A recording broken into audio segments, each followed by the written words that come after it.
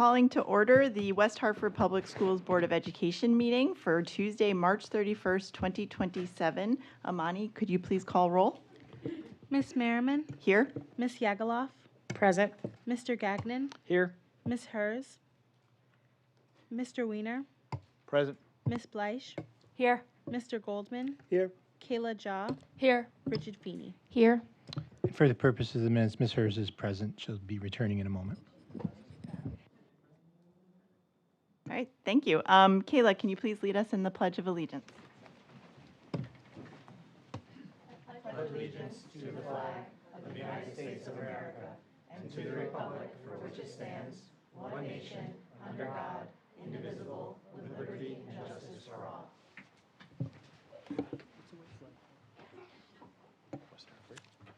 All right. So greetings on this balmy evening, and we're very excited to see so many members of the community here in attendance. Our first order of business, seeing as there is no revision to the agenda order, is our public comment period. This is a time where we have the opportunity to hear from the public, your thoughts, questions, concerns, and suggestions. And so when you come to the podium, please state your name clearly and your town of residence. Each individual is allowed 3 minutes to speak. Amani will hold up a yellow card when you have 1 minute remaining in your time, and then that will follow with a red card when your time has concluded. At that time, we ask that you summarize your remarks and respectfully take your seat. We will be actively listening as a board to comments that are being made, but it is board policy that we will not respond to those comments as they're being made. But please know that we are taking it all in, and especially in light of the discussion that will ensue, we will be very eager to hear from all of you. So we will begin with comments that are on agenda items for this evening's meeting. And as a reminder, the agenda items for tonight are the adoption of the 2026-27 Board of Education budget, the ratification of the West Hartford Board of Education Custodian 3 employees contract, the non-renewal of non-tenured personnel, the approval of the financial report for period ending January 31st, 2026, approval of the minutes from the March 17th, 2026 Board of Education meeting, and approval of the minutes from the March 25th, 2026 budget workshop. So I will start with those who've signed up on this list, and we will begin with David Barrett.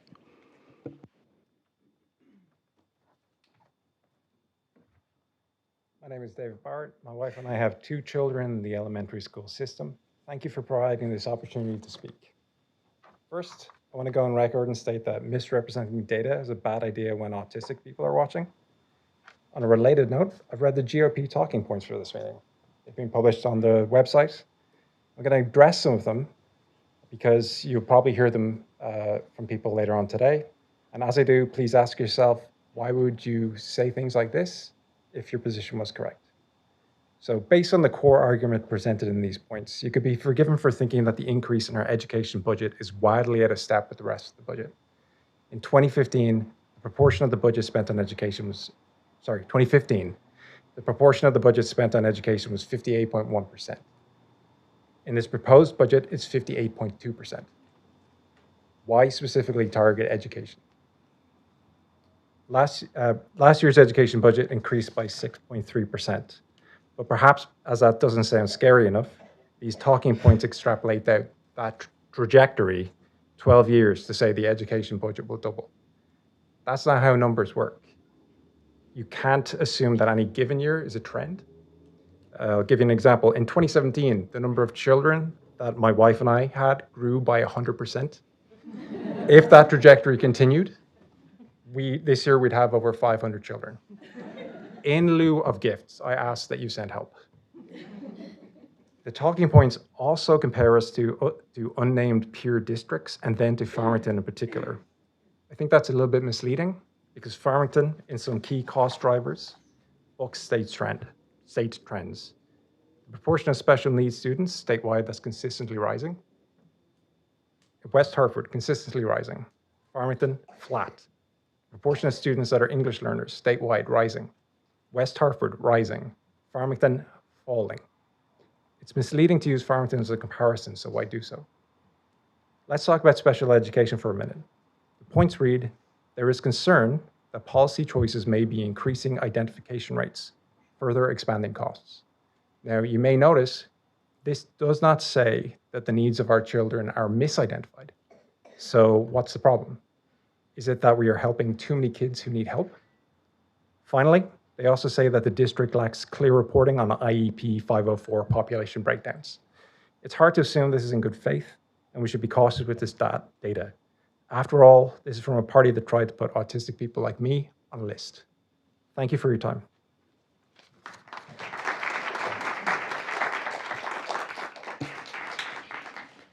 Thank you. John Moss.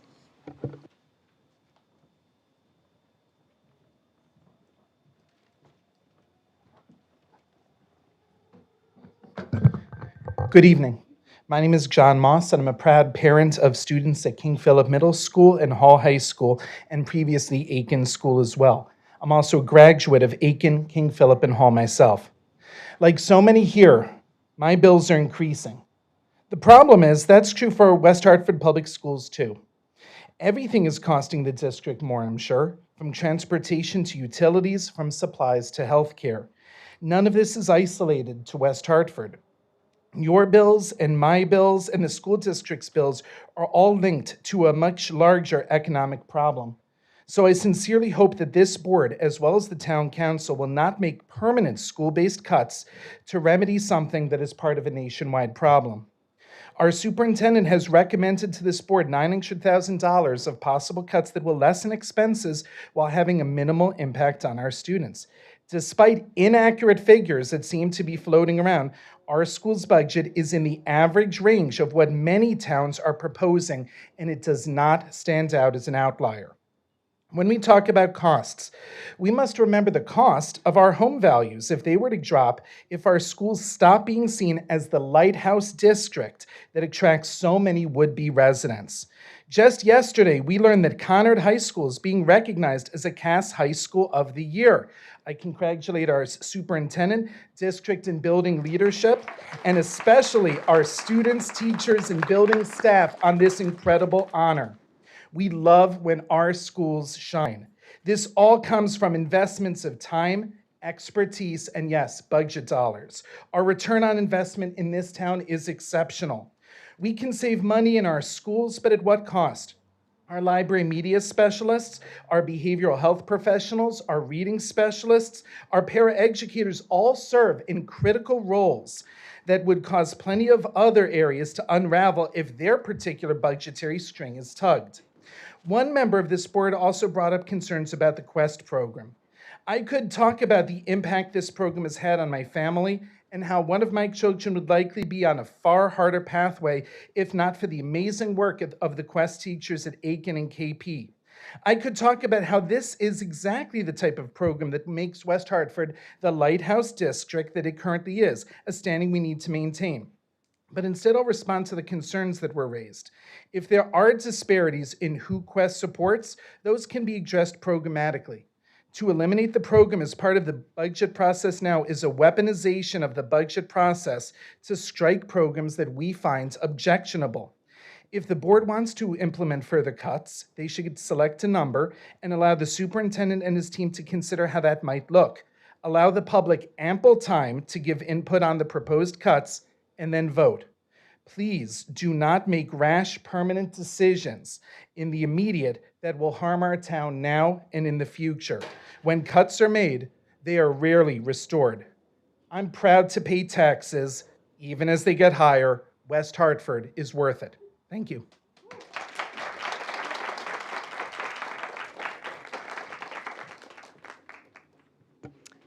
Karolina Yepvski.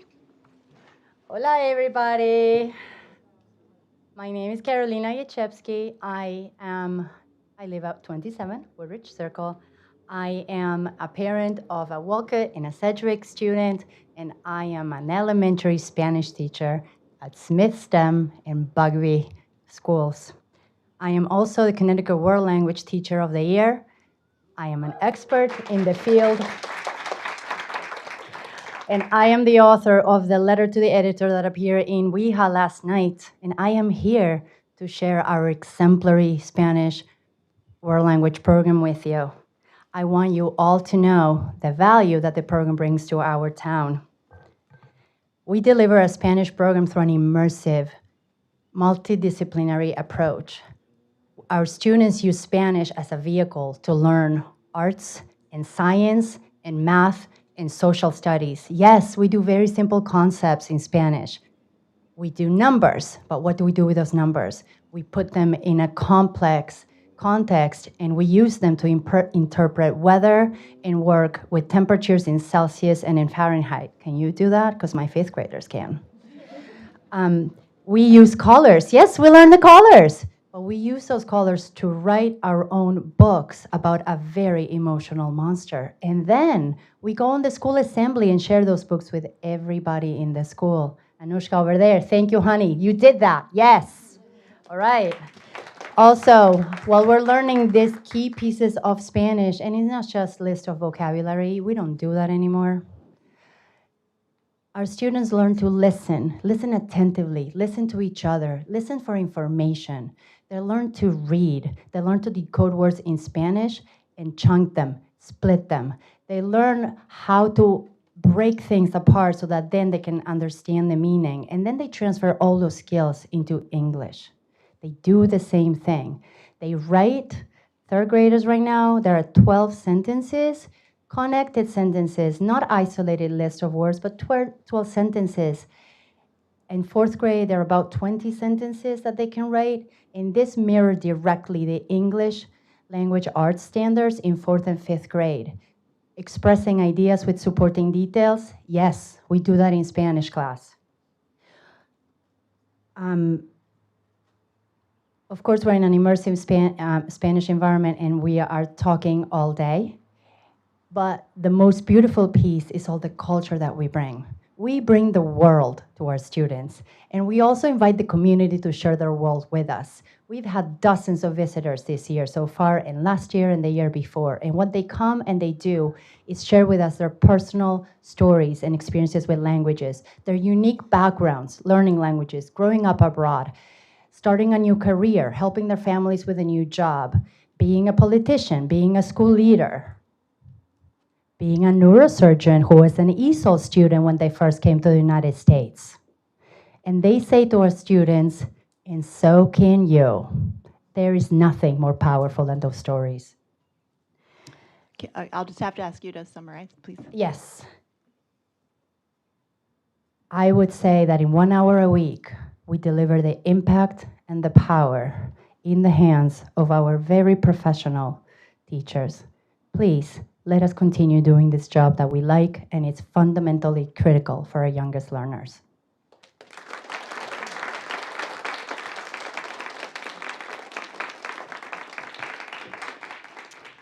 James Healy.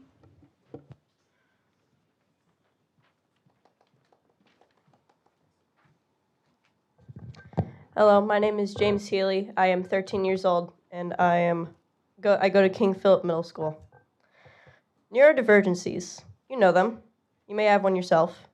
Some see these differences as a bad thing. Others see them as crucial to the human experience. I am definitely on the latter. And I want you to try to understand this. Sadly, so many kids with these wondrous abilities end up not getting heard a lot. The girl with autism being laughed at in the halls is that is one of the only things she is labeled for. A boy or a girl with ADHD. The boy, a wonderful artist who, or maybe wants to be one day, who is labeled as a problem kid just because he makes sketches in his free time on blank pieces of paper. The girl may not even be diagnosed, as doctors say, oh, she's just over social, she's just chatty. These kids have amazing ideas but aren't always heard, and that is why Quest matters. As a student with a neurodivergency myself, I can tell you it has been a blessing for Quest. I have found my people. I have found people who will listen to me. I have found people who will share me their ideas and not look at me strangely.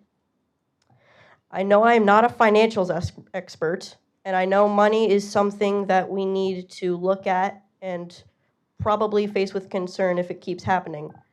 But I am asking you to please keep funding Quest so that so many more kids like me can have the opportunity to share their ideas and share them in a safe environment. Thank you.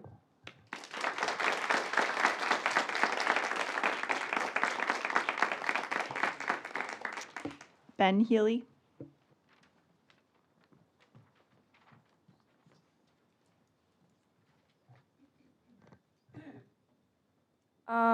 I am Ben Healy. I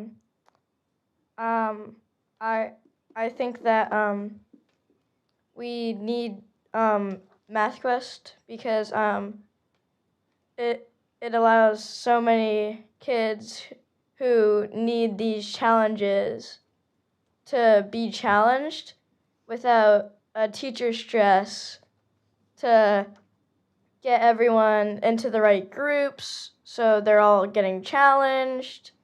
And I think that MathQuest does that very well with many projects like cardboard animals that help us learn volume and scale maps with proportions.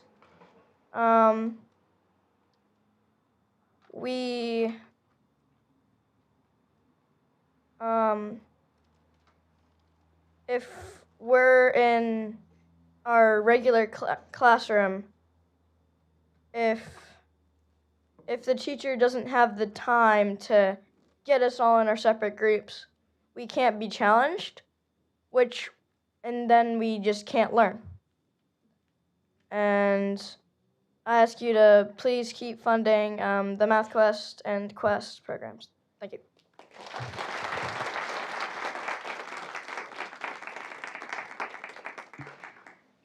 Thank you. Allison Healey.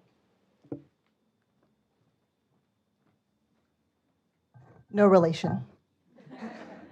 No, those were my two sons. I am their mother. I'm Allison Healey, and Ben is in 5th grade at Morley, and Jack is in 7th grade at KP. I was going to speak tonight about the importance of Quest, but both my sons have already done so quite eloquently.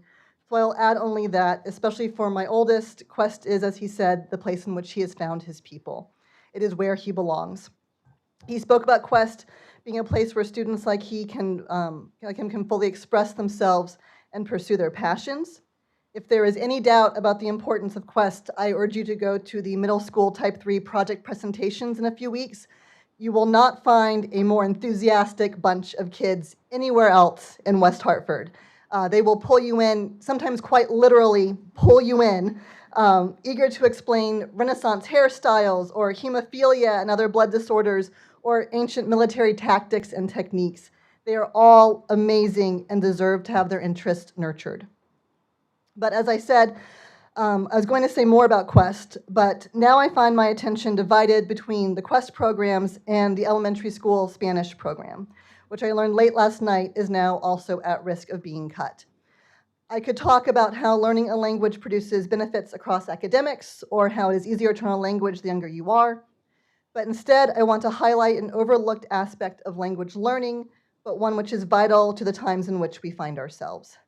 Learning a new language teaches us empathy. Learning about a new culture teaches us empathy. Learning a new language is a humbling experience. You are supposed to make mistakes. You sound awkward for at least the first year or longer if you are me. My German professor told me I spoke like an American, and she did not mean that as a compliment. But in doing so, you gain an appreciation for other peoples and cultures. You discover that the world is much bigger and so much more interesting than just your little corner of it. And you develop empathy for the newcomers to your corner, to your neighborhood, to your school. The people screaming, "Just speak English!" They have outed themselves as having never tried to learn a new language.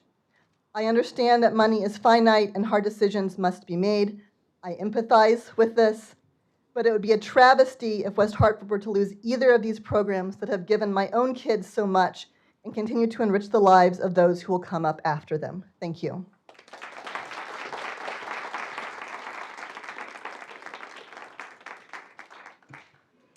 Ariadna Katzor, I'm sorry. I'll get it someday. Hi, my name is Ariadna Katzor, and I'm the parent of two Bugby children. First of all, the board, thank you to for your service. The 4-hour workshop session last week really highlighted your commitment, and we loved watching every minute of it. However, I'm afraid that the overall tone and the direction of that conversation was quite disappointing. Every budget decision, and certainly every Board of Education discussion, must start with the basic premise that each child in this community, be they gifted, special needs, or general education, deserves to get their needs met. Sure, there will be pressure from the town council to cut costs. Contrary to the framing by one of the board members, each parent here is a taxpayer as well, and we are acutely aware of the astronomical tax bills that we pay today. But the Board of Education must protect and improve the quality of our town's education. There is a solution to a budgetary pressure that doesn't involve cuts to the essential academic programming that we're talking about here. Instead of telling us that it's not fair to compare West Hartford to the neighboring communities because their base of business taxpayers is broader, the mayor actually must take action to grow our grand list and to get more creative about recruiting businesses to come to this town. What we cannot compromise is compromise the quality of our education. First and foremost, for the sake of our kids, and secondly, for the benefit of all of our property values. To state the obvious, without a steady influx of parents eager for great schools, there will be no retirement or downsizing prompted cash outs. Now, I know that the town budget is outside of the board's control. However, class size guidelines are squarely within your mandate, and it's time to reconsider them for the unique needs of our kids' generation. I'm here not only for my own children, but also on behalf of the 323 parents and caregivers that have signed my petition asking this board to take urgent action of reviewing our class size guidelines. The guidelines haven't been reviewed since 2012 and have not been changed since 1988. They allow for larger class sizes than any of the neighboring towns, and our kids are academically behind those communities. Our class size guidelines are hopelessly out of date and unsuited for modern inclusion-based guidelines as classrooms, as you've heard from my friend, Professor Jennifer Coet earlier today. To improve our educational outcomes for all students, teachers have to be able to differentiate their approach and provide individualized feedback, and large class sizes make that close to impossible.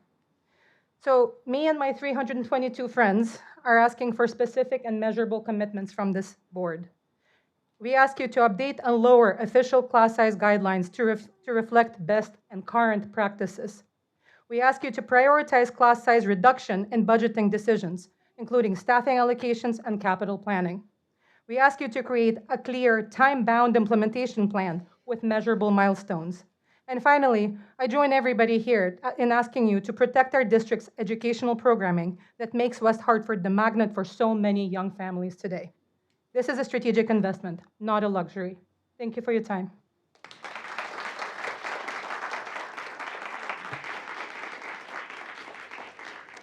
Thank you. Deborah Schoffick.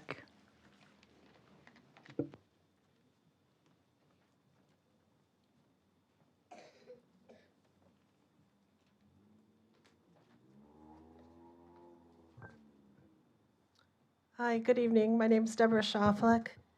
Thomas Edison said, "A good intention with a bad approach often leads to a poor result."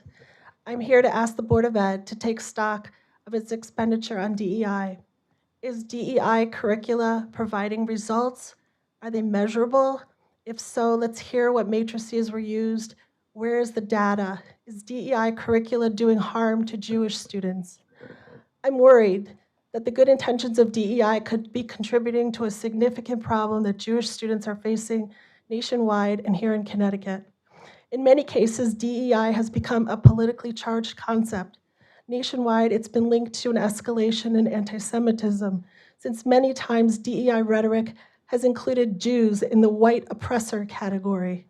Jews represent a very tiny minority of the world's population, 0.2% of the world's 8 billion people. We are talking 15.7 million people in the whole world. That's it. We must be careful not to conflate political ideologies and opinions with such a small minority who have been one of the most, if not the most, persecuted group on earth. Yet some of the money allocated to local DEI programming and funding here in West Hartford by the Board of Ed has resulted in a good intention with a bad approach leading to a poor result. I'll give you 2 examples of the most recent cases to back up this claim. Example number 1, allocating $20,000 of the 24-25 budget to pay Recenter, Race and Equity in Education, a now defunct organization whose social media website demonizes Israel and promotes organizations and groups that support terrorism. Do we want this type of rhetoric in our schools? Do we want to teach curricula that is unbalanced? I don't think so. Example number 2, on March 9th and March 12th, West Hartford Public Schools presented a program entitled Breaking Bias in conjunction with UConn, where the invited keynote scholar speaker, Mark Gudgel, delivered a very politically charged activist speech that left many parents and students in attendance aghast. On March 17th, the Congressional Education and Workforce Committee released a bombshell report on anti-Semitism in K-12 education. They noted that even the California Department of Education has found ethnic studies curricula to be anti-Semitic in multiple school districts. They explained that in some cases, it's not just anti-Israel and anti-Jewish, it's anti-American, and it's calling for students to commit to engaging in activism rather than scholarship. Again, I ask the Board of Education, are these good intentions contributing to anti-Semitism in our community? It's time to take a good hard look at the DEI program and how we allocate funds before we continue to invest. Thank you.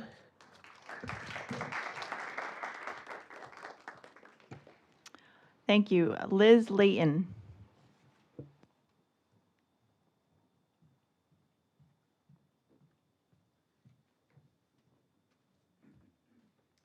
Hello, my name is Liz Leighton, and I'm a resident of West Hartford. I have 2 children at Duffy, a 3rd and 5th grader.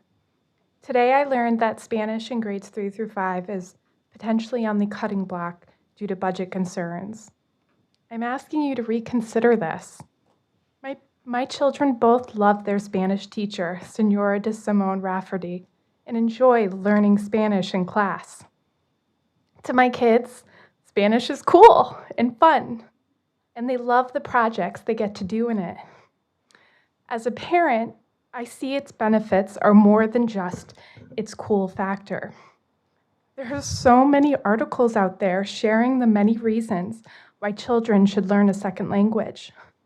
Just going on the Connecticut government website, I found an article titled The Benefits of Second Language Study. It was from the National Education Association research. According to the research findings, second language study benefits academic progress in other subjects, narrows achievement gaps, benefits higher order abstract and creative thinking, promotes cultural awareness and competency, and more. All good things. I do believe the benefits of learning a second language are obvious and believed, since from my understanding, students are still learning world languages in middle and high school. That implies to me at least that the reason we are cutting Spanish in grades 3 to 5 is that we don't see the importance of starting at a younger age. Well, the same study I mentioned before included a section stating early second language learning enriches and enhances cognitive development. It also says, quote, the learning experiences of a child determine which neural connections are developed and which no longer function. That means what is easy and natural for a child, learning a language, can become hard work for an older learning. So starting young is important. My plea is this: please do not cut the elementary 3rd to 5th grade Spanish class. If anything, extend it to kindergarten through 2nd. But please do not take this important program away that builds a strong foundation for language, cultural awareness, and cognitive development. Thank you.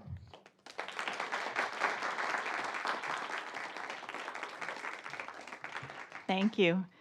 David McGrath.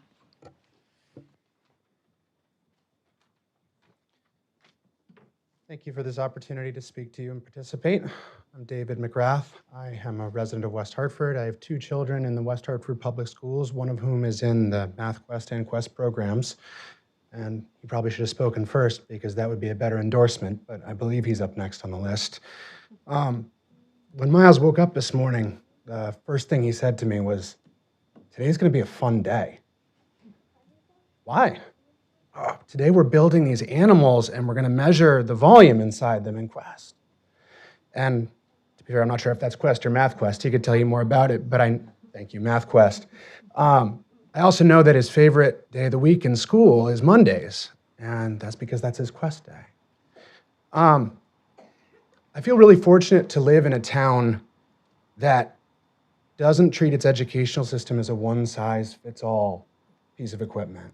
And for a long time, before I had kids in the school system, I've been here since 2008. My kids are 7 and 9. There are other towns that have lower taxes, bigger yards, but West Hartford has had values in terms of taking care of and investing in its community and its schools and its students specifically that really attracted us to this town, and I think attract a lot of people to this town and make West Hartford the gem that it really is. If I put my house on the market tomorrow, it's gone on Thursday, but I don't care about that value and I don't want to sell. I want to live here. The investments we've built up in our town, Quest, I understand, started in 1976. It takes a long time to build these kind of programs. It takes a little time to tear it down. I can say on behalf of my son, I see how he thrives in that program, and I know that different things work for different students, but keeping that value, that ability to take care of our students on what they need in our public schools means a lot to me personally as well. I don't want to send my kid off to KO, and I think every child, whether they can afford Loomis, Chafee, or Avon Old Farms or goes to public school, should get that kind of opportunity if that's what fits their need. So I am here to support what I think our town has done well for a long time, which is to continue to make the long-term valuable investments, not on a one-size-fits-all kind of way, but on a need-based approach as to what our kids need. And I see the value in Quest and in Math Quest. I watched the 2026 Model UN video, and I see that it is not just one type of kid or one type of student who benefits from this program. It's not just my son. There's a lot of kids out there, and I think it would be a tremendous shame to see a dip in that investment. So thank you for your time. I really appreciate it. I'll yield the floor to someone much more persuasive than myself.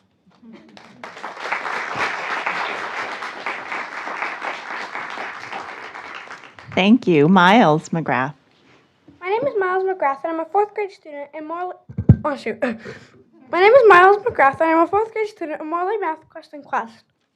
These programs are so important to me, and I feel so bad for those 3rd graders who wouldn't get to experience it at all, and learning new things about the earth and myself every day. There are some things I had never even heard of until Mrs. Hadlock taught them. Quest is just as important as library, or art, or band, or even the regular classroom. People have different gifts, and Quest provides services for a large variety of students. I think that everyone should be able to experience Quest or Math Quest. It means a lot to me, and I really don't want it to be cut.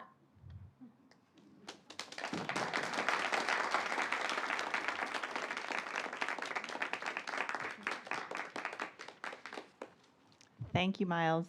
Jonathan Rayum.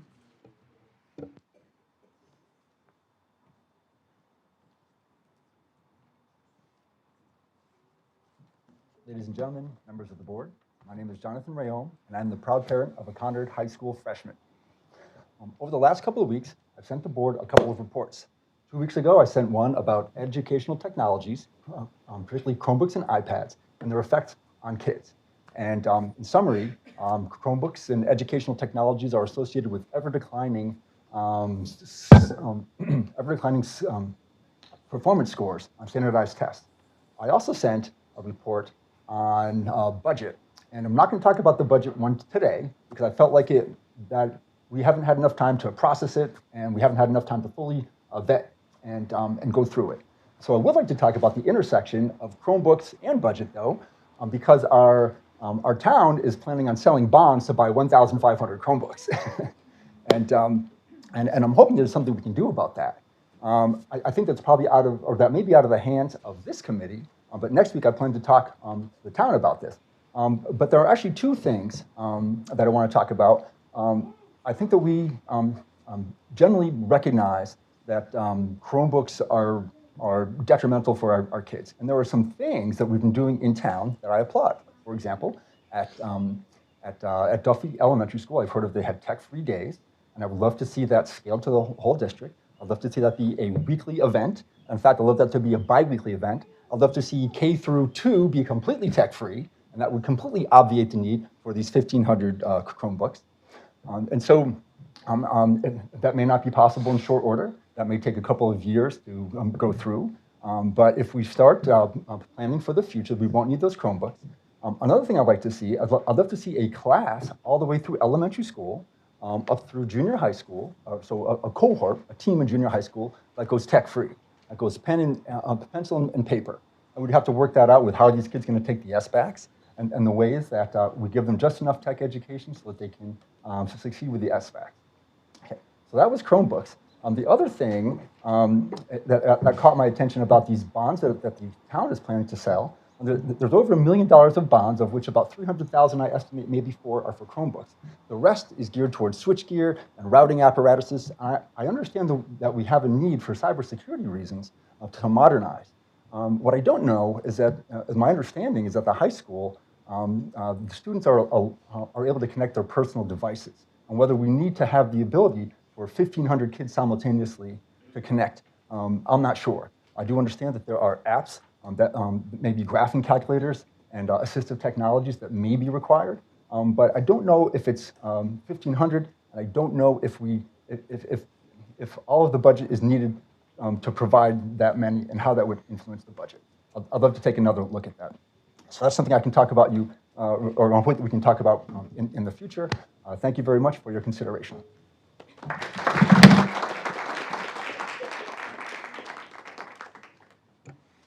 Thank you. Charlotte Oapoff.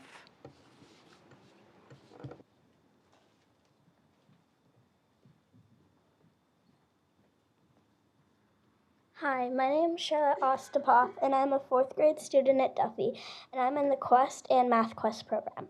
I love Quest because it helps me learn about myself and grow as a person. Quest is different from the normal classroom. It shows me how teamwork helps in all situations, like from helping someone that needs help spelling a word all the way to helping another country with water, food, and security. It also shows me that kids can solve any problem that adults can, and even some things that adults can't solve. That's if countries or someone doesn't have food or water, it's not only adults' jobs to fix it or make it better. Kids can also make a difference in the world. Math Quest is important. Is different from the normal classroom because in Math Quest, they help you with math that you can't learn in the other classroom. Things that you wouldn't like new strategies and fantastic and fun ways to learn. Like doing the turtle strategy. Not everyone knows the turtle strategy, but when you learn with Math Quest or Miss Espada, math is super, super fun and fantastic. Miss Espada in the Quest program makes Math Quest and Quest a fantastic way to learn with strategies like no other. Math Quest, Art Quest, and Quest are programs that specialize in kids that love these activities. Kids should enjoy school, and what makes me enjoy school most is being able to do Math Quest and Quest. All kids should be able to have the chance to try to get into Math Quest or Art Quest. In my opinion, I think Quest should stay in West Hartford schools. West Hartford is an exceptional place where exceptional people want to live. Programs like Quest are part of what makes West Hartford so special.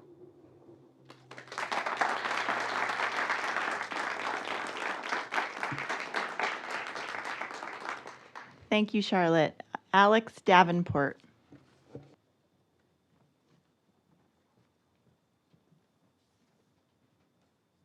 Good evening. First and foremost, thank you for your time, everyone that's joined today. My name is Alex Davenport. I'm a resident of West Hartford and the proud parent of a kindergartner and a 4th grader. This time last year, similarly late at night, I gathered in a very tiny chair at a very tiny desk with a lot of kindergartner teachers who were there to alleviate the fears of a lot of parents with incoming kindergartners. They served as a resource. They told us about the transition ahead. And most of all, they put our nerves at ease. Not surprisingly, one eager parent asked, well, what if my child is reading ahead of grade level?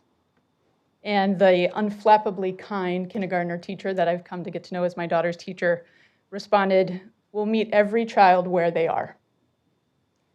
The room stood silent because that moment was a commitment from that teacher to get to know every child in that room, their needs, their abilities, to build plans and strategies to create a culture of mutual respect and to encourage their individual and collective development. Our teachers' abilities to do that depends on class size. They cannot do that if the question is, how many chairs can we get in the room, and does it meet fire code? Because when you have a student in a chair, that is not just that student. It is their needs, their abilities, and their family. I don't imagine there's a single one of us that hasn't sent a teacher on their lunch break about upcoming family travel or an upcoming concern.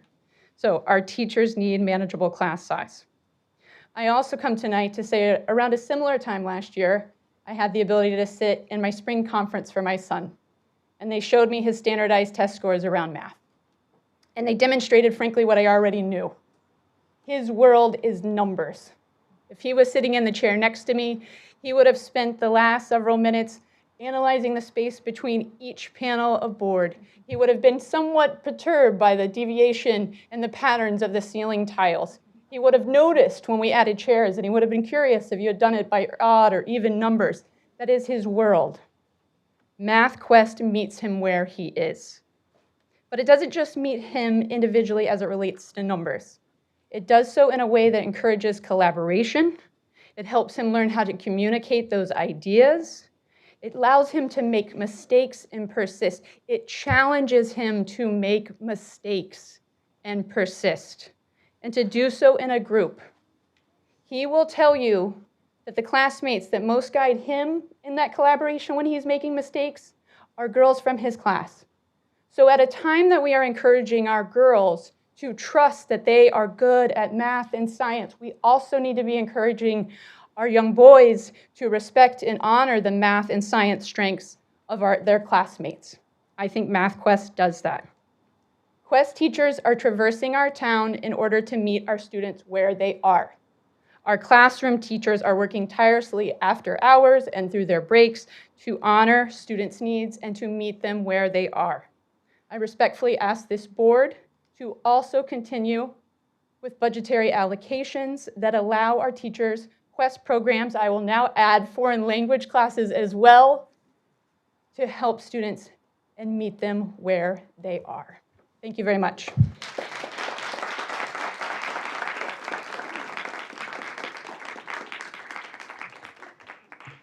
Thank you. John, I can't make out the last name.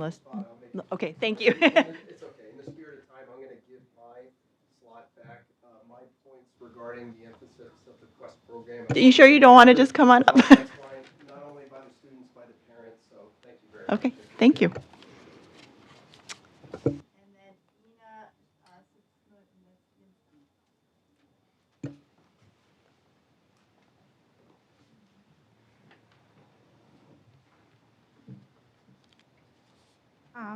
Good evening, members of the board. My name is Aamirki. I spoke last week. I have 2 kids still in West Hartford Public Schools. First of all, thank you for your patience, your commitment, and long hours you've put into these budget discussions. It's even tiring to watch you and to be here. I would like to build my comments on my comments from last week about data-driven decision-making and focusing specifically on what's in front of you now. First, why are reductions being concentrated on frontline staff, such as teachers, behavioral health professionals, and literacy specialists, roles that have the most direct impact on students? At the same time, there has been little visible discussion of other areas: administrative staffing, secretarial roles, transportation, secondary library staffing, or departments like equity. That imbalance deserves a clear explanation. Second, the board is being put in a difficult position. You're being asked to make significant budget decisions without comprehensive outcome and impact data from each department. That information should be provided at the very beginning of the budget process, not after the fact and not in fragments. As it stands, what's being presented are essentially trimmings without context. Without a clear understanding of what is effective and what's not, how can you responsibly decide what to cut and what to preserve? Without that clarity, these cannot be fully informed decisions. And this ties directly to transparency. There is growing concern in the community about how priorities are being set. For example, a recent open letter in WeHa.com, signed by dozens of residents, raised questions about spending decisions within the equity space, including a questionable contract for external programming that, according to that letter, lacked a clear connection to student outcomes.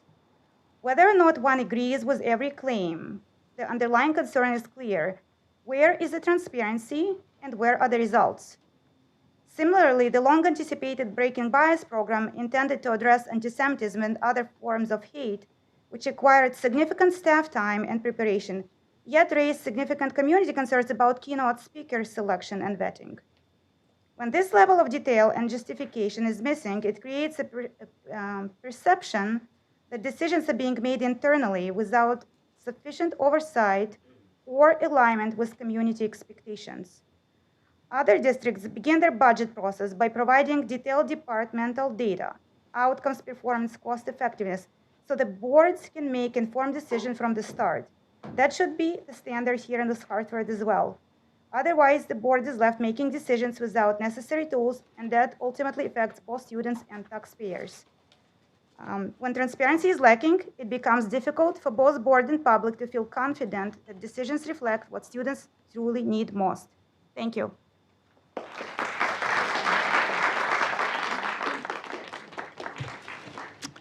Thank you.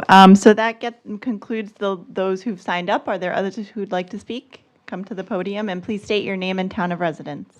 My name is Amy Long, and I live in West Hartford, Connecticut. And I was part of all of the Quest programs, Art Quest, Math Quest, and Quest. I'm currently an 8th grader at King Philip Middle School. And Quest is the reason I am here, literally and figuratively. If I hadn't been in Quest, I wouldn't have all the presentational knowledge and skills to have the courage to be up here speaking right now. I believe the proposal is to cut Quest budget in favor of more tech. And I believe someone up here also already stated about how tech has generally a negative effect on student test scores. And I would like to ask, how much are we sure that with this tech, students are actually doing education with it? Because if you walk into a classroom, I guarantee you will see students on games. And in KP, we're actually trying to cut downtime on tech. It's very clear, and we already have excellent tech. We have 3D printers. I've never seen anybody go without a Chromebook when we need one, and we have pretty good printers. And in Quest, my teacher, Mrs. O'Reilly, always said that we could not take our notes on Google Docs because writing helps us memorize information more efficiently. Furthermore, there has already been a cut to Quest, and we are already facing the negatives. So originally, before the cut, we would be able to have after school or teacher lunchtime, but now our Quest teacher, one of them, Mrs. O'Reilly, is also teaching at Sedgwick before, and she is unable to give us this extra time. There's already an immense pressure for teachers, especially if they're going through family stuff or other negative effects on their own well-being, and she has missed several days because of the travel between schools. Quest is about the mind. We are united by the mind. We do not care about race, gender, religion, nothing. And Quest is also one of the key defining traits of the WHPS system. As I believe Mr. Moss already said, it's one of the reasons our property taxes are so high, and why we are so willing to pay them. Thank you.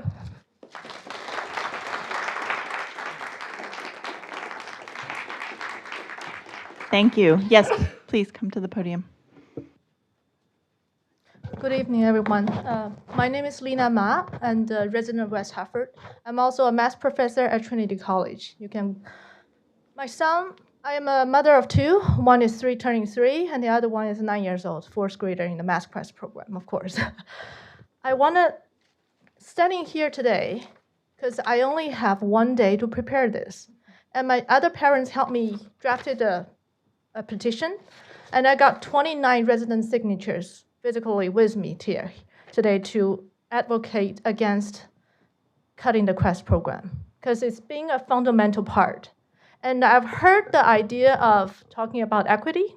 As an educator in higher education, I want to say equity is not cutting every line. If talking about equity, not everybody in West Hartford has children, but everybody is paying the high taxes. But we need a brand and higher education, and we need a good education to attract people here. So if we're trying to serve everybody, that's a really dangerous signal. If we're trying to save everybody fits all, then there's no improvement in medicine because there are certain diseases that only a few people get. And maybe we shouldn't just say just die, right? We're trying to save every individual. That's what education is about, to serve every individual to their needs.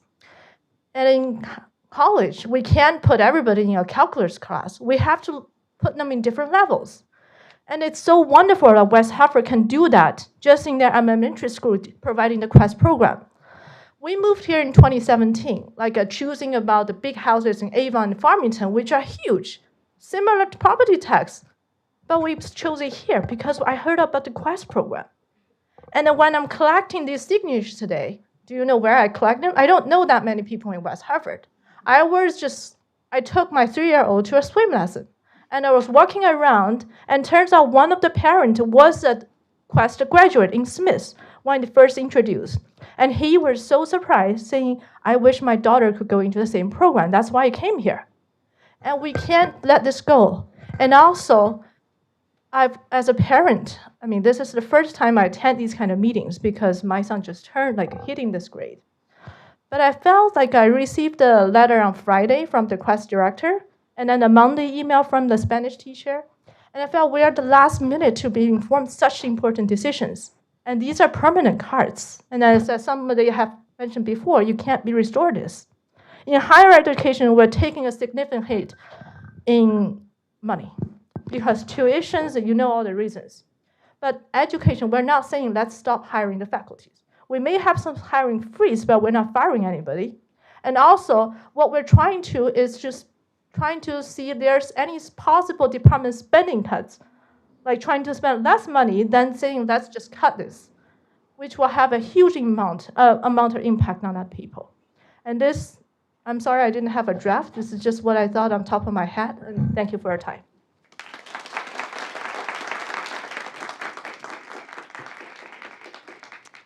Would you like to speak? Come on up.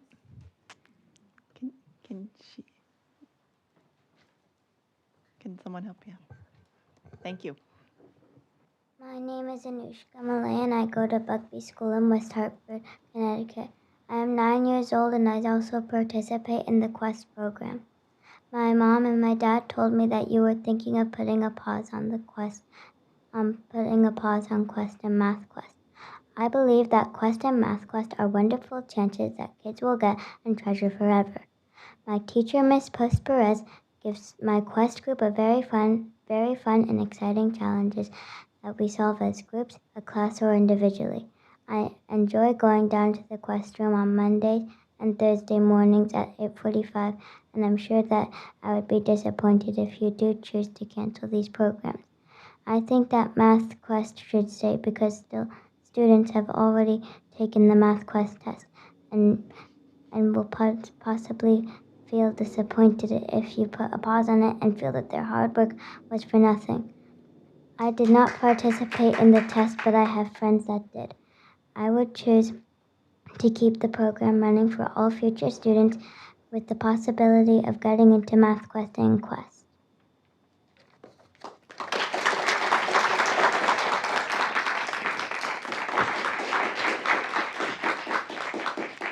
Thank you.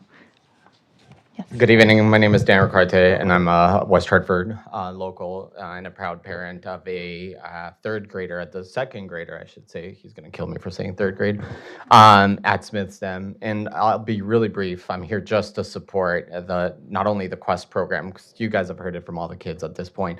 I don't know how you would be able to cut funding when you hear all these stories about these kids fitting in, right? We're all looking to fit in, but also about the Spanish program. I am lucky to say that the only reason I'm here able to semi-eloquently speak to you guys is because I learned English as a second language early on in my life. I've seen the world. I've been lucky to see the world, to travel the world, and to see how many opportunities we get by speaking other languages.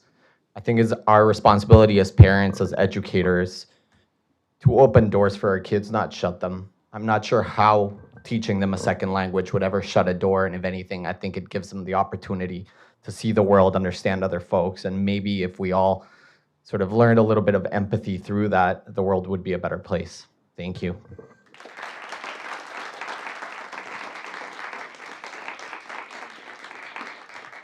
Thank you. Please. Hello, my name is Mike Olirri. I live here in West Hartford and recently relocated here with twin boys that are in 4th grade at Wolcott.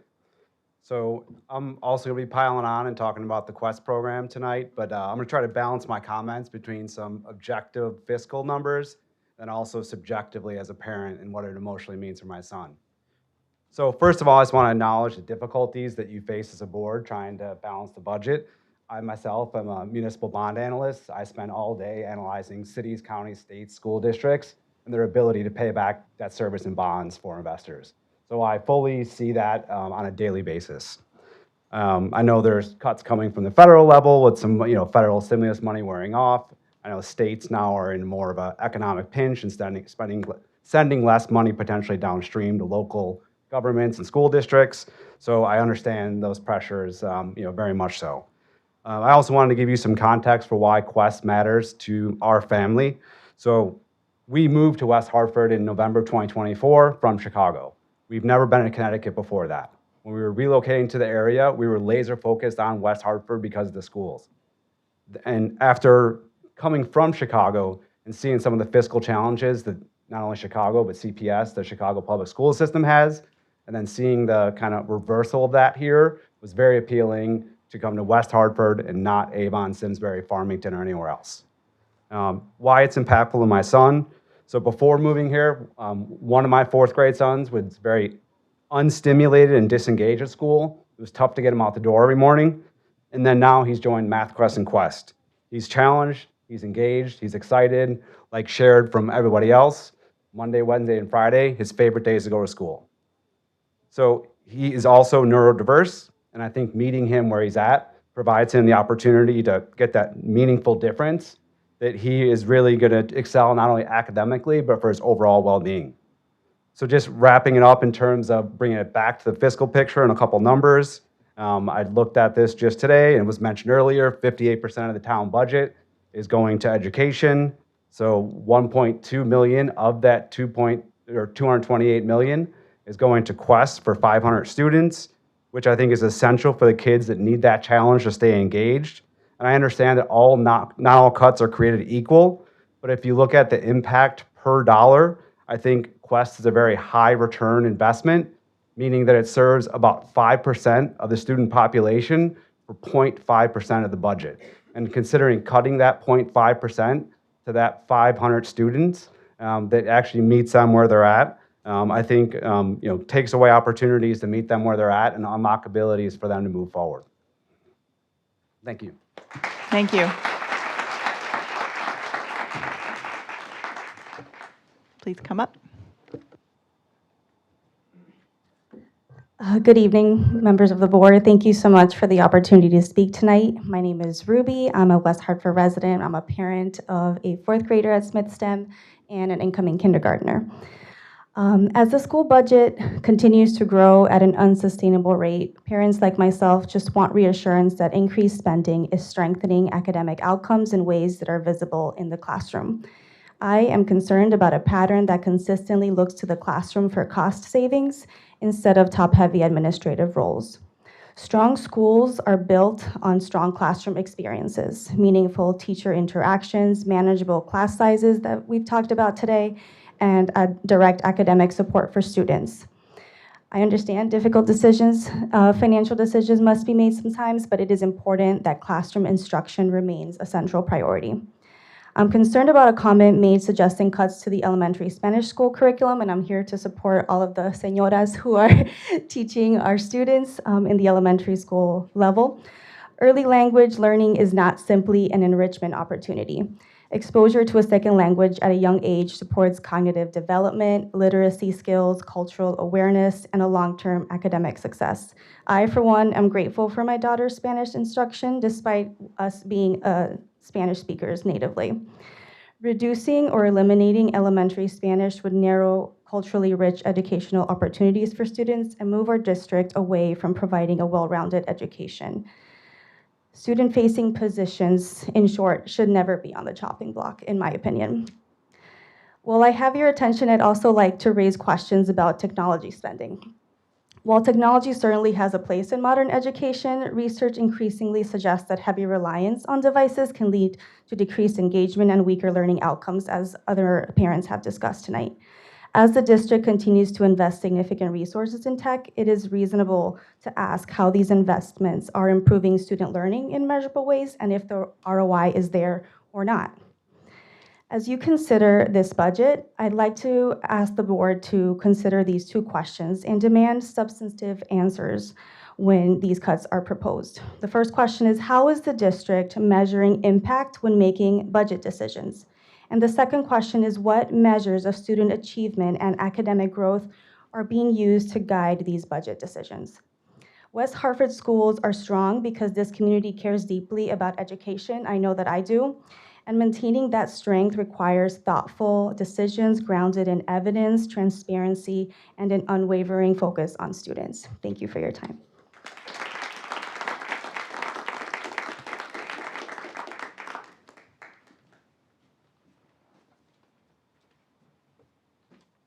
Good evening, everyone. My name is Heather Sansone. I live here in West Hartford. Really wasn't planning to come tonight. The budget seemed to be proposed, at least across things that I pay attention to, as more of a maintenance type thing. And then yesterday I got an alarming email from our school's Spanish teacher about possibly cutting the elementary Spanish program. So here I am. Our district has a 5-year strategic plan with some impressive goals that made me happy that my 2 children get to attend school in this town. As I reflect back on the past years of advocating for various items finding themselves on the budget chopping block, it seems like the trend is often towards cutting at the classroom level. And I'm here tonight to express my concern around how goals in this strategic plan around creating respectful learning communities, attracting and retaining high-quality teachers can be met when the cuts proposed continue to have a direct impact on the students' classroom experience. My 4th grader has Spanish with Mrs. Jasuski. I'm so sorry. I hope that's right. And she's an absolute gem. She's the kind of high-quality educator that the district's plan aims to attract and retain. She's not just teaching students across 2 separate schools a foreign language. She regularly invites parents from other Spanish-speaking cultures to come in and share their customs with the students, opening their lives to a broader world beyond our town. It is a cultural immersion unlike any other that is vital in serving the goal of creating a respectful learning community, and cutting it from the elementary level stands in direct opposition to that goal. Attracting and retaining high-quality staff by providing professional development, resources, and appropriate learning environments is another goal in the strategic plan. How is 26 students in an elementary school class an appropriate learning environment for any teacher to excel and thereby enable the district to meet such a goal? The money has to come from somewhere. I understand budgets. But there is a lot of data floating around about neighboring districts making similar educational achievements with leaner administrative staff. As a taxpayer, it seems reasonable to ask for honest justification for why there are not more visible efforts to trim this area of our budget. At the end of the day, it's clear that sustaining a high-quality education system against the reality of rising costs across every area and funding sources seeming to disappear is no small feat. I do not envy Mr. Vicinas being tasked with such a job, but I respectfully request more accountability to this plan that has been put forth as a path to increasing the excellence of our beloved school system. I urge members of the Board of Education to meet every cut to a classroom area with an inquiry on the direct impact on the students as well as the impact on meeting the strategic goals outlined in the district's 5-year plan. Thank you so much. Thank you. Is there anyone else who would like to speak? Please come up. Good evening, everybody. My name is Jon Hali, and I am a mom of third grader Xiangnam's mom. So he is two exceptional students. He is gifted and he has ADHD. So it's very hard to engage him in the classroom. And it's not a complaint of every teacher says that he's very bad in behavior or something. It's just that all of the class materials are so easy for him to maintain or engage him. So even though right now he's in third grader, but I see Quest could be a possibility for him to be engaged more. So he actually engaged his classroom with recently a book club because they're all kind of interested in this everything you need to ace this book. I don't know which level this book is, but I do see his curiosity and actually impact all his classmates. So if he can be part of the Quest and whatever he brings to the classroom is nothing. I mean, he brings a lot for all of the Quest students. They actually participate the program. They bring the back to the students not only because of their in Quest, they didn't bring anything. They bring a lot. So they show the impact. That's also the advantage of the Quest program. And I think I want to share another story of my daughter, whose name is Alyssa. So she's only in kindergarten. The other day she come back and she told mom, and she said that, do you know that how to speak one in Spanish? I said, I don't know. She was proudly and smile and told to me that it is uno. And I can see, of course, we didn't speak any Spanish yet at home. Her classmates or friends has taught her. So that builds connections. And there was once I was in the Smith STEM Culture Night and the people were singing all the Spanish songs. You know how the feeling and you're personally engaged and participating in a song, but you are really blind and you didn't know anything. So that is my feeling.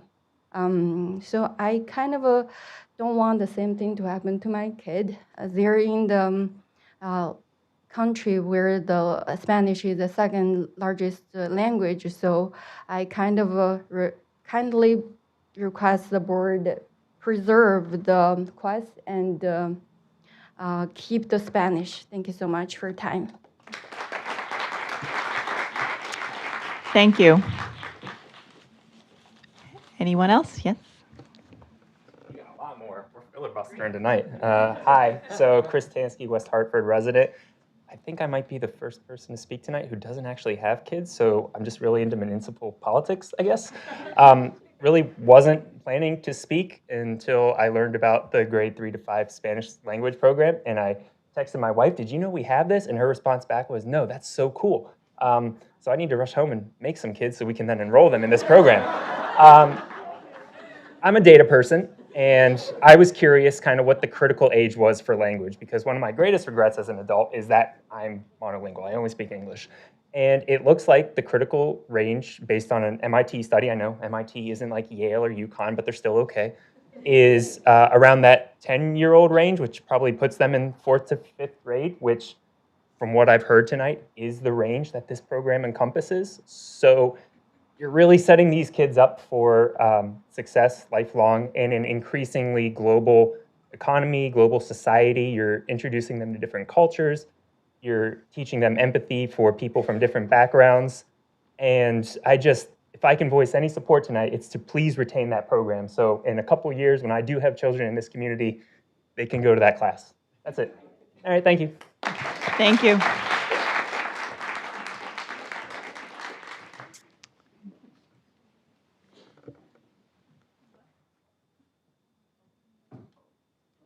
Did you leave some items? Uh-oh. Should I go ahead? Go ahead, please. Okay. Yes. Sorry. Hi, my name is Katherine B. Heapner. I'm a West Hartford resident.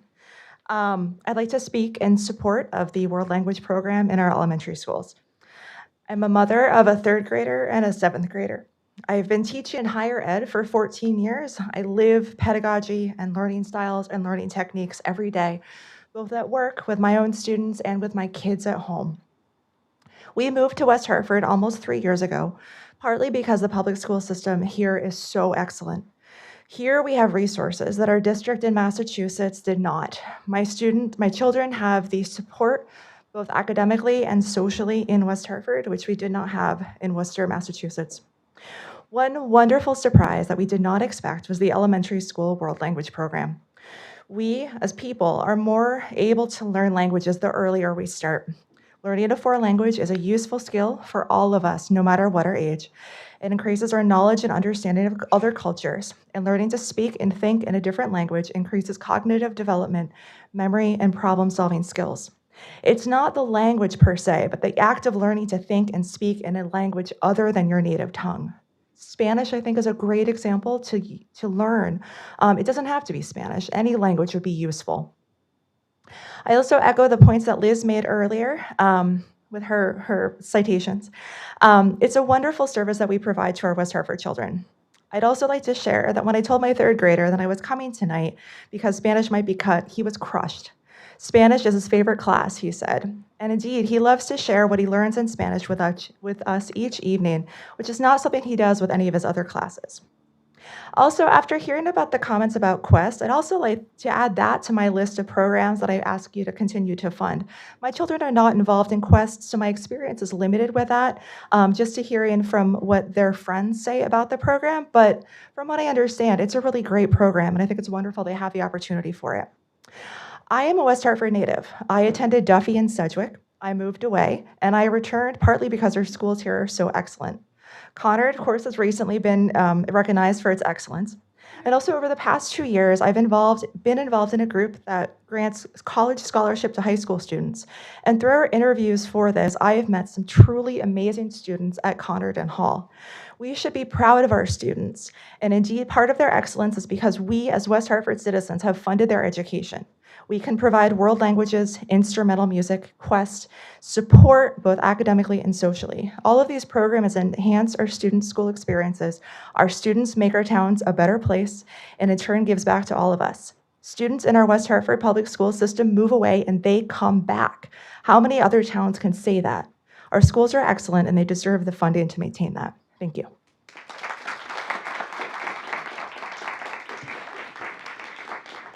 Thank you. Please come up. I think I'm last. So exciting. Hi, I'm Steph Corsy. I live on Birch Road. You've heard from my neighbor Jenny, who provided also a great cited summary of all the reasons why class sizes should be smaller. And I'm one of Ariadna's 323 friends, so I'm not going to say anything more eloquently than they did. I won't attempt to, but that's very important to me as a first grader, parent of a first grader at Whiting Lane who has 22 kids in her class and who says that there aren't enough spots on the reading rug for all of the tushies in her classroom at this point. I also think my child isn't old enough to participate in Quest or World Languages, but clearly don't cut those. I think we've heard enough evidence why we shouldn't. But Importantly for me, we heard really eloquent remarks about tech, and I really urge you to consider getting the iPads, the Chromebooks, etc., out of K through 2. My first grader is required to be on an iPad for 30 minutes each week. We do not have an iPad for her at home. She is on a screen more at school than she is at home. Her classroom can turn in tickets for good behavior for more iPad time, which is basically games.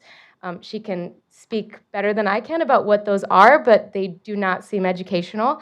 And this is replacing classroom instruction time. And I just think that that's a very good place to, instead of cutting Quest or world languages, cut the tech out of the K through 2 part of the budget. So those are my remarks, and thank you so much for listening to all of us.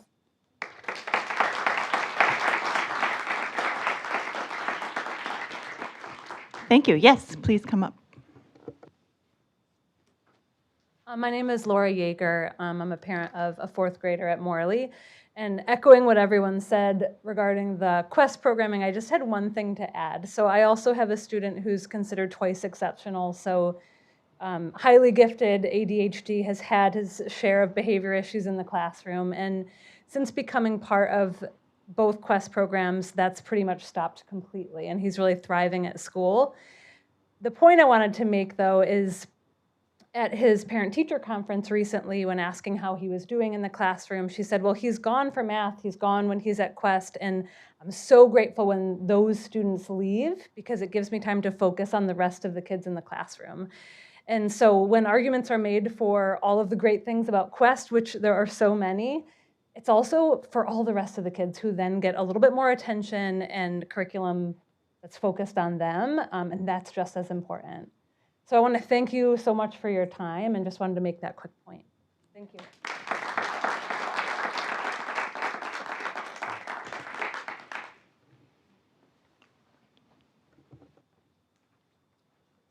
Good evening, everyone. My name is Harrison Strom. I'm a resident of West Hartford. I have 2 sons that live with us. My oldest is going to be a rising kindergartner. I moved to West Hartford in 2023 with my family, in part due to the education system here. I was completing my psychiatry residency in New York and really could have picked anywhere to go, but I picked here because of the schools.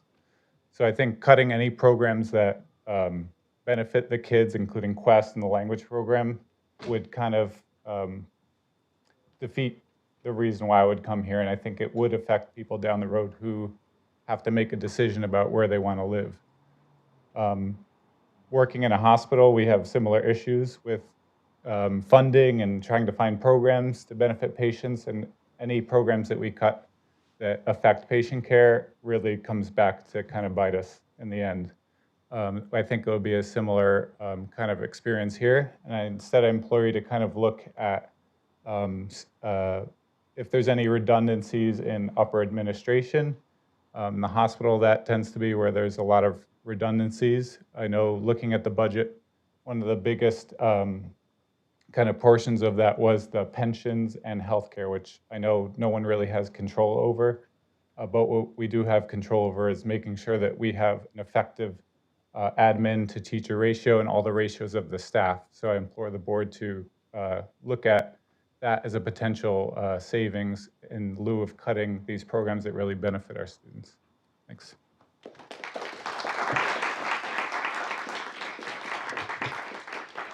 Thank you. Is there anyone else who would like to make public comment?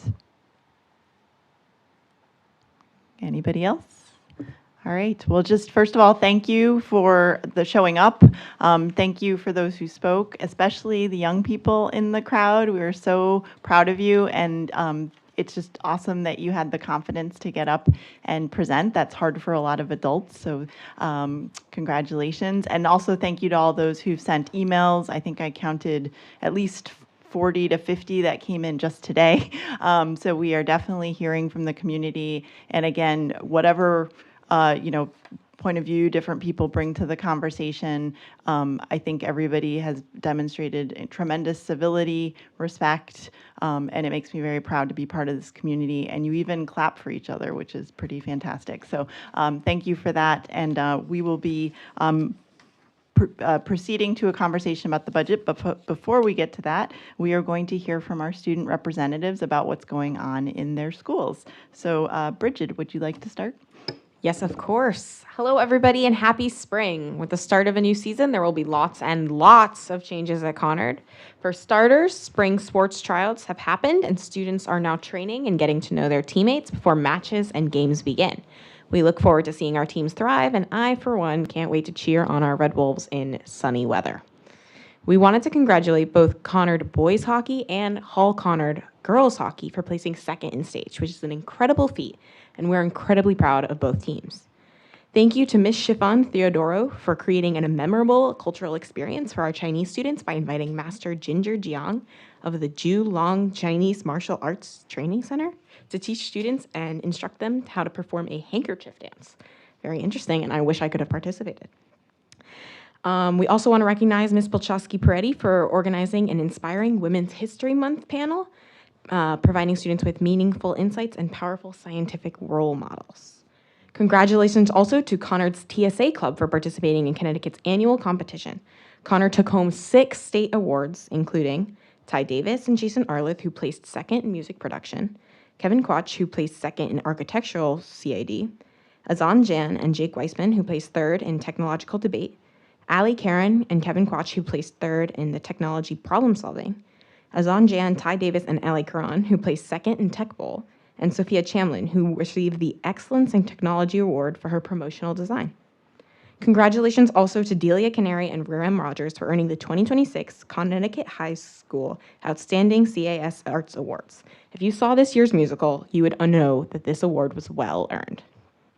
Conard's improv troupe, Parachute Improv, had their final performance of the year on March 22nd, and it was definitely their funniest one yet. The senior class board has started their calendar raffle, so make sure you get your tickets ASAP because the drawings start tomorrow.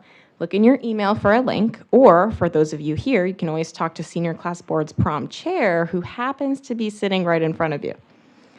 Calling all art students and those artistically inclined, Conard's agenda design competition for the 2026-2027 school year has officially kicked off, and submissions are due April 24th, so start doodling those designs. Congratulations to new members of the World Language Honor Society. Their induction will take place on April 7th, and we will celebrate the students that have achieved this great honor. Fictional Character Day is the next day, April 8th, and acting students will show off their skills remaining in character as a person, or in some cases, object of their choice. I can't wait to watch these students do their best not to break character, despite some of their friends' best efforts. Thursday, April 9th is Unified Theater's Ice Cream Social, and all proceeds go to supporting the show. Unified Theater is a very special program at Conard, and we need all the help we can get to keep it flourishing. Be sure to come and support. Finally, it is my great pleasure to share some especially exciting news with you all. Conard High School has been named the 2026 Connecticut Association of Schools High School of the Year. Thank you. Yeah. Very exciting. To be considered for this award, schools must demonstrate excellence across a broad range of rigorous standards and best practices, including school safety, wellness, comprehensive academic and intervention supports, varied extracurricular activities, high-quality instructional practices, and personalized learning environments, as well as a research-based curriculum that promotes high expectations for all honors. This recognition is a huge honor.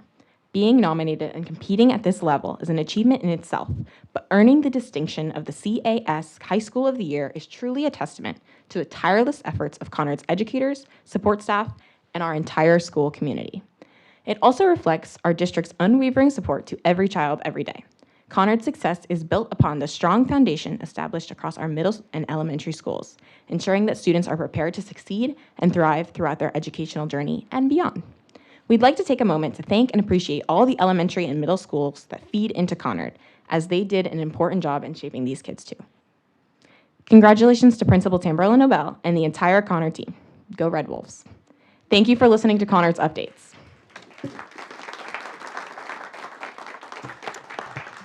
Thank you, Bridget and Kayla. Good evening, everyone. First of all, I want to extend my congratulations to Conard. Yeah, whatever. Okay, and now at Hall. All right, at Hall, over the past several weeks, we have seen strong student involvement across athletics, arts, and academics. Earlier today, we wished juniors luck for the school-administered NGSS Science Standards Assessment. Select juniors are also being recognized by the National Honor Society for their commitment to leadership and service, with an induction ceremony next Wednesday. Continuing with student achievement, Hall's mock trial debated during the state championship round earlier this month, where they argued a case in front of the Connecticut Supreme Court. In addition, Chemistry Club went to the University of Massachusetts Amherst to compete in the Chemistry Olympiad. Congrats to Richard Hull, who placed in the top 10% and will advance to the second round. Meanwhile, in the arts department, the Outstanding Arts Award from the Connecticut Association of Schools will go to Sienna James and Giselle Santa, who were honored earlier today with a banquet. Art Beat, which opened earlier this month, remains on display as an annual celebration showcasing student creativity and providing opportunities for public recognition of their work, and this is in partnership with the West Hartford Art League. On the athletic side, we are proud to recognize the boys ice hockey team for winning the state championship. We also congratulate Ben Putnam, Connor McHugh, and Ben Goldstein for becoming all-conference hockey players, and to seniors Quinn O'Neill, Thomas Hussey, and Solomon Levy for being recipients of the Scholar Athlete Award given by the Northern Connecticut chapter of the National Football Foundation.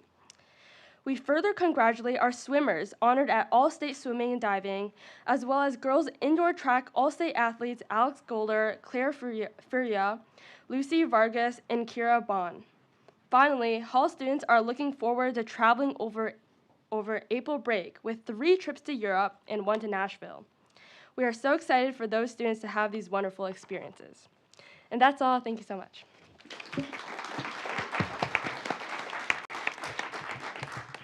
Thank you, Kayla, and just congratulations again on Conard. And I know it's a healthy rivalry between Conard and Hall, but your turn will come around, I'm sure. So it will be, but it's an amazing thing for the whole community, and I know. Thank you for your congratulations for that. And any questions from the board for our students? Congratulations. Yeah. Congratulations. Okay. All right. So now we move on to unfinished business, where we will be reviewing adoption of the 2026-2027 Board of Education budget, seeking a motion that the Board of Education review the superintendent's proposed budget in the amount of $228,203,321, make revisions as necessary, and adopt the 2026-2027 Board of Education budget. So moved. Thank you, Jason. Second. Thank you, Miriam. And we will be joined by Barbara Rua to present on the budget. And I did just want to start out with some framing for the discussion in light of some of the comments that were made from the community and all of the other feedback and input that we've received over the past weeks. So I just want to start out by saying that we arrive at tonight's meeting after weeks of review, candid conversations, and most importantly, deep and committed community engagement. As we prepare to revise and adopt the final 2026-2027 Board of Education budget to send to the Town Council, the board will be fulfilling one of its most significant responsibilities. Over the past month, we have heard from a very wide spectrum of our community. We have heard the concerns of taxpayers regarding the fiscal trajectory and the need for discipline during a time of economic pressure and strain.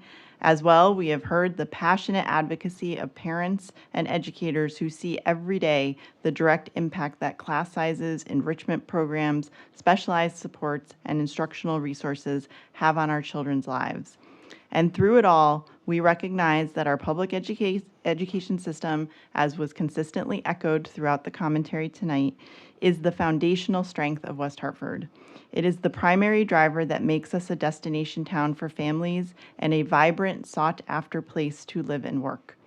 Our challenge tonight is to find the middle ground, to identify efficiencies that respect the financial reality of our residents while refusing to compromise the quality and excellence that define West Hartford Public Schools. We have looked closely at various cost drivers and revenue opportunities to ensure that every dollar is working toward our core mission. As a board, our charge is complex.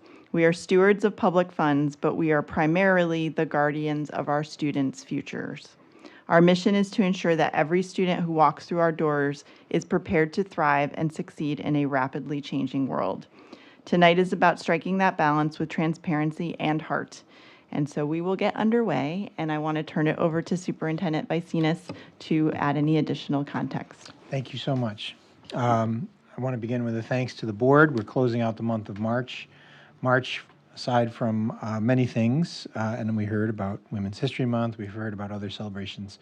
I think I launched with its Board Appreciation Month, and I do appreciate the role that you need to play this evening in exercising one of your most important responsibilities in terms of passing a budget for consideration to the Town Council. I also want to thank not only the community that is here who have come out and spoken so passionately about the strength of our district. I want to thank, there are quite a significant number of administrators and teachers in the audience, as well as our students that are here in support of the excellent work that happens. Now, as you know, I provided a budget recommendation to this board that I referenced as a maintenance budget with the intention of assuring that we can continue to maintain all of the outstanding educational programs and services that the town of West Hartford and our parents and caregivers have come to expect. And I think you've heard those expectations very clearly this evening. The impact of our schools on what is our town brand, education. Education is our town brand unquestionably. I was so interested but not surprised to hear in this small sample of parents and caregivers that are attending how many folks moved to West Hartford with the specific intention of living in this community for our schools. It is unquestionably our, and on our board, it is unquestionably our brand. And it's without question that it's the major reason for accolades that are placed onto this community, not the least of which I'll remind the board that recently the town of West Hartford was recognized by U.S. News and World Reports as number 19th place, best place in the country to live. 19th best town, number 1 in Connecticut, number 1 in the New England region. And it's the strength that our academic programs bring relative to not only the award that Conard has won, but Hall, Conard are historically in the top 2 to 3% nationally. You've heard me say that. It's year over year over year that they continue to earn that recognition. And that recognition is shared with our elementaries and our middle schools. But as you heard in the student reports this evening, all of the different athletics, all of the different extracurriculars, all of the different arts. The one that we win just year over year is the NAMM Best Communities for Music Education. That's just one. The Art Beat show that's on that was mentioned by the kids, and we mentioned it at one of the recent meetings, is just incredible. We recognize the importance of that, and we celebrate it. I heard a comment this evening that I want to just take the opportunity to, provide some clarification or detail relative to the detailed outcomes on return on investment and data that we do share transparently and systemically through the Board of Education reports. We have a series of reports that we give every single year, kind of on the same calendar, to provide you and the community with the deep understanding of how different programs impact our student learning. And I'm very, very proud of that and proud to continue that. As you know, the changes this year, and I heard comments, things that are facing, pointed at classrooms, and I want to make sure that any comments and discussions that we've had as a board are not misconstrued, because we are doing everything we can do to point things away from classrooms. My recommendations that I provided came forward with a very modest adjustment which was a decrease of only 2.6 positions overall, but came at a dollar value increase of just under $63,000. But the roll forward costs in the budget is over 14 million, just slightly over 14 million. And I love the phrasing that one of the members of the public said in terms of considering that increase as a strategic investment in these schools. You know, again, we've talked about that we're a destination. To hear one of the people in the crowd say they came from Massachusetts to live here in West Hartford, understanding that Massachusetts it's the only state that beats Connecticut in terms of its educational returns, that speaks to the power of this district. I want to talk very briefly, just to remind the public and the board, that the drivers of our budget remain unchanged. They're spiraling health costs, they're higher salaries through market-settled negotiated agreements, and every cent deserving to every person who works here. Their transportation and utility costs. These are all variables that are outside of our specific control within this process, outside of our direct control tonight. In addition, there's impact of budgetary decisions at a state level that have created historical burdens, not new burdens on the district. And they're carried by all districts, not just West Hartford.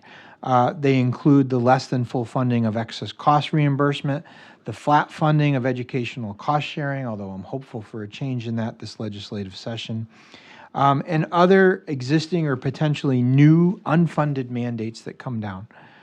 The over-reliance on property taxes does place an unfair burden on towns and taxpayers, ultimately endangering the quality of services that we can provide as a school system and at the larger level at the town. And I know our mayor speaks about this in terms of trying to have some change. As we navigate this process, you know, I urge you that our core values are being tested as we try to exercise fiscal responsibility while balancing programmatic quality. Decisions that are made in any singular budget year, and I think we heard this loud and clear, they have impact for years to come. So I am urging that we are extremely thoughtful in all of our decisions, whether those decisions are to cut something from this budget or to sustain it. Your purview, as you know, in this exercise is limited to the amount and nature of educational expenditures. And what you pass forward will go to the town council, who will ultimately decide the balance of spending reductions and or tax increases. Despite divisions in those responsibilities and the limitations that they raise, your voice in this process as a board represents the voices of our families and our caregivers and that of our schools. And so with that, I'm going to review some of the recommendations that were made at our Board of Education workshops that have already been written up here on the screen. We'd like to take the opportunity to talk through each one. And then I have, based on your feedback, and I understand, and folks have mentioned, you know, we had been kind of cruising along fairly well, and we are hearing of pressure that is coming externally relative to the need to bring our costs down, and we recognize that. So we have done due diligence to go back and see if we can find additional cost savings that are as far from the classroom as possible. And so I will bring up some individual things. As I bring things up, Barb will list them up there and do her best to identify, and we've met and list the potential impact on our budget overall. And as a board, then, you know, we'll turn it over to open discussion where you may have additional questions, you may have additional suggestions, and we'll talk all of those pieces through. And then the suggestion would be, once the bulk of discussion is concluded, you can move back to the list and then do an individual vote.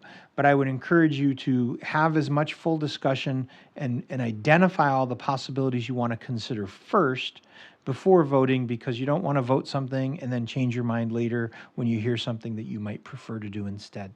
But obviously, as you go to vote, as with any vote, you'll make a motion, have it seconded in order to consider it, and then you'll have the opportunity to talk further about that if that's the process that we've historically used, if that works. So if that is good, I'll begin by kind of reviewing some things, and we don't need to, but certainly welcome to spend time talking about each piece. But at our previous workshops, we did indicate that when we built the budget, we know that the SPP, that's the State Partnership Plan, which is our insurance plan, came in with a high estimate. They told us when we first put the budget out in the first week of March, the information at the time indicated that we anticipated a 12.5% increase.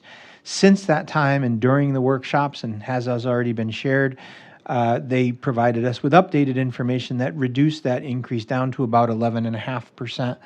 Down 1% essentially, which would enable a potential decrease to the appropriation we make to healthcare in the amount of roughly $550,000. You have a more exact figure up there on that. So that's the first recommendation that I'd be making, and if that recommendation is clear, I'm not asking you to vote on it now, but if there are questions, I could point you to where that lives in your budget book or answer any fast questions about it.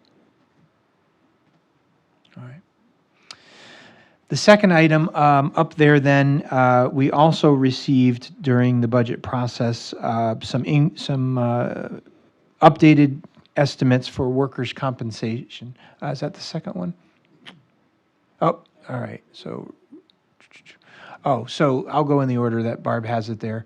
Apologies. I'll go to number 2. There's also a related reduction that we talked about briefly at the second Board of Education workshop.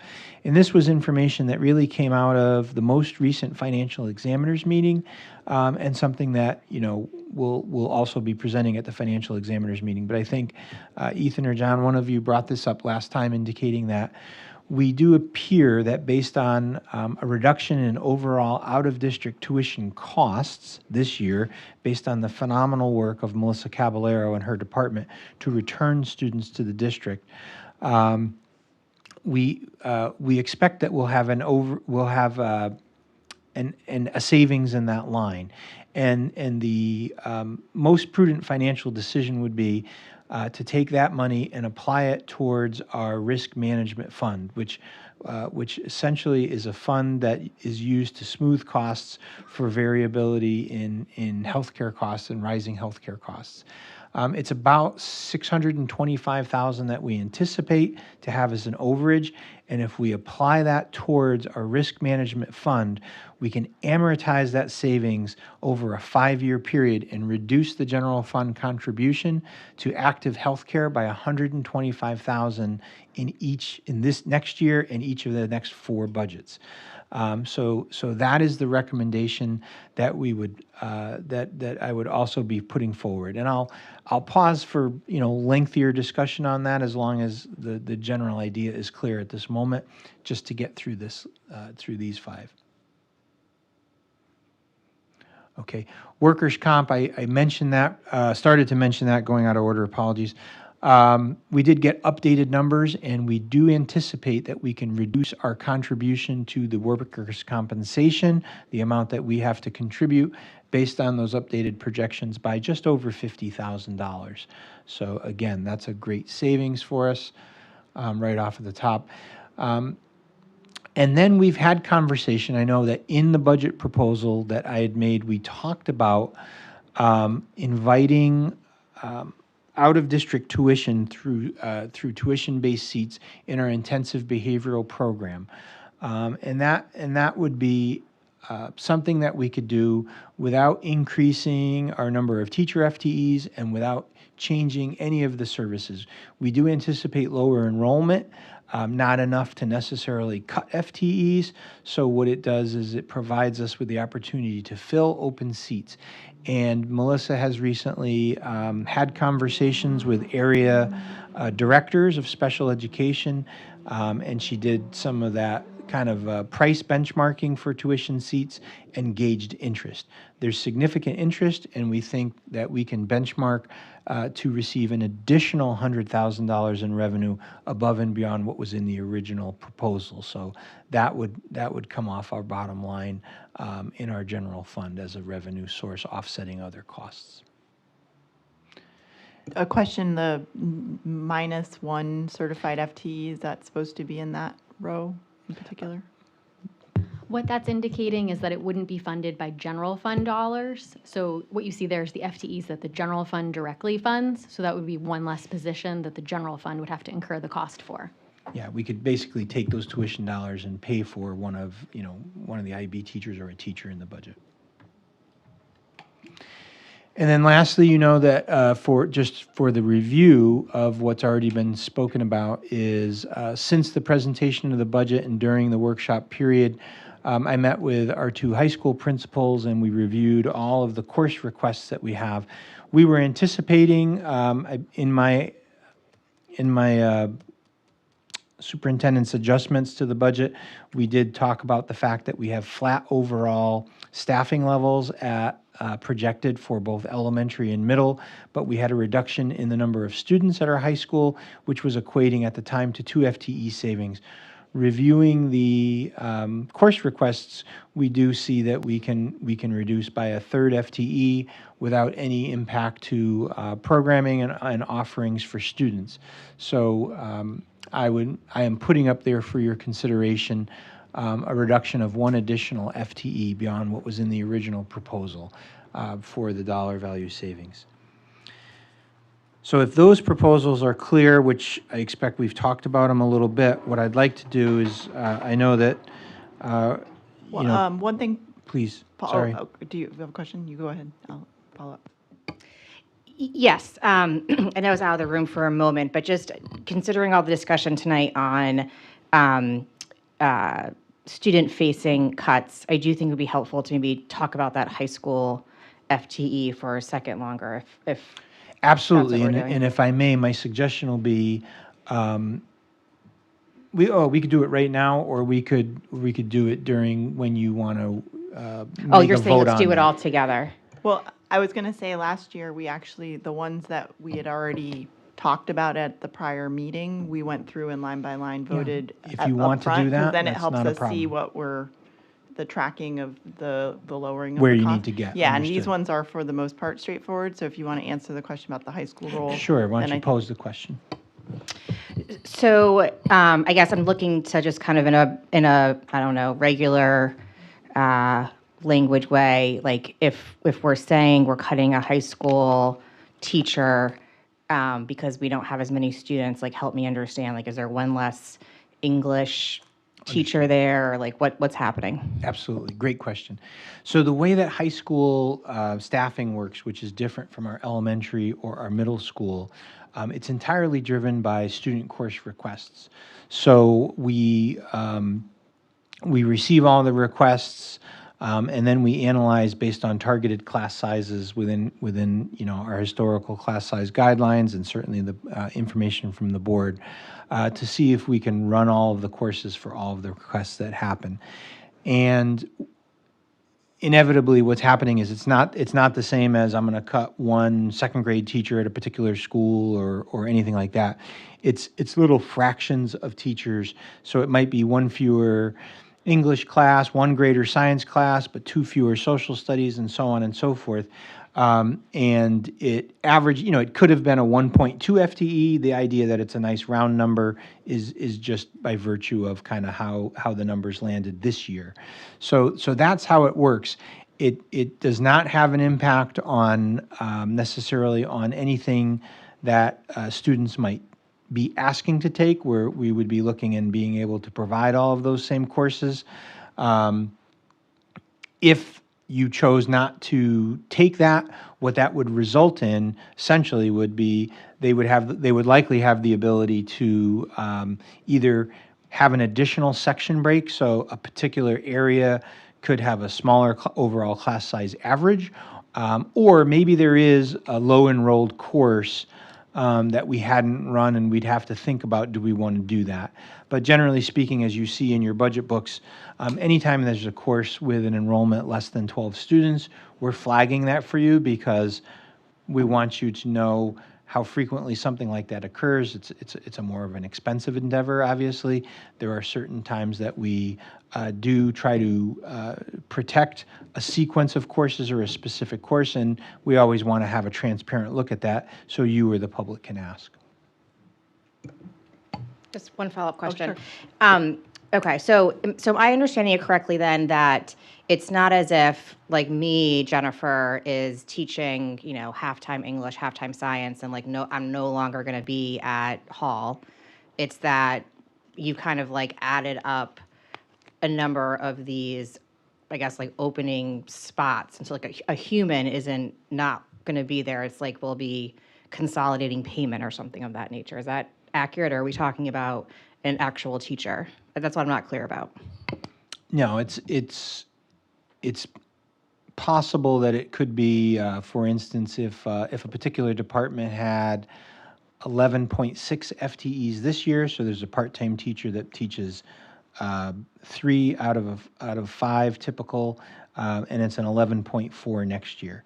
Generally speaking, when we go through this, there can be staffing impacts, but what we try to do, because we recognize, you know, the market for teachers being what it is, we want to try to keep people as whole as possible. So when we're making those decisions about, are we going to cut that section or not cut that section, we look and we say, all right, well, is that going to create a part-time staff person? Can I pair that with something else? So we do everything that we can to be able to protect and preserve staffing. The worst thing that we can have in general is to have staffing in a department that has what we call a hanging point 2. So we have all full-time teachers, but we need someone to come in and teach one class. Very hard to staff that. So that analysis has already happened. And what you're seeing here is a reduction really just based on what the demand for courses is. That's incredibly helpful and makes sense. Thank you very much. Miriam? Thank you. Does this take into account the block scheduling change and potential needs going forward? It does. We are expecting that, in general, we are hoping that the block scheduling change is going to be relatively FTE neutral. There are some reductions that occur, but there was also an increase in terms, a modest increase in the number of classes and electives. Generally, it was in the arts, which we were pleased about, because truthfully, in English, every student's required to take English every year. Every student pretty much takes a math and a science and a social studies. But those were offsetting, and we did not see any, major impacts. And we ask students to select courses the same way that you would. We do sort of set an expectation for our freshmen that they're going to have a study hall, because we feel that's important with their transition, their management of their workloads and all the rest. And we also program for that specifically with our freshman seminar, I believe, happening through that. So by and large, short answer, yes. Any other questions? All right. So we can start by moving through these first 5 and voting individually. So seeking a motion to adopt the revision relative to a revised state partnership plan premium rates for $551,198. So moved. Thank you, Ethan. Second. Thank you, John. All those in favor, say aye. Aye. Any opposed? Any abstentions? The motion passes. And then we get to see in live time the calculation change, which is exciting. Okay, seeking a motion to, Can I ask a question? Oh, sure. Paul, the amortization of the healthcare, is 5 years the standard, or has it been less or been? 5 years is historically what's been applied. I'm sorry. 5 years is the standard that they've been amortized in the past. So in general, it's always been 5 years? Mm-hmm. Seeking a motion to make the adjustment relative to a reduced active healthcare contribution, which would lower the budget by $125,000. So moved. Thank you, Jason. Second. Thank you, Miriam. Any discussion? All those in favor say aye. Aye. Any opposed? Any abstentions? All right, the motion passes. Seeking a motion for the revision relative to a revised workers' compensation rate for $55,557. So moved. Thank you, Ethan. Second. Thank you, Miriam. Any discussion? All those in favor say aye. Aye. Any opposed? Any abstentions? Okay, that one passes. Seeking a motion for the increased intensive behavioral tuition seats revenue for adding or to lower the budget by $100,000, technically revenue. Seeking that motion. So moved. Thank you, Jason. Second. Thank you, Latoya. Any discussion? All those in favor say aye. Aye. Any opposed? Any abstentions? Motion passes. And then moving on to the reduction of the high school FTE allocation recommendation, which would decrease the budget by $100,000. Seeking a motion. So moved. Thank you, Ethan. Second. Thank you, Miriam. Any discussion? All those in favor say aye. Aye. Any opposed? Any abstentions? The motion passes. Excellent. Thank you. Great, thank you. So at this time, I'd like to provide you with some additional recommendations, and I'll go a little bit more slowly and carefully, as this is new for all of you.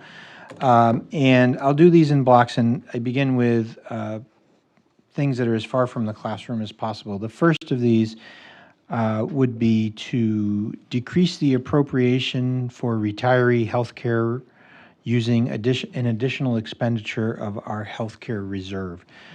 And I would be recommending decreasing the appropriation in the Board of Education budget by $100,000. So essentially using $100,000 of the healthcare reserve. For context, I think I know I've talked about it with the board in the past, but I know many of you are new. There is a reserve for our retirees' healthcare.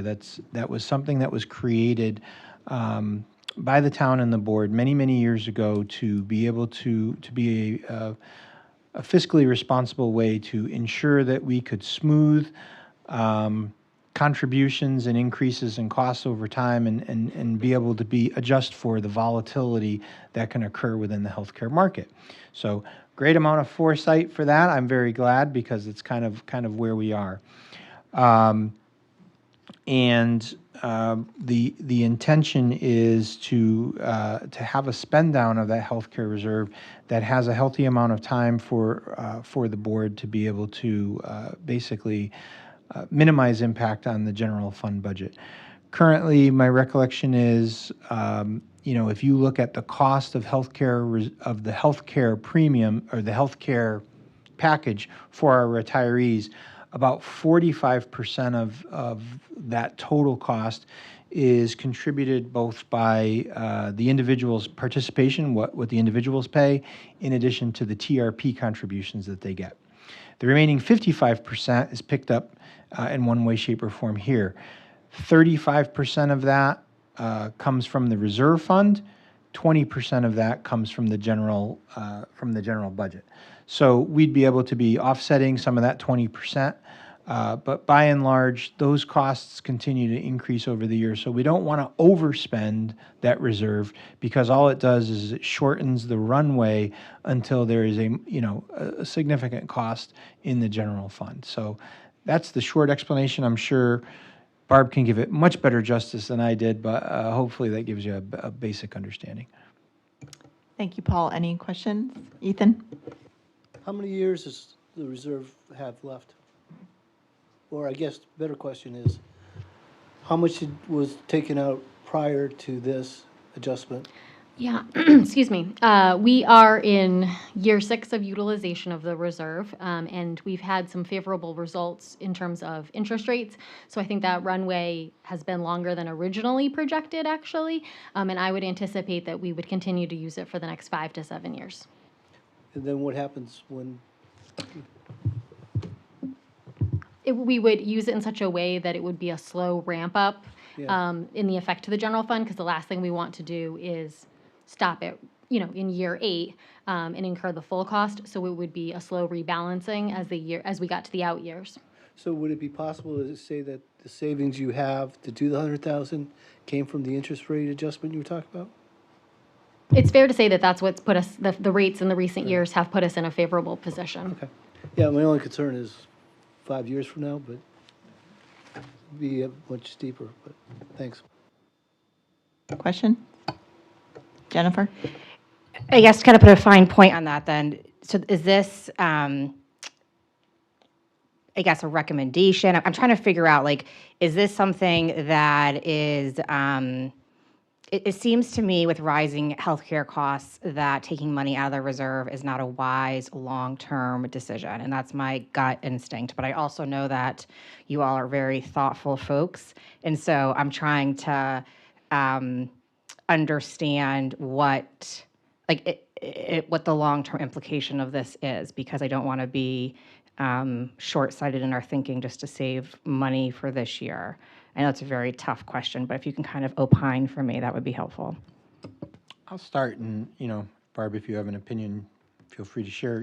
There's certainly been conversation in the past about, with the board, about its utilization or its presence of having reserves, a pressure to potentially use those reserves instead of creating a tax increase. And we listened to that feedback very carefully and tried to balance exactly what we were just saying, that fiscal responsibility relative to what's the impact tomorrow and what's the impact 2 years from now, 3 years from now.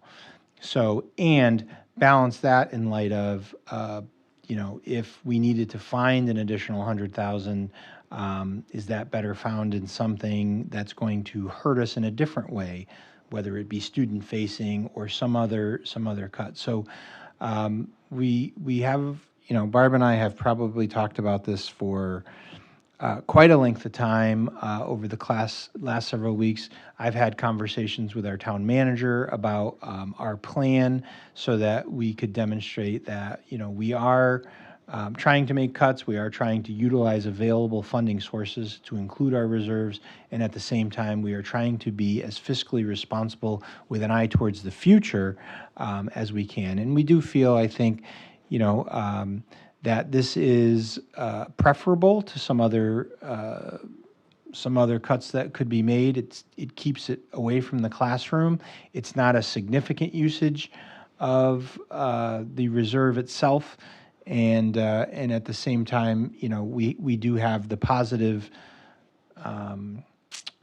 interest, and the way that this reserve is invested has, as Barb said, has helped to grow the longevity of the fund. So we do feel it's a responsible use. John? So what were the earnings this year on the reserve in terms of investment and interest? We were projecting to earn, in the current fiscal year, I'm anticipating approximately half $500,000. Thank you. Just curious what percentage return that equates to. It was approximately 6%.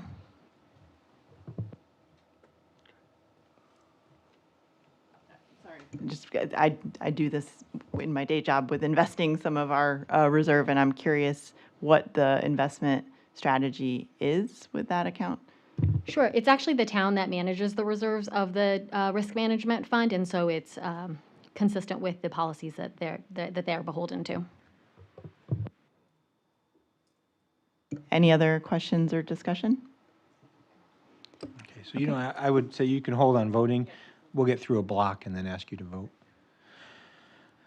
The next item on my list would be to reduce the allocation to our adult education program by a modest amount, $30,000. You may recall, and you can see our allocation to adult education on page F23.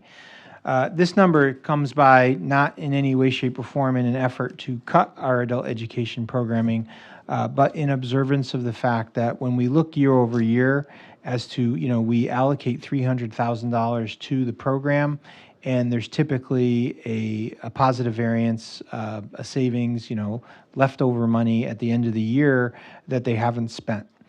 And so we're basically kind of trying to look everywhere to say, all right, well, we've given you this much. We can right size the allocation without any impact on programming and have a modest savings to the Board of Education budget. So it's as straightforward as that. I'll leave it there. If there's some questions, we don't need to vote on it right away, but I want to offer clarification. Jason? Do you know what the reason is that 30,000 doesn't get spent year after year? I mean, I'm going to say it's number. It can simply be number of people serviced.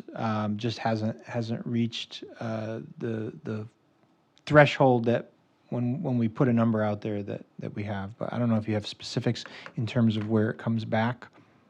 Yeah, and so we always want the program to have the resources available that it needs to have. And so there is a state component match, and so between the state available resources and the contribution from the general fund, they just historically have had the ability to save a little here and there. That's resulted in it related to also the number of participants they've had. And so they're just carefully looking at some of those expenditures. And I'll offer this. It's like any other program that we have in the budget. We budget for a certain value based on what we project. Some budget lines might run over, some might run under. Our effort is always to make sure that we're providing all of our programs the resources that they need. LaToya? Yeah, so I guess I just have a question then about, because I know there's like some concern around space and like the expenses with, paying for space. And so I guess I wonder if there's an extra 30,000 that we could reallocate, then why would the concerns, spending, $20K on space be a concern that we're needing to resolve? Yeah, was it a 20 or I think 20 is what we currently pay. So the space thing is something that's come up new, and this year I know that we have a new supervisor for it, and I am very, very appreciative of the passion, the vision that she's bringing to the program. And it's exactly what we want and need. And the space for the program currently, we're being housed out of a couple of community spaces, and we get some of those at no cost, and some of them there's a modest charge of $20,000. And there is a request and an interest to upgrade the space, that we'd like to go somewhere bigger, someplace perhaps more room, more conducive. And the ability to use our schools, which would be free, doesn't work because many of the classes are being given during the day. So we don't have the available space in the buildings that we own, that we operate in, the town owns. So we've gone out and looked, are there other spaces? And what we quickly realize is that the 20,000 is a dramatic bargain. We can't find space for less than that. That's, as I understand, that's 20,000 a year. And, the cost that we pay to use facilities, we have our post-secondary program that's located on the American School for the Deaf campus. And it's just, the costs are much, much greater to be able to use facilities.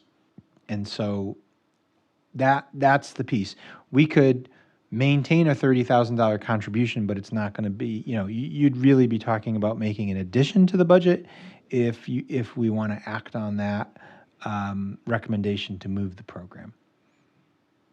So just to follow up, so the district isn't concerned about the financial component of paying the $20K for space right now? No, we have the $20K. What they're looking for is a new space. Okay, and then my other follow-up question is, looking at this 30,000, does that mean that the special ed department won't have any special ed, adult ed won't have any financial wiggle room? I think they won't have 30,000 in wiggle room. There's always wiggle room for them, but their expenses over time have been, I would say, somewhere near that 250,000, 270,000 mark. So again, if there's something that they need, it's not like we're going to say, sorry, your balance is negative, you're cut off. Thank you. Any other questions? Thank you.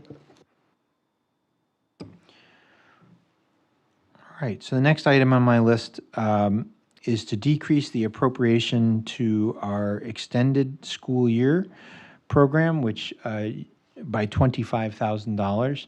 I will remind you that our extended school year program is a special education program where we provide for coursework over the summer. We do have it's located on page E16 in your book. We do have a new supervision model this year that I don't recall if I spoke to you guys about this at the workshop or not. I'm thinking I didn't. I apologize. I'm losing track of some of my conversations. We have a new supervision model. We've previously had a teacher supervision model. We changed that from an hourly paid position to a stipended position that already provides us to one of our administrators that already provides us with some efficiencies in the budget. But the big story with this is that our administrators, they just they have more experience with scheduling. They have the ability to, based on their work year, to be able to dedicate some time to this in advance of when the program kicks off, and basically do a better job kind of chasing down whether or not people will participate, which then has efficiencies within the scheduling. I had a conversation with Melissa about this earlier today. We think that we've already identified in the neighborhood of $10,000 in savings from what we're projecting next year to now, and we expect we'll find the other $15,000. Without any change to what we're doing, the services we're providing, it is, an efficiency in how we're scheduling and using staff time in order to pay for the program. Miriam? Thank you. So I guess I'm curious about potential enrollment. So what do the numbers look like based on needs and people incoming to the district? How are you anticipating and planning ahead for potential expenses, including an increased number of students who require extended school year ESY? So I'm just wondering how that would factor into kind of current numbers, projected numbers, anticipated need going forward to make sure that there's sufficient funding for that.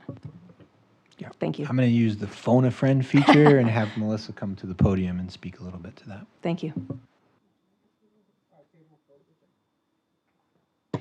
Hi, good evening, everyone. So as Paul said, this would not change any of our programming, but to Miriam's point, as you know, our population is growing. However, what we've seen with ESY is that's something that's considered annually at a student's annual review PPT, and it's something that's considered every single year. So if a student was eligible the year prior, it doesn't necessarily necessitate they'd be eligible the following year. What we see within our enrollment numbers is they're relatively stable around 400. So for the past 5 years, we've been around 400 with slight variation. We've seen varying attendance rates, and I think I reported that at the board. It was one of the key drivers that led to our decision to change our ESY format, was based on feedback from stakeholders. We originally were in a 6-week model, 4 days a week. We moved to a 4-week model, 5 days a week, given the low attendance and participation. This summer, we're taking some additional safeguards. Our registration actually closes before April break, so we'll have an idea of students who are eligible for the program and be able to staff it better with the knowledge and understanding of students who will participate. We've also added a family survey because parents, while we offer the program and determine students eligible, don't often like to tell us that they might be traveling instead. They feel guilty or bad about missing those extended school year services, which we certainly do not fault families. We understand that there's many obligations and things that opportunities that families might take advantage of this summer, and we certainly support that, but we do continue to offer the program for students if they want to attend part-time or full-time. But the survey allows families to identify if they will be taking advantage of the program for part of the time, all of the time, or not at all, given their summer obligations or choices that they're making. So we're hoping that that will help us. We certainly will continue to look at, growing trends if that number does become variable, but at this point it's stable. I just have a follow-up question. What about students who might have PPTs after April break, if that happens? Yep. So what we do is we typically anticipate which students might need to be enrolled. We still have a rolling admission process, but we kind of have a general number. As I said, our number has been around 400. We anticipate that being very similar again this year. We do have, just as I talked to you about, trends within our special education population, similarly within our ESY population. So we do have our standard ESY hours, but also extended day. And so we might see variations, but those will be offset by maybe a shorter classroom day being offset by a longer classroom day, and that staff would just move. One more question. Out of the 400, how many surveys do you receive back? I would have to check. This is our first year doing the survey. We have not done it before, Thank you. but I'll keep you posted. Any other questions? All right, thank you, Paul. All right, thank you, Melissa. Two more, and then I'll let you guys talk. The next recommendation would be to increase our pay-to-play by $25 per individual, $50 on the family cap. You can find the we can find the pay-to-play on page D66 of your budget book. We would anticipate a roughly $50,000 revenue, which would allow us to offset costs in the transportation line for athletics. So at the end of the day, this would be, reducing our appropriation to the athletics through this increase in pay-to-play. The pay-to-play is something that hasn't gone up. I apologize. In how many years, Barb, do you recall? It was last increased in 2017 to 2018. Although we did turn it off during the pandemic, so I want to be transparent about that. We turned it off during the pandemic because, we were concerned about a number of things, to include if people were working, if they had money, and we did have the ability to fund, the equivalent of the pay-to-play fees entirely through ESSER at the time. When ESSER money finally dried up, we turned it back on. So the nature of the costs for pay-to-play have remained static overall. We've done some benchmarking against kind of costs in other districts, and what I'm told is that our athletics program is a bargain. So that is the proposal, and any clarifications? John? I would just add this, as somebody who's sort of in the depth right now of travels, of various travel sports and other programs, I think even going to 200, especially knowing that we have a cap for those who are unable to pay, who are those cap for the whole year for families generally, as well as relief available for those who are unable to pay. I think the $200 per sport is an absolute bargain, given what our athletes do get from our from West Hartford. Again, comparing it to, say, $6,000 for a travel baseball program, it's really a steal. And thank you for reminding us of, I failed to mention, we do have, waivers or reduced prices for families with economic need. Jason? And so if I heard you right, this would directly offset a $50,000 increase in transportation tied to athletics? It would offset transportation costs associated with athletics, and so we're anticipating approximately $425,000 in athletic-related transport. So the cost to run our athletics has gone up. How we pay for that has been stagnant. Correct. Ethan? So I was going to say the waiver, is that something somebody has to request? I don't have firsthand account, but I understand it's fairly easy if you disclose that you are requesting a waiver. I'm watching my two high school principals shaking their heads. Yeah, you request the waiver, but this is something like, we provide this information to families, especially as we learn, My only comment is, just from my experience being treasurer of the soccer league for about 15 years, nobody asked for a waiver. But well, I know that it's just there, so. We get them. Okay. Any other, John? I mean, I would just add, just from involvement with youth baseball, I think the $200 for a season fee is very consistent with what all the other recreational sports leagues in town are getting. So I mean, if they weren't paying it to our athletics program, they'd be paying it somewhere else. Miriam? Out of curiosity, what are the costs for sports? Please, thank you. If you turn to page 32 of the data supplement, at the bottom, there's a pay-to-play history segment.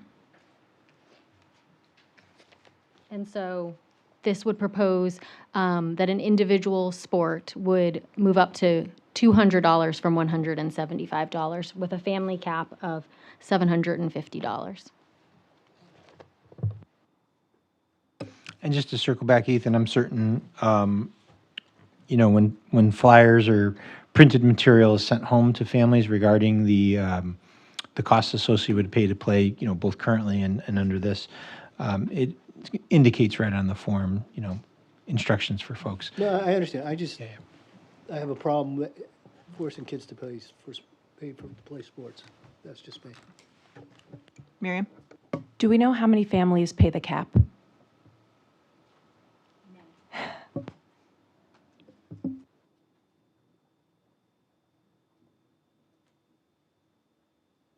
Given up, so just give me a minute. It fell apart.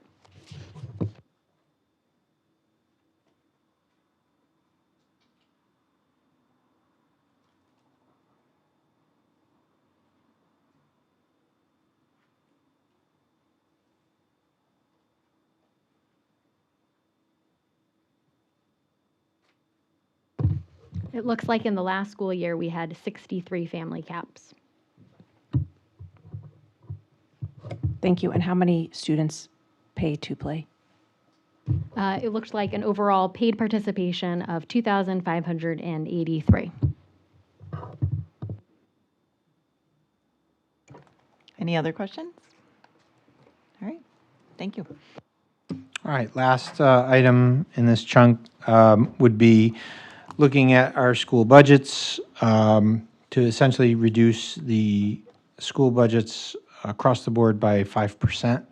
This would not be the entirety of a school budget. So in the budget process, instructional supplies, all those sort of routine purchases that schools may make, we would look to make a 5% reduction that would amount to a savings of roughly $100,000. What we use to develop a school budget is we look at the size of each school and we have a per pupil amount that we allocate. There are additional funds that then schools get. There are magnet funds that schools get, and there may be other pieces and to include the copier budget for schools that we are keeping separate from that. Though, we are really just looking at the thing money and saying, hey, we're going to just have to be tighter with our spending and potentially buy a few less, 5% less things. So that's a pretty straightforward one, but if you have questions, we're happy to answer. Questions? Jennifer? For this one, what pops into my mind is, I've had more than one teacher mention to me, like, oh, I finally bought a new reading rug, like someone mentioned, after having the same rug for, 10 years or whatever. And certainly I get lists sent home from teachers saying, can you give more glue sticks? Can you, Ziploc bags, whatever the case is. So I'm curious if this money would further that problem. And I guess I'm overall hesitant to, I'm just curious of examples that you think this would be. I don't want to make folks' lives more difficult, or it feels to me like teachers are already struggling with their budgets and asking for outside supplies. So how is this going to be effectuated? It would be effectuated with the schools to determine, how they divide up their funds across. What they do is they have allocations. They do have typically some allocations for teachers to be able to buy certain things that they might need. But, as we've said in the past, the schools will use their instructional budgets for any range of expendable items, things that kind of get used up year over year. They might have different things, class awards or certificates or things of that nature. But then, we're trying to keep it away from their operational budget, so it wouldn't impact the toner, the copier, the things that they need to be able to run the school. Would it have some of those impacts? It certainly might. And it's, none of these things were obviously in my original recommendations. It's a cost controlling measure to tighten the belt. I had a conversation with Ann about this earlier today in terms of, hey, do we do a 5% across the board, or do we leave, the instructional supply money that lives in some of the central office budget as kind of the overflow? So when you have a need for something and there's no relief valve because the school budget is too tight, we would have the ability to be able to support that. So we're not trying to do an across-the-board cut, but we're trying to have that focus up centrally so that, it's... But, and it's interesting, relative to the beginning of the class lists, I've been around this district for a long time, and, I know class lists at the beginning of the year for supplies and things is something that's, not unique to West Hartford, but we've had boards, when they've heard about it, they've said, hey, we want to cut that out. Can we afford to, just make sure that we get all the glue sticks and stuff? And generally, the answer at the time was, sure, we could. And at this point in time, I can't say that's going to be like one less red marker or something, but the idea being that we recognize the financial need, and we'll just need to be more thoughtful about, can we get one more year out of that rug, or do we really need whatever that expenditure might be. Thank you for that. Just, I do want to clarify, because I am very guilty of wanting to buy school supplies in the beginning of the year, and I love those school supplies lists. So I'm actually not speaking to those, which we could talk about separately. But in all seriousness, like my kids' classrooms right now, like I get emails this week saying we need glue sticks, we need tissues, we need Ziploc bags. So it's a middle of the year problem, which makes me hesitant to touch that kind of funding. And I appreciate that this is not your recommendations necessarily, but things that you're trying to meet the question asked. So thank you for that background. Miriam?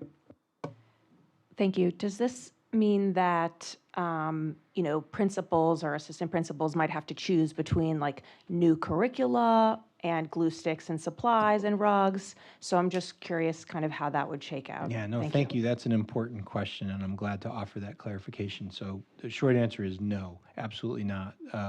This would be in school budgets. The curriculum, specifically new curriculum, is generally funded out of central office because it's passed out and around to every single school district, every single classroom at a particular grade level for a particular content area. So it would not have any impact on that. These are oftentimes the things that someone might be nice to have. It is even tied in. We've heard a lot about tech, and a particular teacher might say, oh, I want to try this app, so that can be something that might come out of a school-based budget, and this would tighten up on that, saying, hey, we're going to really rethink that expenditure.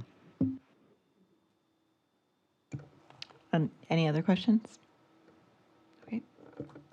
Moving on. So that's a block that I do have a couple of additional ones, but but they kind of these are as far from the classroom as possible. And although you see that modest encroachment, but I would offer it up to you, unless you want me to. I really only have two more that. Okay. We can move on to the two more. Sure. So these next two kind of have different impact on. They're more people impact or even programmatic impact, although as slight as possible. So did take a close look at number of positions across the district and wanting to stay away from our school buildings and anything that's going to be directly student facing. I could propose the elimination of a clerical position, secretarial support position, something from central office. And that would come at a cost savings of roughly $85,000. I would look to try to do that up here somewhere in this building, and you can see a summary of the number of positions and the types of positions on page F5.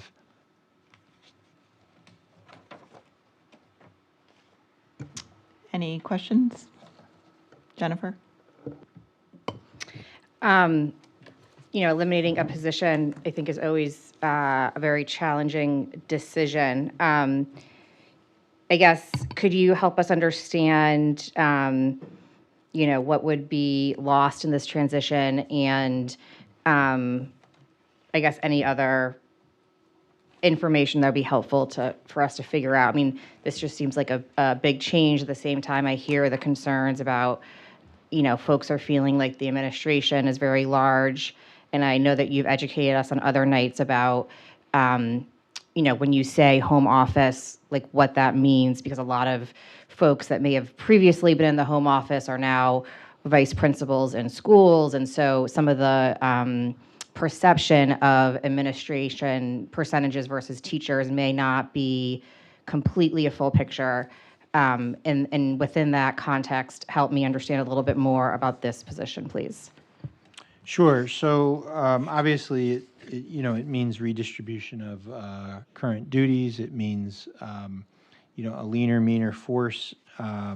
It's never easy. It wasn't something that I was recommending, obviously, but to your point, it is responsive to some of the feedback that we've gotten, and it's an effort to demonstrate, hey, we hear feedback, we'll take a close look at it, and if we have to make tough choices relative to how do we bring the overall budget down, at the end of the day, as we know, more than 80% of our budget is tied up with people and salaries, so we have to find a way to create that savings through people.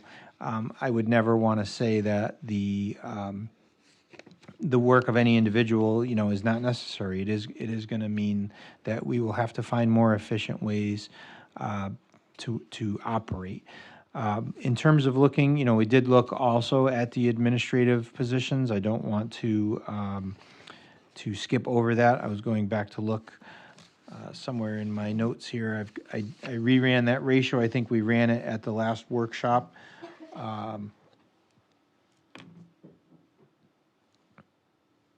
Someone in public comment had quoted, some effective range that I don't necessarily recall off the top of my head, but we have 69 point. Well, I count on my leadership team. We have 69.6 administrative positions, and I had totaled up over 900. Was it 920 teaching positions? So it's somewhere in the 7% range. I'm not recommending a change there. At this time, there's a lot of work that needs to be done, and eliminating one of those positions, if it's at a school, that has an unquestionable direct impact on the operation of that school and the interactions with students that happen on a regular basis. And if it's happening up here at this point in time, I'm counting quite a number of initiatives that we're trying to take on, not the least of which, our new high school block schedule, a very clear message being sent in and around a close look at tech integration, very clear school climate initiatives that are underway, curricular initiatives as it relates to the science of reading, as it relates to career and technical education. And so, in my mind, this is not the time to arrest the importance of those initiatives by cutting the workforce. John? Oh, just real quick. That's very helpful. Thank you. And I want to just point out that I feel like, because for me, when I think of administrators, I think of people sitting in town hall. So when you say there's 69 folks on your team, like that includes principals, vice principals, correct, other professionals I can't think of that are actually in the schools. Thank you. Department chairs. Correct. So for folks that are listening at home, I don't want you thinking that there are 69 folks in town hall that are administrating the schools. That's a very broad term that includes many like actual in the school building folks. So I just Yo, wanted to thank you, clarify that yeah. because I learned that myself. Yeah, the overwhelming majority live in the schools. John? And just in terms of the operational impact and the people impact of that elimination, would I understand correctly that would be consistent with the vacancy that we currently have reflected on our salaries? In terms of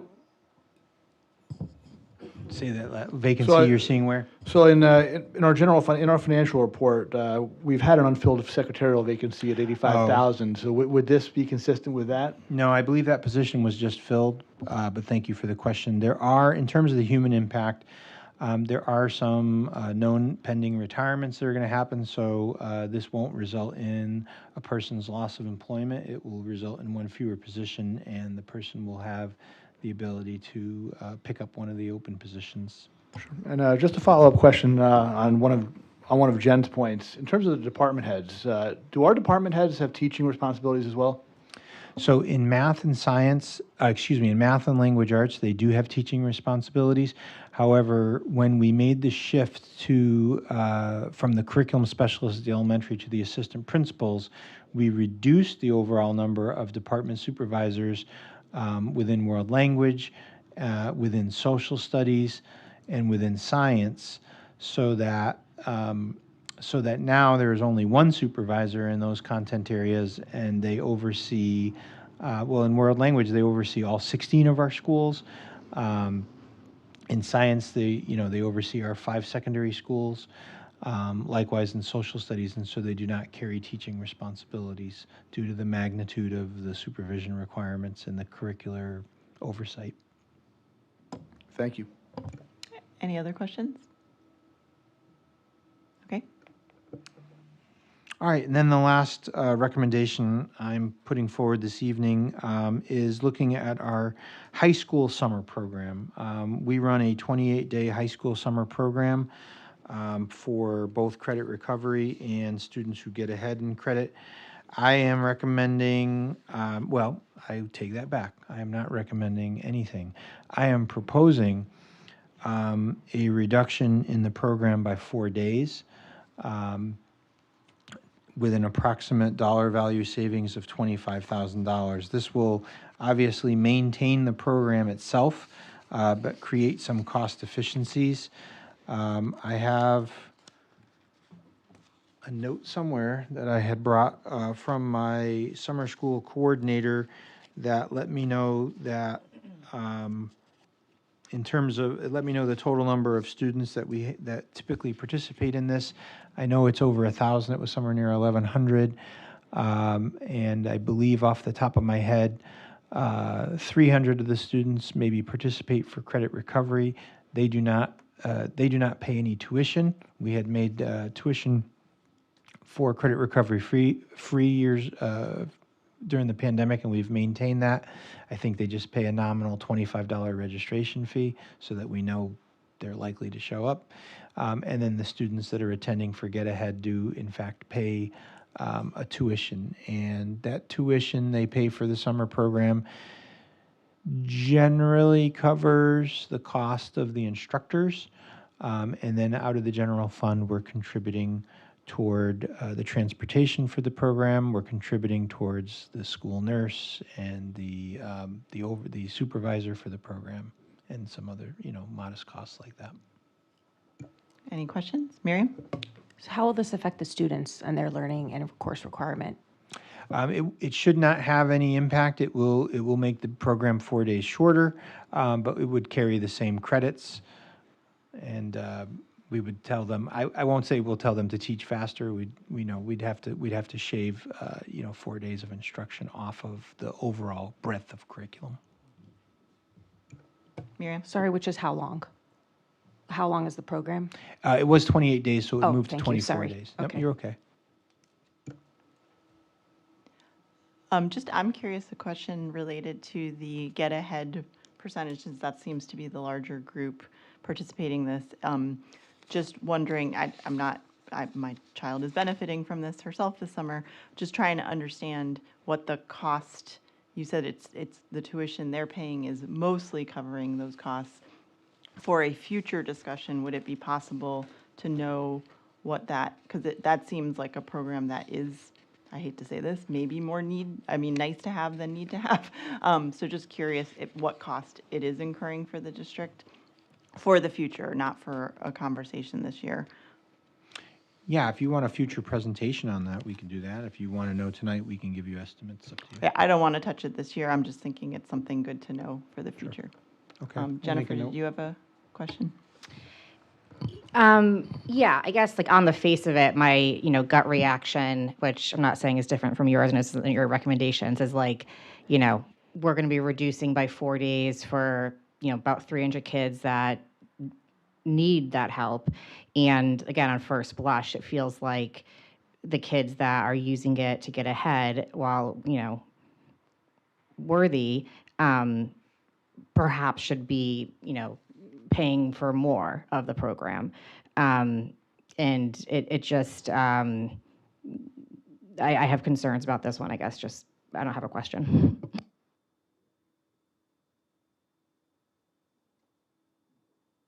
Any other questions? John? Yeah. In terms of the kids who are coming in to get ahead, if there's a family need, are there waivers available? Yeah, we always have. Yes, we have tuition waivers and tuition assistance if you're socioeconomically disadvantaged. Yep. Pretty much for any program that we run in the district, the answer is always going to be yes to that. Related to that, I think building on, it may be too late since enrollment has already started, but could another option be to increase the fees for the get ahead tuition? I mean, that we can always raise the price, sure. It might be outside of our window right now for this year, for this current year, for this summer. Jennifer? Is there some sort of, I know we have a lot of good math wizards here, some sort of good fast math that we could do to figure out generally like what sort of increase would get us the 25? I think it's in the neighborhood of $30 more per. I was doing 25,000 divided by we have about 900 paying customers. It's very fast math. I use my phone.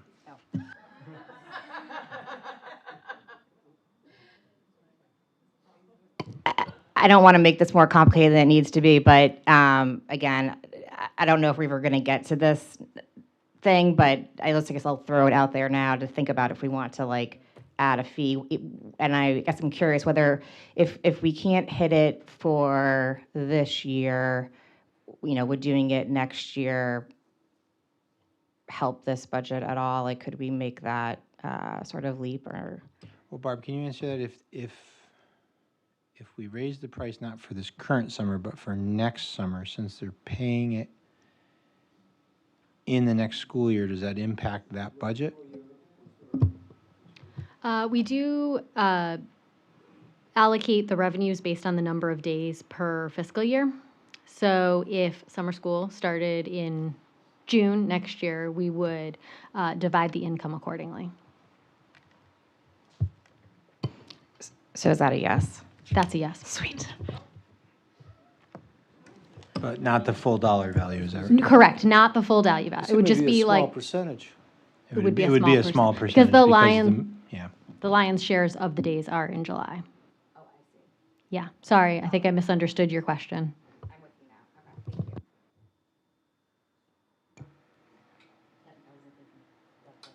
So do we want it, or do we think that would be a formal proposal or not realistic for the coming year, but we'd have to think about it the following year?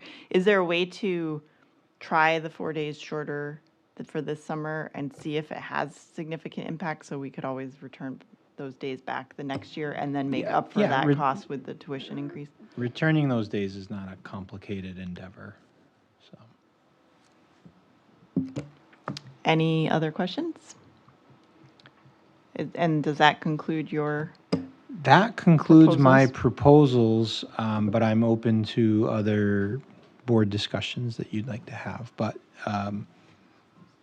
yeah, I'd invite you to vote on these if you feel safe in doing so. Yeah. Does everyone support voting on these so we can see the impact. All right, so starting with item 6, seeking a motion for the adjustment related to the increased retiree health reserve utilization at the amount of $100,000. So moved. Thank you, Ethan. Second. Thank you, Miriam. All those in favor say aye. Aye. Aye. Any opposed? Any abstentions? The motion passes. Moving on to item 7, seeking a motion on the reduction of the adult education allocation in the amount of $30,000. So moved. Thank you, Jason. Second. Thank you, John. All those in favor say aye. Aye. Aye. Any opposed? Any abstentions? The motion passes. Item 8, seeking a motion on the decreased appropriation for the extended school year program in the amount of $25,000. So moved. Thank you, Jason. Second. Thank you, John. All those in favor say aye. Aye. Any opposed? Nay. Thank you, Miriam. Miriam opposed, and any abstentions? Motion passes. Item 9, increase pay to play at $25 per individual and $50 for the family cap, resulting in additional revenue of $50,000. All those sorry, I'm seeking a motion. So moved. Thank you, Jason. Second.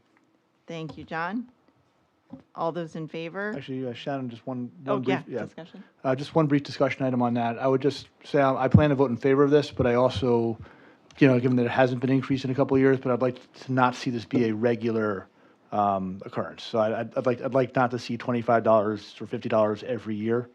I think we should just be careful about that moving forward. Thank you for saying that, Jonathan. One of the things we do with this and some other of the things, when we do have increases, we try to stagger them 2 or 3 years apart in order to not have that feeling of perpetual increase. I appreciate that. Thank you. All right. Any further discussion? All those in favor say aye. Aye. Any nays? No. Nay. Miriam and Ethan, nay. Any abstentions? The motion passes. Item 10, seeking a motion to reduce school budgets by 5% across the board for a savings of $100,000. So moved. Thank you, Jason. Second. Thank you, Ethan. Any discussion? All those in favor say aye. Aye. Any opposed? Nay. Two opposed. Any abstentions? Okay, the motion passes. Moving on to item 11, elimination of a clerical position in the central office for a savings of $85,000. Any discussion? Or sorry, motion? So moved. Thank you, Jason. Second. Thank you, John. Any discussion? All those in favor say aye. Aye. Any opposed? Any abstentions? That motion passes. And item 12, seeking a motion to reduce high school summer school calendar by 4 days for a savings of $25,000. So moved. Thank you, Jason. Second. Thank you, John. Any discussion? All in favor, say aye. Aye. Any opposed? No. 1. And any abstentions? Okay, so the motion passes. So we are now at exactly 6%. And there we are. All right, so now we will open it up to any other proposals from board members. Ethan? Yeah, I have two. One is the teacher's assistants, the data supplement, page 17. Ethan, could you just put your microphone a little bit closer? Yeah. Thanks. Okay, is that better? Okay. Data supplement, page 17, there's 52 teaching assistants, not specified. I'm simply saying, because I'm going to do the same with the paraprofessionals. It just seems like a lot between the two. So I was going to propose we put 3 into each school. And then for the paraprofessionals, which is all elementary school, I originally was going to propose 4 in each school because there's 71 in total. But given the cuts we've already made, I was going to raise it up to 55 because we basically cut the same amount, which would put us basically to about 5.5%, I believe, which is double the rate of inflation, CPI. So if I may, and I'll try to talk about them separately if we talk about teaching assistants Could I first. just add one thing, though? Sure. Part of it is, I was trying to do this without impacting the teaching, without impacting people's services, and I had no information on the paraprofessionals, or minimal, on the teaching assistants. So happy to have the discussion tonight to provide whatever information I can. So I just want to have for Barb, you're proposing reducing the teaching assistants by how many? I changed the number, so 16. Mike? Sorry, 16.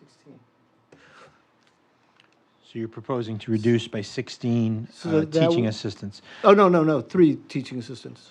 Reduced by 3? I apologize, 4. Go from 52 to 48. Okay, so you're proposing to reduce by 4 teaching assistants. Which would give each school 3.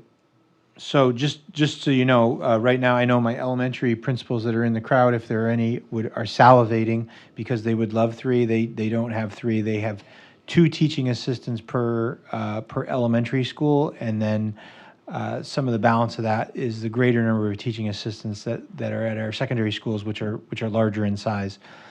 So they are afforded, teaching assistants are generally afforded on a per pupil ratio and if I have it correct, it's like 1, and I want to make sure this is not the para numbers, but just to explain what teaching assistants are, in case there is any doubt, these are individuals that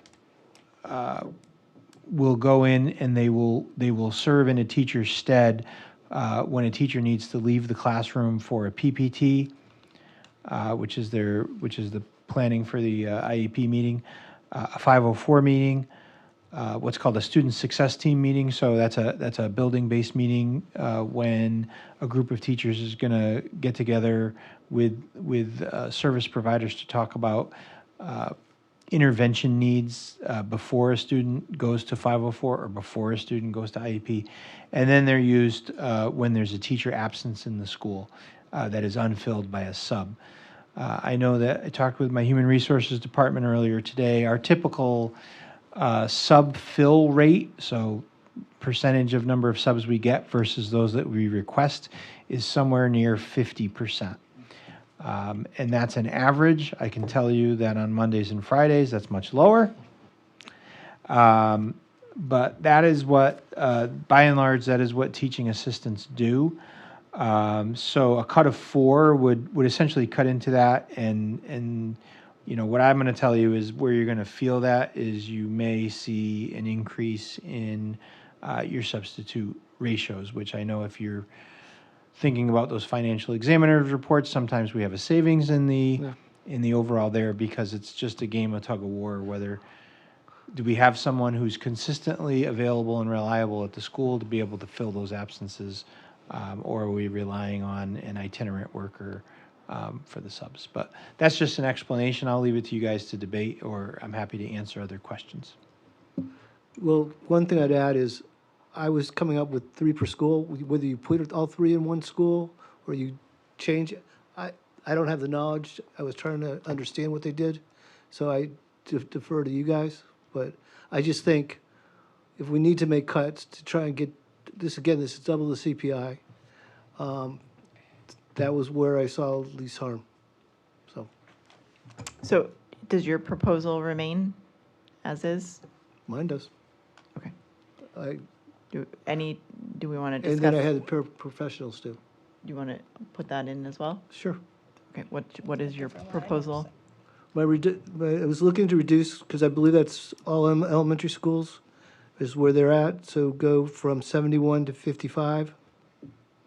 So reduction of 16. So you're looking to reduce paraprofessionals by 16, but I took that off data supplement page 16. I see. I do want to share that they're not all at the elementary school. Oh, I'm sorry, that's what I thought it said. Unless you're talking specifically about classroom? I'm just talking instructional. I'm not talking pupil services. I stayed away from pupil services. Oh, I see. All right, let me find. So that would be, hold on. 12 clerical, 42, it says instructional, and then, I thought there was library, hold on. Library 6, school administrative 11. Okay. So under para educators, we do have, what I'll say is an average of 3 per school. There are additional para educators allocated to both Smith and Charter Oak to support student needs over there. As we've talked about in the past, the way that they're generally utilized is supporting instruction and small groups in both kindergarten and first grade. I think you heard from some folks in terms of if they're those are the youngest grades, so the ability for students to, when you want to get into a small group and a teacher wants to work with like 5 or 6 kids on a particular reading lesson, the need for independent work for the other students. Having another adult in the room who can supervise that small group is kind of critical because they don't have the maturity at that time to work independently. So that's why those we call them classroom or instructional pairs typically spend the majority of the days in those. You have an increased allocation at Charter Oak where you've got a greater number of kindergartens, greater number of first grades, likewise Duffy for the larger schools. So we do follow, again, we do have kind of a formula that we try to follow for the instructional para educators based on per pupil, and also oftentimes they'll advocate for need. So if we were reducing by 16, in all honesty, that would be a pretty dramatic impact on our teachers' abilities to run small group instruction. I understand where you're coming at it from a financial point of view. I'm just trying to talk about the impact. I would say, one, I'm not trying to tell you where they should be. You guys know where they should be.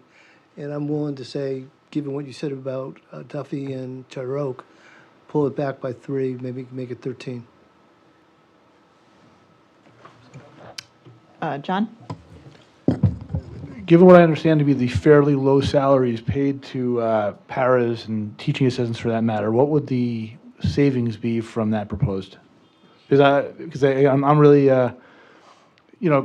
having had an email box just fill up and an hour and a half of public comment tonight about class sizes and the strain on our teachers, I'm having a really hard time even contemplating the idea of doing anything to reduce the amount of assistance they have, especially in our higher needs schools. So, I'm curious, but I have a feeling this is going to be a matter of being very penny wise, and yeah, that's it. LaToya? Hello. Yeah, I have to agree. And just given my own experience working in schools, teaching assistants and paraprofessionals are in a position where they can provide targeted interventions that really help close some of those achievement gaps. And again, to second what you're saying, John, as well, given what we've heard about classroom sizes, they're paramount. And a lot of paras end up in the teacher pipeline too, so double win.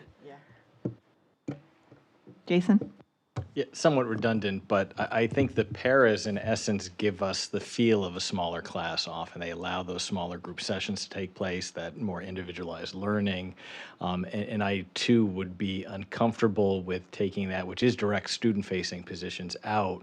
Certainly here at, 10 o'clock at night, without the ability of the public to weigh in on what those paraprofessionals mean to their children. Jennifer? Round it out, completely agree. I do not want to cut teachers or teachers' assistants. I think we've heard the opposite of that. And from my own experience, I think I agree with what the folks before me said. John? I just offer on the teaching assistants as well, given that they offset, or they could be offset by substitute expenses. My own experience within our schools has been that when you've had that teaching assistant available in the building, it's just much better for the kids to have that, to have that known face come into the classroom when the teacher's out. So I would just, I'd offer that. So I think, again, given that there'd be fairly minimal value, given that it'd be offset by bringing in a sub who's potentially less reliable. Ethan? So to clarify, because it's not cutting teachers, it's cutting paraprofessionals and cutting teaching assistants. It's not changing class size because the teacher is still there. I tried to avoid doing that. So again, it's trying to balance off the increase of over 6% or 6% relative to what the CPI is and trying to do it in a way that has a less impact. Jason? So 2 points on that. My original point was that the teaching assistants and the paraprofessionals give the teachers the flexibility to have those more small group type settings, which I think offsets some of the concern. Not all of it, certainly, and we'll talk, I think, probably later in our individual statements about class sizes. But it does give, I think, more flexibility to have individualized learning, certainly more in a small group session. The other thing is trying to tie the education budget to the rate of inflation. I think it's not an appropriate metric. First of all, when you look at our salaried employees, so for, teachers, even paraprofessionals, teaching assistants, those folks, the administration, the department heads, very, very specialized, highly trained individuals who also are in a market that is shrinking. There's a teacher shortage. There's a shortage in all of education. And so I think to tie some of these inflationary metrics to, the standard inflation that's out there, it just doesn't work in education. It's not a business, right? It's a core public service. Any other comments? Yeah, and I'll just layer in, I think because we've had such consistent discussion about trying to as minimally impact direct student-facing programming as much as possible, I think often these are the professionals that are more student-facing than anyone because they're able to be more fluid and flexible, like agile, and move where they need to go, and therefore their day is very full in being with students when teachers need those times to step away and address other things. And I think that this would, without a lot more data and discussion to inform how we would think about this going forward, I would not feel comfortable advancing this at this point. Miriam? Do we know how much professional development our teaching assistants and paraprofessionals receive and at what cost? So we do provide professional development. It's part of actually the state law recently came out that requires professional development for them. We provide it typically, it should be by and large cost neutral because their work days during parent conferences, they're required to work, but classes aren't in session necessarily. We have that early release, so we're often running professional development for them during those periods of time. Likewise, at the high school, we can do it during different exam days or things like that. There have been times when a teaching assistant might not be working, like on an election day or something like that, and we've invited them specifically to come in and we would compensate them. But that's minimal, and that's not always 100% of people. That might just be making something available to a small set. Ethan? So clearly it's not, my promotion's not going to win, but it would be very helpful to know what exactly the paraprofessionals and teaching assistants are doing with more detail, because there's still a lot of them. And I don't question their use intelligently, but it'd be helpful to know what they actually are doing for future. Okay. Yeah, I'm I not can going to get go today. through it again, but I can give you we can do like a board report or a shadow day. I'll tell you right now, no, I can't speak on West Hartford specifics, but I can speak as a former para. Paras do everything. They put out fires. They do small group instruction. They help co-teach. They help cover recess. They help cover lunch. They are like an integral part for very little pay. And I know, because I remember pinching those pennies. They do everything. They're an integral part of the schools, which is why they end up, if they so choose, making excellent teachers, because of the relationships they're able to build with students and families. So they're helping set up events. They're helping cleaning up in the lunch. I mean, they do everything. So just speaking from a former para, and I'm pretty sure West Hartford paras would probably say something similar. Miriam? And also just to point out regarding this, I think a really important piece of not only the board feeling like we want to make sure we know exactly what they're doing, but also making sure that the teachers have the support and the time they need through professional development to train the staff, because as we know, we have lots of students, lots of needs, lots of curricula, and so I think that's an important piece of this, is to make sure that somehow when we're factoring all the needs of all the teachers and making it easier for the teachers, to make sure that our paras and our teaching assistants have the time and the training to really implement all the things that would be most helpful given class size as it stands right now. So I just wanted to No, absolutely. And, to Ethan's point, like the understanding and it speaks to the training, it speaks to the varied roles. Like our instructional paras, they are very much, classroom paras, they are very much jack of all trades. They're kind of doing everything and anything in the building. Our special education paras, there are many. They're different type. We have extraordinary needs paras that work with some of our highly impacted students and have to do very challenging jobs with them. We have our ABA paras that have specialized training that do behavioral analysis. We have our RBTs, which they're working specifically with student behavior plans and observing behavior and making recommendations relative to how to best provide for educational programming to support individual needs. So there is a wide variety. It speaks to the different training that our paras get, which differentiates them from other non-certified positions and makes them excellent candidates for teaching. Any other questions, discussion? Miriam? Do we know what retention rates are for our staff in, let's say, like who's an RBT or training to be a BCBA and they're currently in a program, or they're a para studying in a particular course? Do we know how many of them then become part of our district? So what I can share first, relative to, if I heard you ask like the retention question, our para-educators typically have greater longevity in the district. That position comes with benefits. It's not highly paid, but that is the pool by which we are seeking out, as part of the state programs that are out there for alternate pathways to certification. That's like our TRP program, teacher in residency program, where we're looking specifically at special education, a shortage area, as a place to do that. And we take them 2 at a time, 2 in a year. So we don't have like a long maturity in this program, but we have at least 4 that are in the special education pipeline because it's a 2-year process. We're looking to potentially even expand that through a new program that's coming up through Central. Our TAs, they're folks, historically, they had been folks that were wanting to become teachers and maybe didn't land that job in the first year and needed that extra year of experience. Those positions don't carry benefits.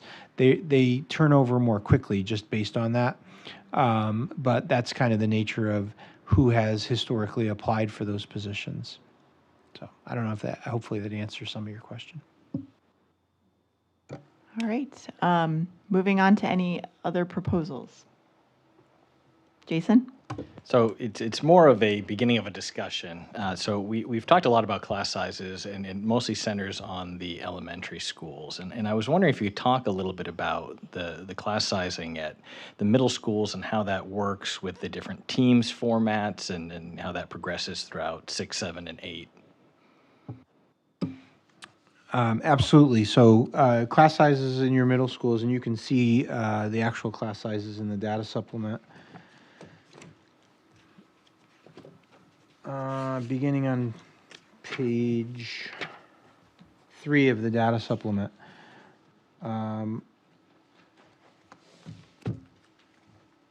You'll see in the current school year, for instance, average class size at Bristow's, really across our 3 middle schools is, for this current year, is just below 20 at 19.3 or high 18.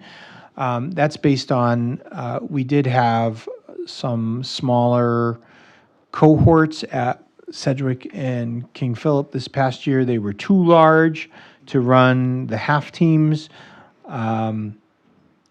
but they were smaller by comparison to other cohorts where we've had 3 full teams. But we made the decision to have 3 full teams. We have larger cohorts coming up at our middle school, so but it does position our middle schools based on the team structure where you have essentially a team of 105, 110 kids spread across 5 classes.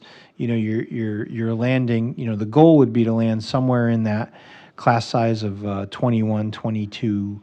I don't know if that's the goal, but that's kind of the metric of a team, how it's built.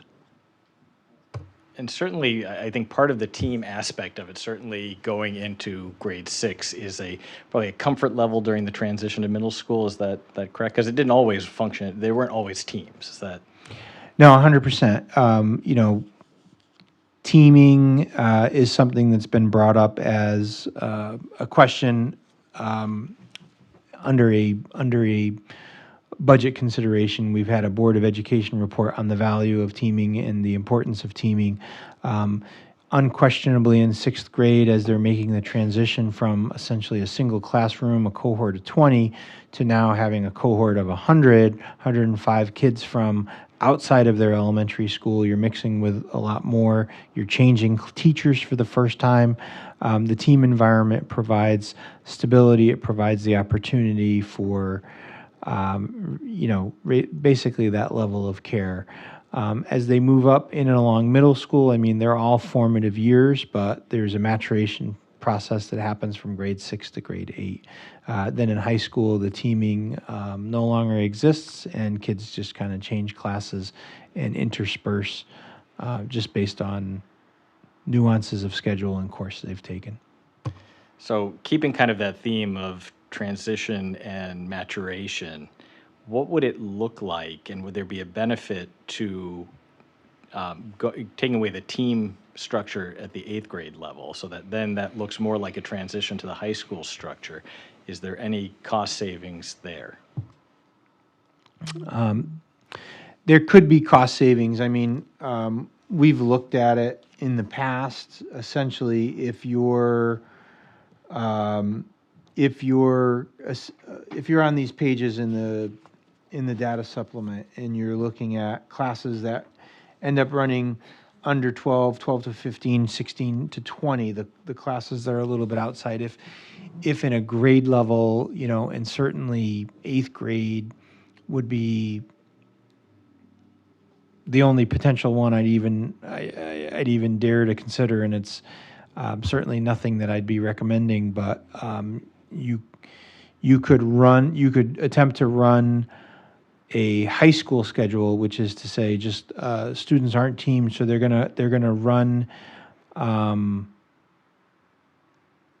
classes and get filled up with the hope and the expectation that you could have a greater fill rate closer to that average class size of 21. I know that when we've looked at it in the past, you might save somewhere in the neighborhood across the 2 big middle schools. It wouldn't really have any impact on Bristow because they're only 1 team, and we do have a bigger 7th grade, so maybe 3 FTEs, 3.5 at most. It would, but it wouldn't necessarily be clean, because what you can see on the pages is you can see a different distribution of English, math, science, social studies of lower enrollment. They don't split out evenly. So it's, it goes back to what Jen was asking earlier about the high school. When you have a reduction, is that like 1 less teacher of, in a particular area? And it would be a fraction across our 3 middle schools. So it would create, in order to try to make them whole, some traveling teachers between Sedgwick and King Philip. Would it result in higher class sizes?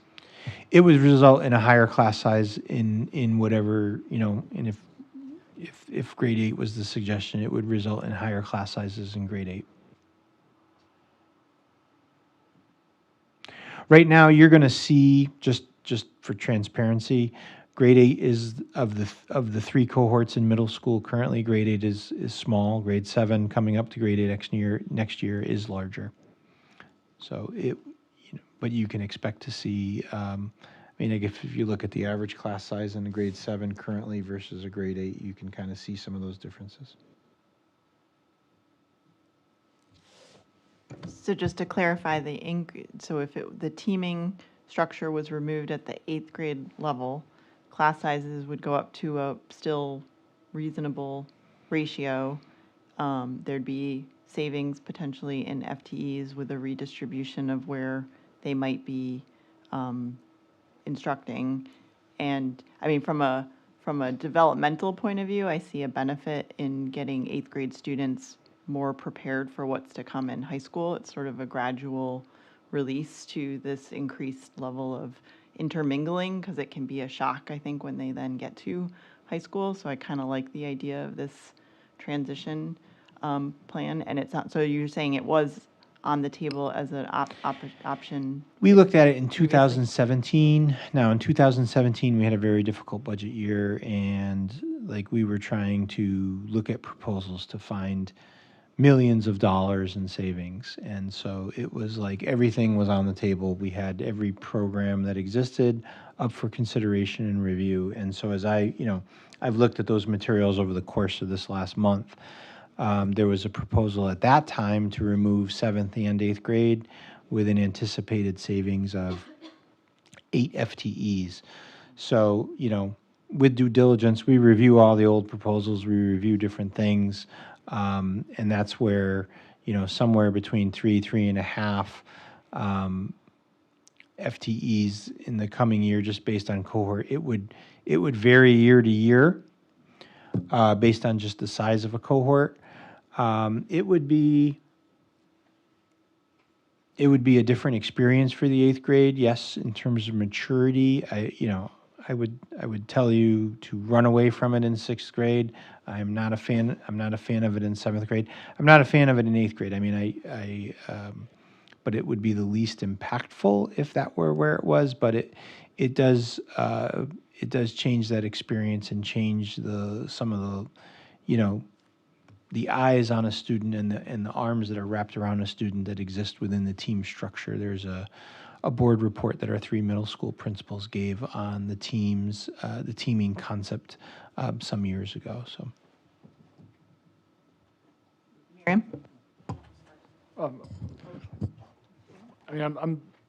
say I'm sort of, as a parent of a current middle schooler, I'm kind of intrigued by this, but again, given that it's almost 10:30, and I think this could be the kind of thing that could have a lot of public impact or perceived public impact, and maybe it's not the thing we want to do tonight, but I could certainly see it as something that's worth at least exploring, workshopping, and keeping on the table as we return to the same position next April, next March. Or next April. Miriam? Or April for that matter. Also, just to piggyback, I think it would be a lot of change given high schools are moving to block schedule. So I understand that the conversation certainly is, if there are pros for development and preparation, and there's a financial benefit, but I think there's just a lot of change. So maybe to hold, see how things go, and to revisit potentially at a later time would be my thought. Yeah, I know I'm the one who started this conversation, but it violates my first rule, which is not doing anything without the public being able to weigh in on it. It also kind of flies in the face of what we were talking about with class sizes, so it definitely warrants further discussion if we head down there. And again, I don't want to do anything right now with this budget that impacts students and what we're delivering now. So I will not be moving forward with it. I think it was a useful discussion, but we'll table it. Very helpful discussion. Any other proposals? Miriam? I'd like to propose eliminating all non-mandatory technology spending, putting a freeze on purchasing any new iPads, Chromebooks, et cetera, reallocating as needed. And I think it's certainly something we can discuss in the policy committee in terms of a lot of conversation around K through 2 usage. And also not eliminating any ed tech software that we are not state mandated to require or update as needed. So I don't know where all of those line items are, but I would also suggest that if we're looking at eliminating non-mandatory spending, that this would probably have a direct impact on our IT department that is 15.5 FTEs, so potentially to look at a reduction in the need of that entire workforce as well. So I'll be honest, I don't know where all of that lives either. That's a big statement. And I'm curious to hear more from you on that, Miriam, in general, but I did want to share a couple of things since you brought it up. First, just as a point of clarity and something more for the town to discuss, I know something got mentioned in public comment about bonds. And in my conversation with the town manager and with my own IT director, I don't believe that statement was fully accurate, but I am not I'm not the person to speak on that directly. That's a town function, and I would just say those questions are best directed in that direction. Other things were mentioned, in general, tech-free days and the amount of technology integration, and I thoroughly support the conversation that's emerging from the public. It parallels conversations that we're having within our curriculum and our educational leadership teams. But I don't, I really, really, really don't want to conflate a curriculum issue, a supervision issue with an operational budget. And that's not directed to you, Miriam, as much as some of the public comment that came out relative to, the cessation of funding for, basically what we call tech refresh, the replacement, the necessary and scheduled replacement of infrastructure, because the infrastructure still needs to be maintained for things such as, our state testing, beginning in grade 3, going all the way through grade, all the way through grade 11. Our advanced placement testing, all of that occurs online. The SAT, PSAT, those are all online assessments, and so those devices are a necessary expenditure. I've tried to clarify at many venues some of the whether it's a lack of understanding or sometimes some misinformation that comes out relative to the amount of time that we have our devices on hand. As I've shared, we keep them through end-of-life support, which is generally 10 years. But we do have a significant, I've looked at those figures with my IT director as part of this process to understand. We did have a big purchase that occurred during the pandemic through a $1.4 million grant that we received at the time, which means we have a significant number of devices that are going to be starting to approach end of life, and some from before that, so he's targeted for me specifically fiscally, 27, 28, and 29, when we're going to see a big fall off on devices. So we have to be proactively looking at that so we don't have a big expenditure coming forward. The other thing I want to make mention is for some of the necessary expenditures just relative to those things, we have a matching E-rate grant. So we get a dollar for dollar match. And that's how we fund those things. So arresting that kind of leaves money on the table that we could be taking advantage of now that we might not be able to get that for later. So all that said, I want to work hard on reducing screen time. I want to work hard on that. I just don't know that that's a budgetary effort as much as a curricular effort. Here. I hear that.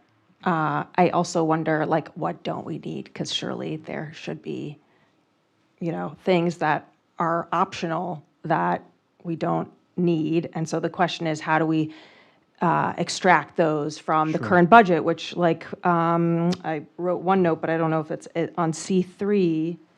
We have a 5513 that's in a combined fund, for example, of computer software.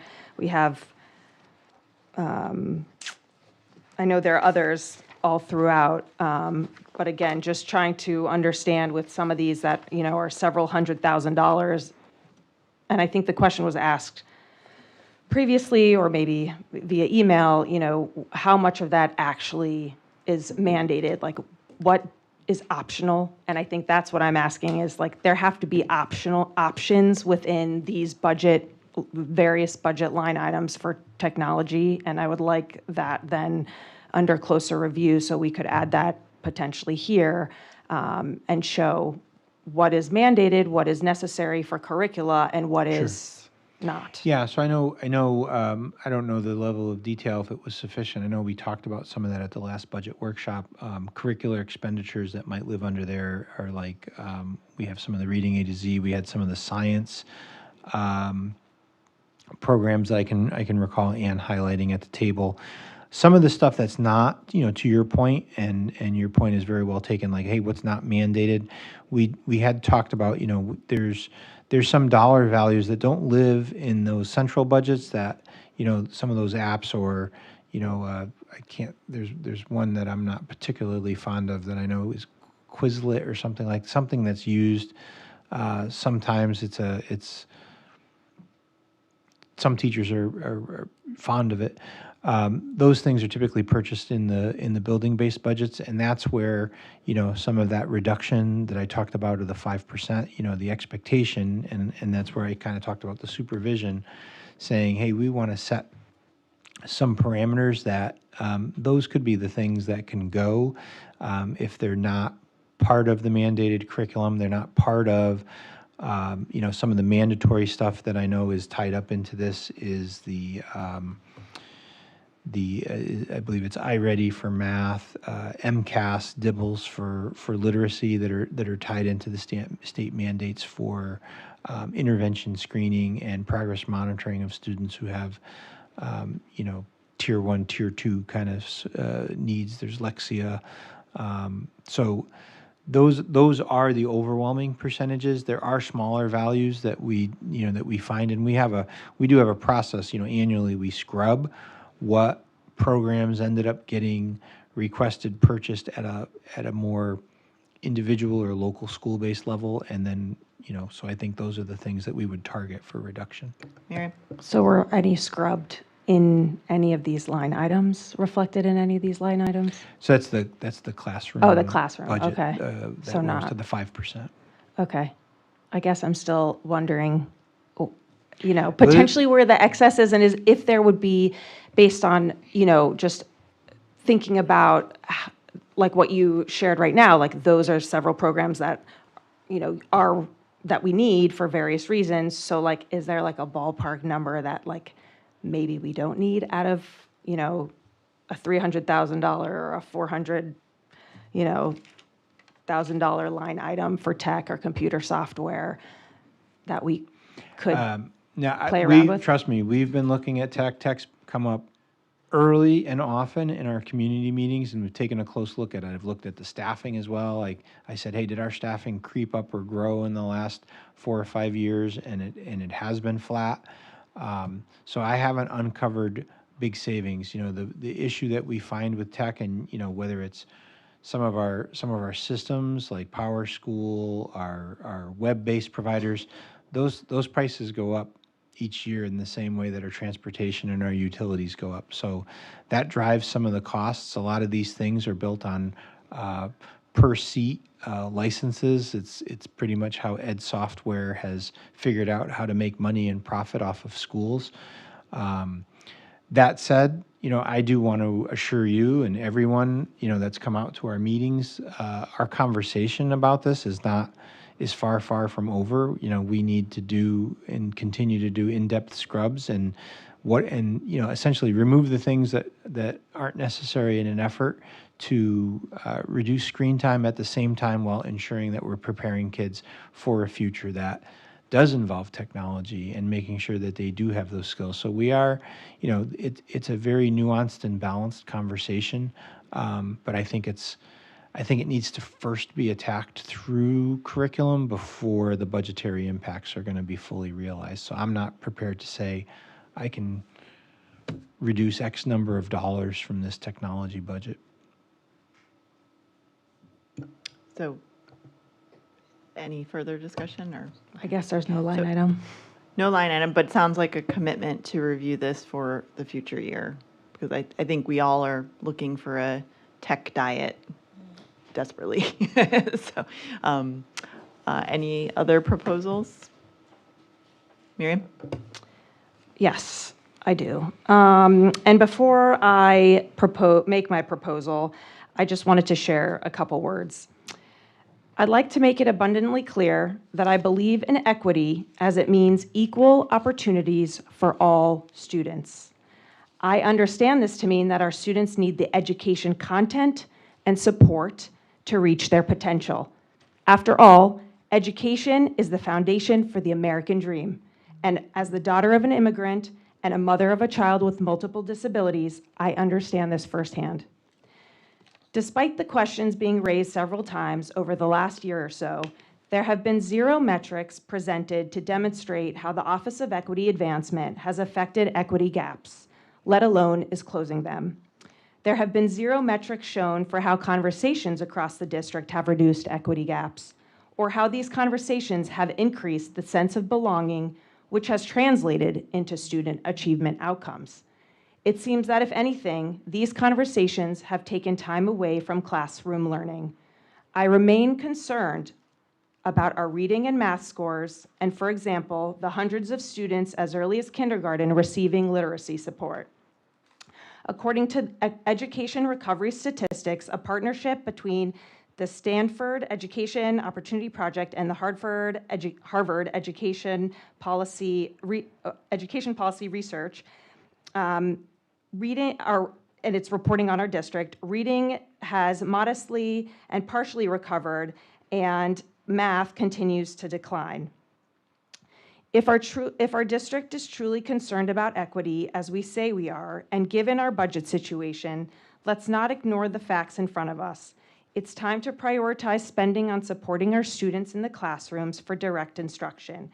I also wanted to mention that our 5-year strategic plan, which started in 24-25, around 3 years after the Office of Equity Advancement was formalized, lists some strategies to reduce gaps measures. And if I'm understanding those correctly, it's to reduce gap measures for achievement and growth by 3%.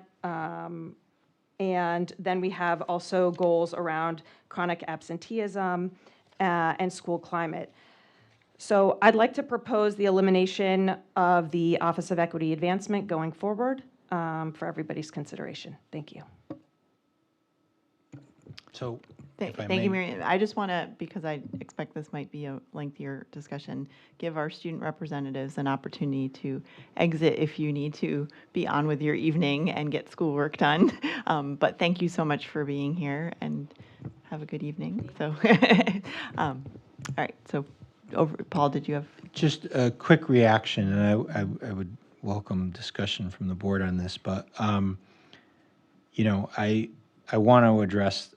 You said zero metrics, and I just want to challenge that a little bit, or present my perspective on it. So, the district has a very long-standing commitment to equity advancement. It's something that we've talked about for over a decade before it became such a widespread effort across all walks of life in the country. And our approach at the board table has always been around a belief that if we create opportunities, that achievement and measures will follow. And that's been an ongoing effort. And the most recent, easiest very substantial pointing to it that I can provide would likely be our most recent AP report, where we've made and heard a little bit about it. Shannon, you heard a little bit about it when you went to the Conard meeting for the School of the Year. They talked about a video. Someone talked about a video that was made where it was an effort to basically have some marketing done so that a wide cross-section of the high school population could see themselves as an AP student, that it was this identity factor, that this wasn't just for those kids and something else. Like, I could see myself with other folks who looked at me, whether they were students of color, student athletes, females, male, regardless, arts type kids could see themselves. And that opportunity has increased. When we did that last AP report, we looked at over a period of years the dramatic increase in the number of students disaggregated by race, ethnicity who participated, and their percentages of success. I mean, it was a compelling report, and I appreciate, if you're new to the board, you don't necessarily have all the history with that particular effort, but that's a very, very specific and a very, very impactful metric of efforts that we've undertaken related to diversity and equity. And the other thing, I certainly don't want to in any way, shape, or form cast any shadow of doubt on what you're describing about some national reports. Those are all very valid. But you mentioned math and decreasing math, and I just want to mention that those reports, because people throw out a lot of reports and research and say, hey, here's how stuff is happening in the world. But I'm more interested in how stuff is happening in West Hartford, where our math scores have increased year over year. And this is the second year in a row that we've reported our highest math scores ever. Our previous benchmark was 18-19. We exceeded that in 24-25, and then we exceeded the 24-25 mark in 25-26. And it's my hope that we exceed it again. But if we're just shy of it, I'm not going to be counting that as failure, because we're operating from the record performance that we've seen. So I know at the last meeting I read quickly some statistics that speak to the number of professional learnings, the number of school visits, the number of conferences, and a lot of the other, really exciting things that are happening with that. And I could remind the board of that, but I think it would suffice to say that that proposal would be the most significant departure from what has historically been our brand. I just don't know how I could oppose something more strongly. Miriam? And just a question, how do we know that it's through this department that more students are taking APs and whatnot than just than perhaps their teachers or peer pressure or other kind of circumstances? And also, I remember a presentation, I think it was recently, I don't know if it was last year, about the AP scores, and I think it was in math, so hopefully I'm remembering correctly, that there was some percentage of 55% of students, and I don't remember exactly in which category, but there was concern that 45% still weren't up to par. And so, my concern is it's not that, it's not all bad. There's a lot of good, and there's, we're here because we believe in our education, and that is paramount. It's about how do we continue to promote and protect our education, promote and enhance it with the resources we have, with what we know works, and that's educational content and the support in the classrooms. And so I guess that's where I'm trying to figure out, how do we focus and hone in on what we know works, where we know there are stressors already, and if, where we have departments where there are stated goals to, reduce or eliminate gaps, but again, we're looking at the facts. We don't have facts, we don't have the data, and the department has been around for several years. So I'm wondering too, why after several years don't we have any data to show what our gaps look like and how we're closing them. And this has been something that was brought up by others in terms of asking for, data across the district so that we better understand exactly kind of what's going on, what's the impact, what's the reach. So I think this is kind of where. So a couple of things, and I know there are people chomping at the bit to talk as well, but we do report on we report on the academic gaps every year, every report. They're disaggregated by race, ethnicity, every single year, all the time. And we've seen closing of the gaps over time.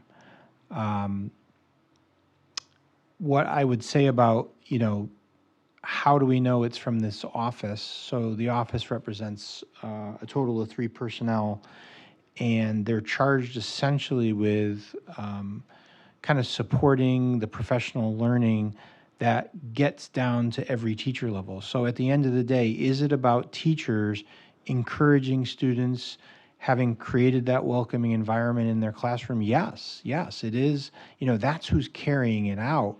But that work is being led by, a very small team asked to take the vision that we've espoused for years and years, translate that into actionable professional learning, actionable community outreach, and continue to enhance our teachers' ability to implement at a classroom level those specific things. And it is, it's not as clear cut as, the score on a math test. I mean, it's like a social science component to it, but I think that the picture of where we live on the academics, we have presented, and I can make that even more transparent to you. But the board has asked for new metrics as it relates specifically to school climate, and we've talked about that this year, being able to provide you some of those statistics so that you could kind of see that. There are great things happening with the community outreach that we've talked about, and again, those are school climate, family survey type things that we can provide more metrics around. But I know you weren't here for this, but there was, one member of that team that we were looking at that was serving in a liaison, and that was a question about a cut last year, the year before, 2 years ago. And if you think you heard a lot from Quest parents tonight, you can go back and watch that meeting about the impact that that individual had on families. It was pronounced is such an understatement. There must have been 30 families who came and talked about individual stories and efforts and support that was provided. So your point is well taken, but it's not as easily measured exactly. So, but I can always strive to do better on that. LaToya? Yeah, just a couple of things. One, I just want to point out one historic thing. I think in general, when we talk about DEI, I feel like, I know because the data's out there, the assault on Black women in these roles. I'm just going to name it. I think, these roles came up for a reason, and it's not a coincidence that it's Black women who stepped up to take those roles, like we have always done. We've always stood up for everyone, even for the people that hate us. And so I want to call that out because we can stand for equity, but also be anti-Black. And so I want to just name that and the assault on Black women in these roles. The second thing, in terms of history, before I get to my third point, is within the Black community in general, and our unwavering partnership, which is why we make great equity leaders, our unwavering partnership with marginalized communities when we ourselves are marginalized. World War II, Black soldiers went and helped liberate those camps and then came back to a country that was hanging them from trees and still wouldn't give them the right to vote. And so for me, I want to put all that out there, that, equity office and And the initiatives that come out of there, they're not creating issues, they're not anti-Semitic, they're not homophobic, they're not racist, they're enlightening. Do they push us to be uncomfortable?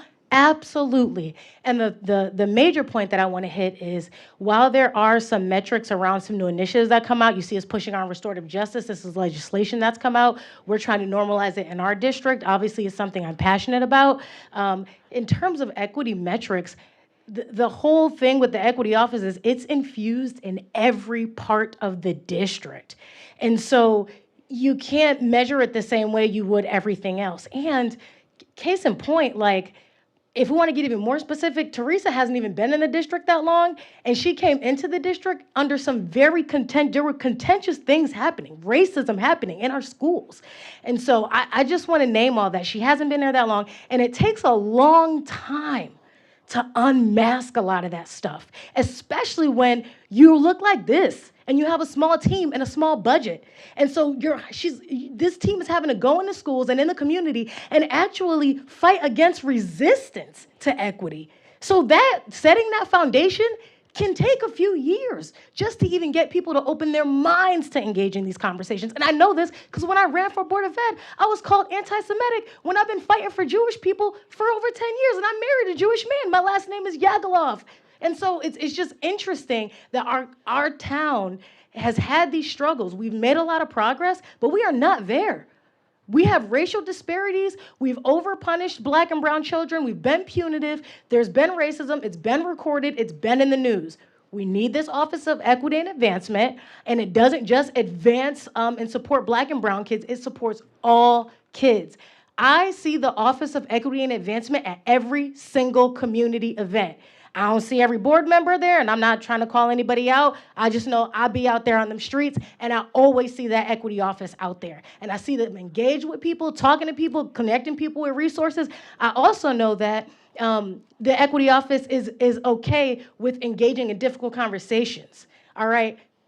Me and Teresa, we don't agree on everything.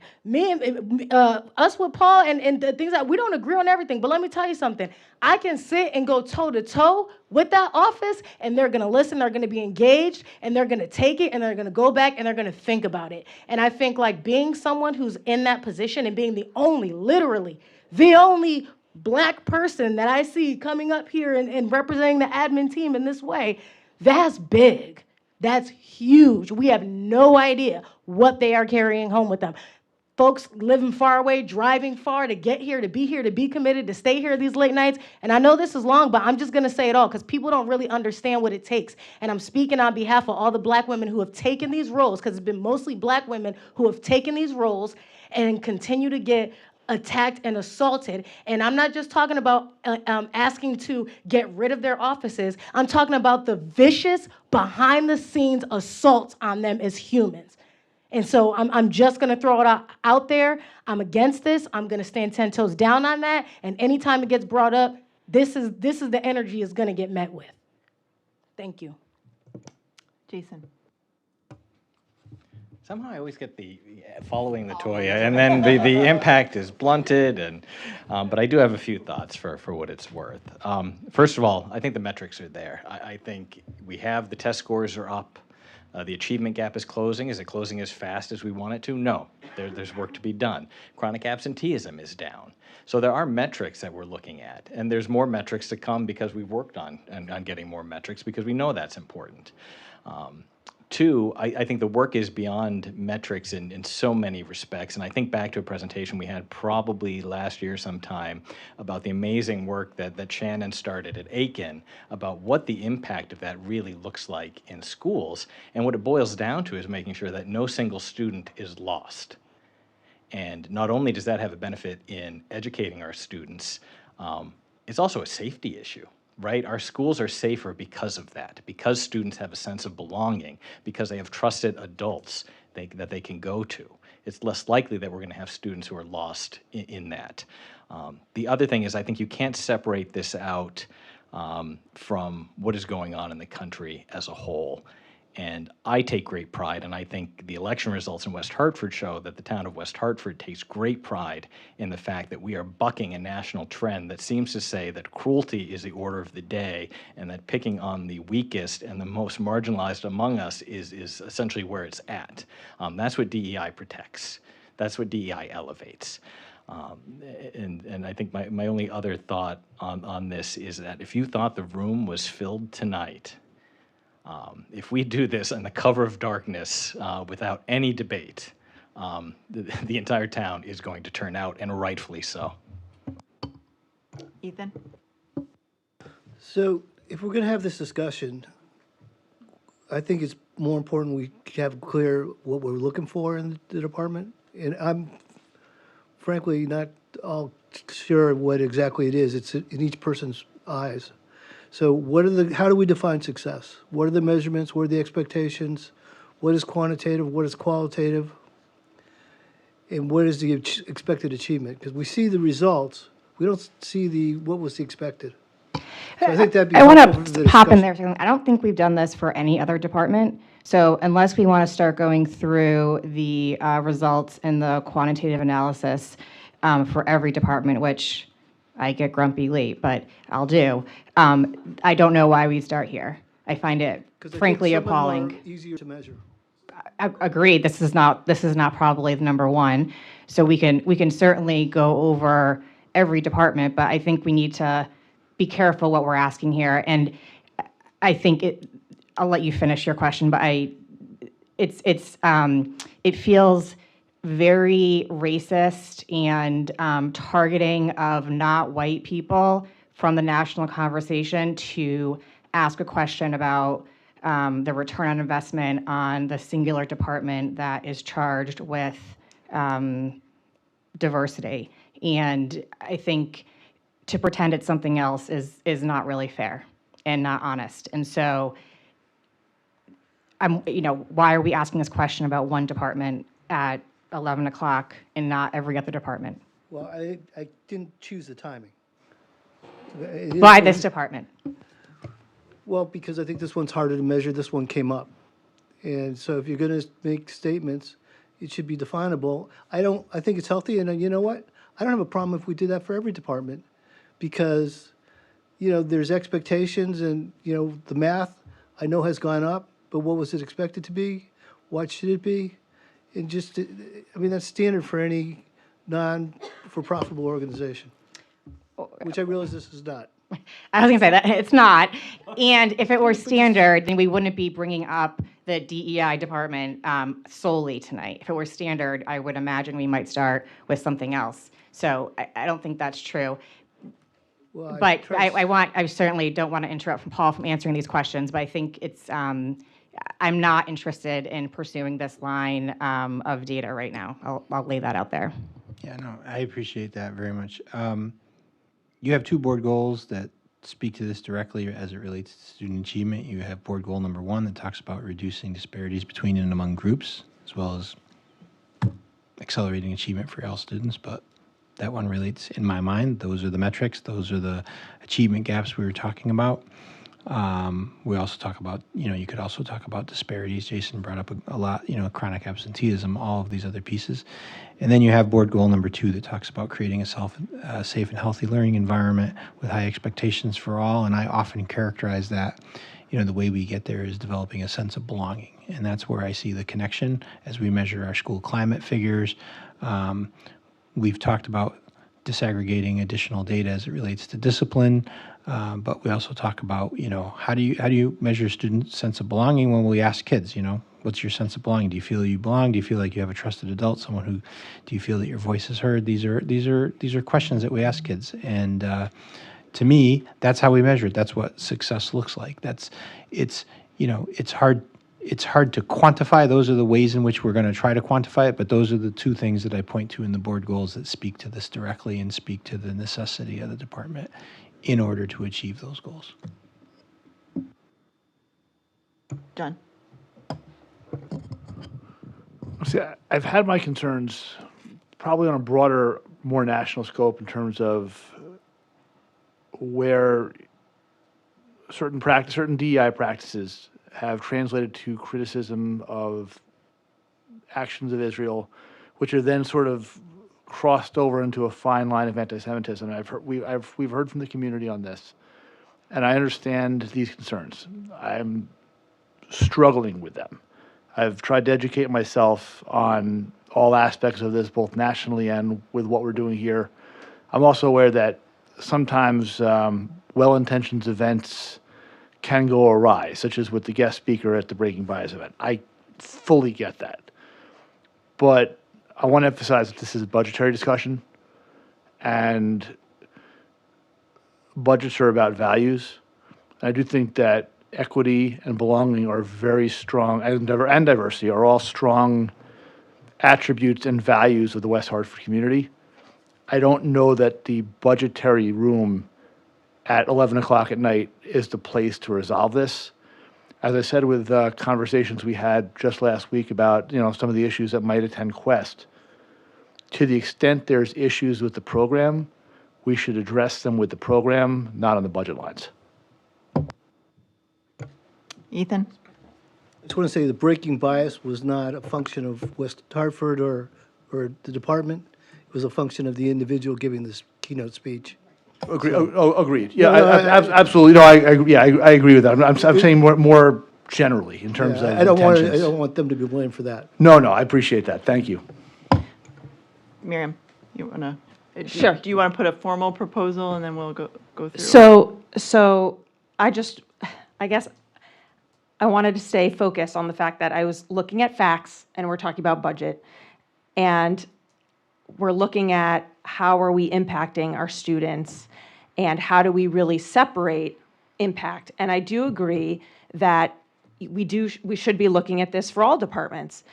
And I also think that a lot of what is available for us to see about the Office of Equity Advancement makes it easier to look at it in this particular timeframe. I'm hoping that the comments from my colleagues on the board were not personal, and I hope that they understand that I'm trying to look at this financially and also to support our students and make sure that we have very clear idea of how we're best supporting equity needs.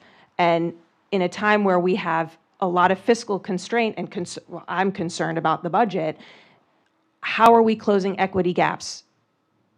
Are we closing them with enough teachers, with enough support, with education content for all students? I'm concerned about that. And I do believe that the focus should be ensuring that all students have the education and the support they need to be successful. So I'm hoping then that we can continue this discussion in a productive way, that it is not personal, that we are talking about not just all of our values and how we support our district and ensure that our district is also following its said Board of Ed policies. Some need to be revisited, that's for us to discuss, and some we need to be held accountable for those policies as well. So going forward, I still would propose a reduction in the Office of Equity Advancement, and that would be my suggestion, and certainly understand for us to then decide as a board going forward how we would like to see measures for all departments going forward for the years to come. LaToya? Yeah, and I'm all about us supporting the program. I do want to say, I want to clarify because I know the personal, not personal thing. For me, this is going to be personal. And I'm not going to be taking anything out on you. I'm a board member at this table, but I'm also here for very personal reasons, right? As you can see, I'm the only one who looks like me up here. I'm also the only one who's been in equity, who knows what it's like to be in Teresa's position. And I'm also the only one up here who's been in every role in the school system and understand that nuance. So this is personal for me. I think the attack on DEI has been an assault on Black women, and I do think it is tied to anti-Blackness and racism, and that is very personal for me. Doesn't mean I'm going to hold a grudge against anyone, but I'm just saying the passion that I'm bringing to this is because it is very personal for me.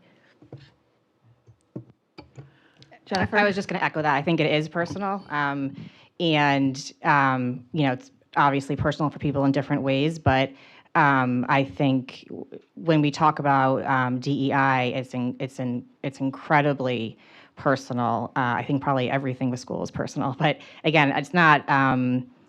To Latoya's point, it's not that I would look at. I don't know. It's not adversarial. It's just like it is. I mean, it is. It's something that's touches, people that are really important. And I'll just leave it there. But it is. So I think we're kind of at an impasse on the conversation. So the proposal's been made. Do you want to put a value on it or keep it as more of a concept proposal? It's a great question. We would need a number, right? So that's what Well, I think to understanding vote on the breakdown. I think to vote on the concept, we don't necessarily need the number. Give it. But the concept To is a reduce. reduction in the Office of Equity and Advancement. And then we could vote on the premise of any reduction. Well, we haven't done motions for any of these are like a accumulation of proposals from board members. So we've got 2 from Ethan that we haven't voted on. This is a new one from Miriam. Yeah, okay. So I think we can vote on the concept based on where I think the sentiment, you want to put what? Nope. I can put a number if you would like me to put a number. I think we should vote on the concept because I think we have a sense of where people are stand on this. So can we back up? Concept being Of any reduction to the Office of Equity and Advancement. But that's not a budget recommendation. That's a conversation Well, that's what it's that starts to. be.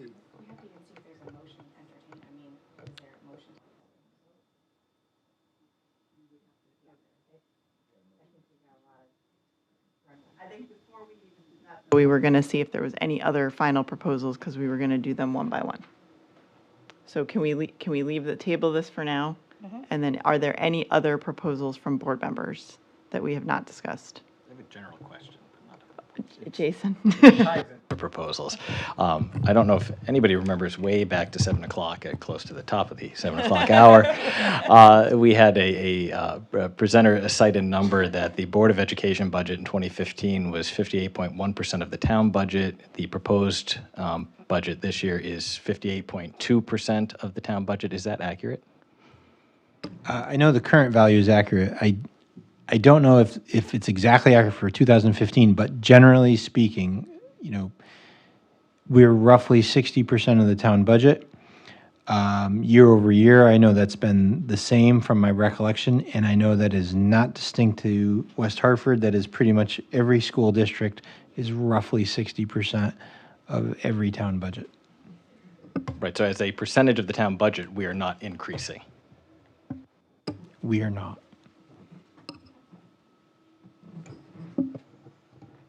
Any other proposals? All right. Yes, Just one Ethan. comment on that. We were like number 130 at that point in time. Rough. I know, but still.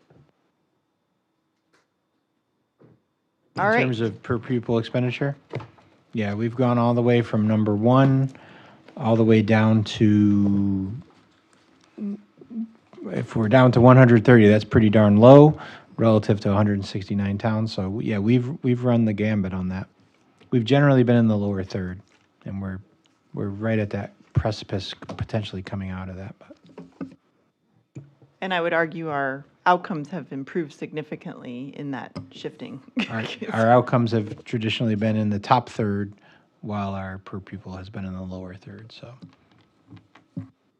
So then we are moving to items 13 through 15 for action. So with item 13, do I have a motion to reduce teaching assistants by 4? I believe I did that already. Made the motion. Ethan, we need a second. Second. Miriam, all those in, any discussion? All those in favor say aye. Aye. All those opposed say nay. Nay. Any abstentions? The motion does not pass. Item 14, motion to reduce paraprofessionals by 13. I'll make the motion. Ethan? So moved. Second by Miriam. All those in favor say aye. Aye. All those opposed say nay. Nay. Any abstentions? Yes, abstain. Abstain. So 1, 5, 1. Okay. And item 15, a reduction, or seeking a motion for a reduction in the Office of Equity and Advancement budget. So moved. Thank you, Miriam. A second? Second. Thank you, Ethan. All those in favor say aye. Aye. Those opposed say nay. Nay. Any abstentions? Abstention. So 1, 5, 1. So those two motions do not pass.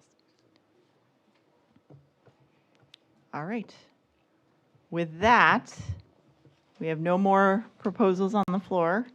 So we would at this time typically move to check in with each board member on how they plan to vote on this budget as it currently stands, where the total increase would be 6% for a final budget adoption of $226,856,566. We can go, I think, have we gone historically in roll call order, Imani? I'll go last, though, but if you, Okay. Ms. Merriman? I can go last. Oh, Ms. Diaghilev? Yeah, I plan to vote on this budget. I, first of all, just want to give gratitude to our district, to our superintendent and team, our teachers, all of our wonderful school staff, all the hard work that's put in every single day, especially at a time like this. It's really tough to work in schools right now. And so I'm just incredibly grateful that not only do I get to support and represent this district here, but that I also am able to be a proud parent in this district as well. And so, a couple things I want to share. I know we heard a lot from the community about Quest, and I know, that I did bring it up last time. And while I, have not made any proposals or anything like that to cut Quest, there are some things that I'd like to just put out there and see, because there are things that I've brought up in the past. And so I, again, think about our Black students who, right now, just based on diversity and just kind of the history of the district, are not fully getting a culturally immersive education that's necessarily has the representation and that's centered in liberatory practices. And it's not necessarily the fault of the district, because you can't control how many kinds of teachers you have, but because there are students that have marginalized identities in our district, and parents like me who had to make a choice to come to the district at the expense of giving up culture and belonging for my Black child, and the trade-off was getting a good education. I think about programs like Quest and how we can look at those more culturally. And when I talk about equity with that, I'm thinking about, when I hear students say things like, I find my people, and those kinds of things. And I know that's the conversation we're having in the Black community, our Black students saying, I want to find my people in the district. And so I am going to be looking at Quest to see how we can think about being strategic around diversifying that program and looking at it that way. And so that's where I'm coming from on that. I want to just mention really quickly, again, the state reimbursement. The state is not reimbursing us at the 85%. We're getting 67%. I love how our community turns out here. We need our community to turn out on the state level. We need our state delegation. We need our local elected officials. We need folks to turn out the state and really apply the pressure to our superintendent's point earlier about us being a destination. We need to put some feet to the state's fire, and some fire to the state's feet. So I want to put that out there. And then I'll say this briefly. I know my colleagues will touch on this more. At the end of last year, I know we had been hearing a lot about classroom size guidelines, and it's something that we plan to be thinking about and talking about in our own policy committee. And so just wanted to say that we're not just hearing you and it's not something we're going to address. It is something that we are talking about and that we do plan to, kind of figure out within our group and then hopefully bring to the public. So thank you so much. Thank you, everyone. Thank you to my colleagues. This was a really long process, and I appreciate everyone involved. And yeah, again, I plan to support this budget. Mr. Gagnon? So I had some prepared remarks, but the events of tonight have, I'm calling an audible. First, seeing the turnout tonight, just, I'm not from Connecticut, I'm not from West Hartford, but I am really proud that this is where we chose to raise a family, and I'm proud to call this my adopted home. I'm going to echo what LaToya said. We need that energy. I don't know what network was alerted, or networks plural, but they all need to be alerted because we need you now more than ever. The state delegation, right? We need to fix what is going on at the state with the way they fund education, with the way they fund the towns. That's in their power. I think I said this last year, but if you're not fully funding education, you do not have a surplus. That is fake. And they need that message. The governor needs that message. This is an election year. West Hartford is very important to the governor and to many others on the political scene. So we need you. Come out. I know the town will get this budget in a few days. They need to hear from you because right now, when we do the town forums, they're not hearing from a lot of parents. They're hearing from others in the community that have legitimate concerns. And that's my other point is, I don't want to make light, and I know no one at this table makes light of the affordability issue here in West Hartford, here in the state, here in the country. It's not lost on me that every time I walk into a board meeting, we're passing by the food bank, the town food bank. It's real. But I go back to what our charge is as the Board of Education, and it is to maintain the legacy that we have built over these many years, that West Hartford committed to so many years ago. And there was a very powerful speaker at the Town Hall Forum over at Noah Webster who talked about the legacy of William Hall and what his vision was for West Hartford, which is essentially if you have the very best school system that you can provide, young families will always want to move here and make their homes here, and that will happen generation after generation, and that has been borne out. And so I think our charge is to maintain that. And it may be that, the town, the people of the town decide that, we can't support it at this rate anymore. But I think that's a much broader discussion. That's a town discussion. And if that happens, we'll come back and we'll make the extremely difficult decisions that have to be made.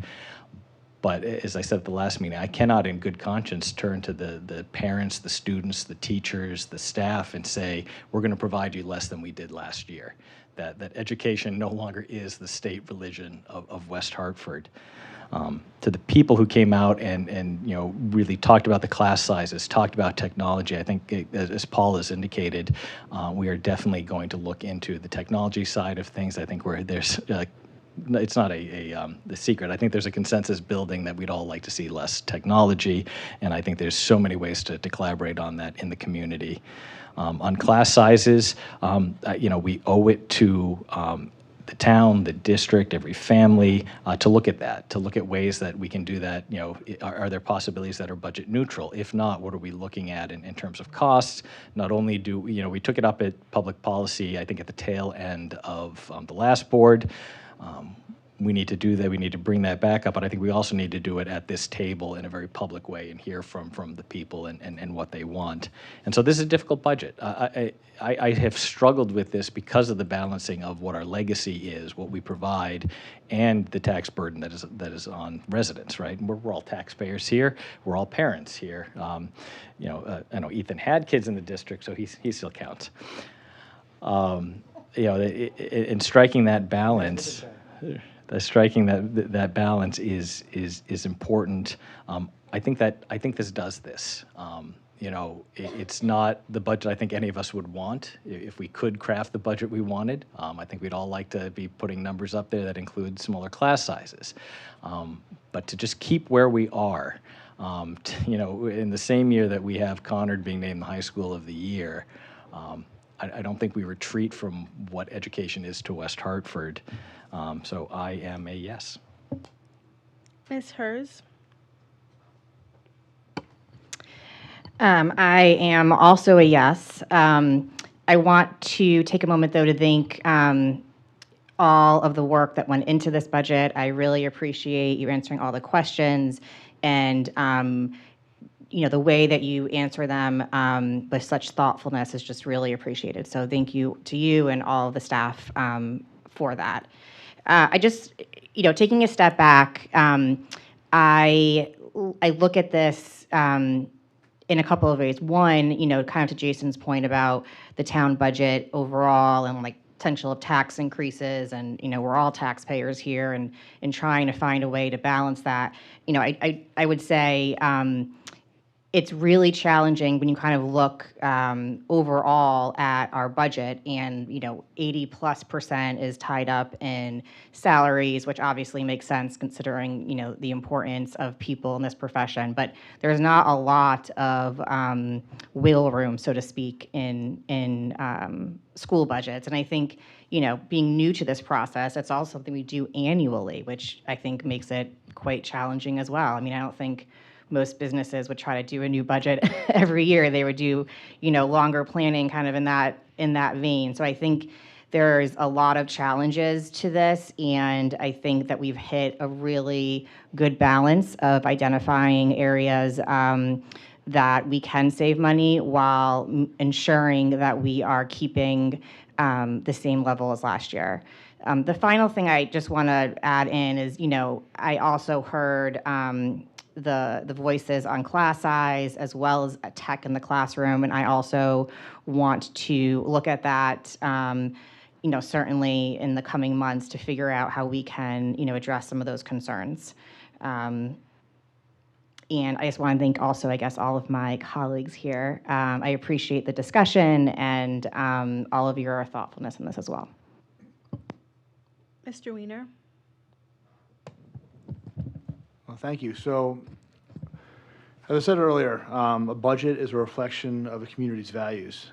And I think guided by our professional staff and all the painstaking work that they did to realize some savings, we've arrived at a maintenance budget that will allow us to continue, to continue providing an education that is, in fact, the state religion of West Hartford. As we can see by Conard's recognition just yesterday, we have a lot to be proud of here, and we have an obligation to maintain it. I think we're all certainly aware of the difficulty in repeated budget increases and sustainability, but what's less sustainable is the idea that we're going to start cutting into programs that really make us stand apart. I would add that under our state's constitution, education is the state's responsibility, but it's delegated to us. And with that comes the state's responsibility to fund us. And because the state has not done so at the level that we need and at the level that we're entitled to, we're forced into these discussions. Like I said, I want to thank the professional staff. I want to thank all of my colleagues, and I especially want to thank everybody in the community who took the time to engage, either in person tonight or by email.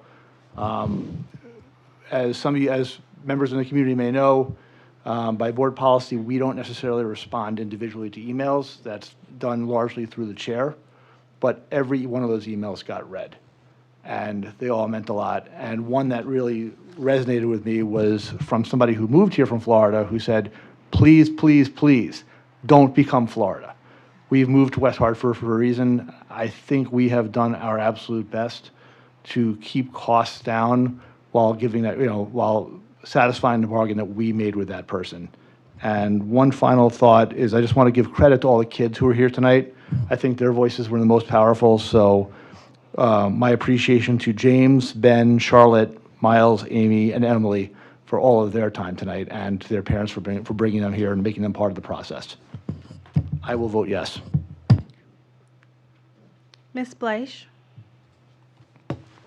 I'd like to start by thanking the superintendent and your executive team and leadership for all the work that you've done to prepare this budget for us. I'd also like to thank my colleagues for a continued conversation, and lots of collaboration I hope and look forward to as well. I want to thank the community members, staff, parents who took the time to write us emails, who have come throughout the month to speak here publicly. You're very brave, and I really appreciate it. Also to all the students who came out, you guys are awesome. People who wrote letters to the editor, and those who are watching, certainly.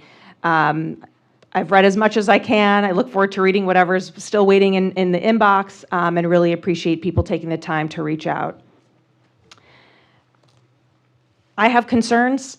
I think I've made them pretty clear. My overarching concern is for our students.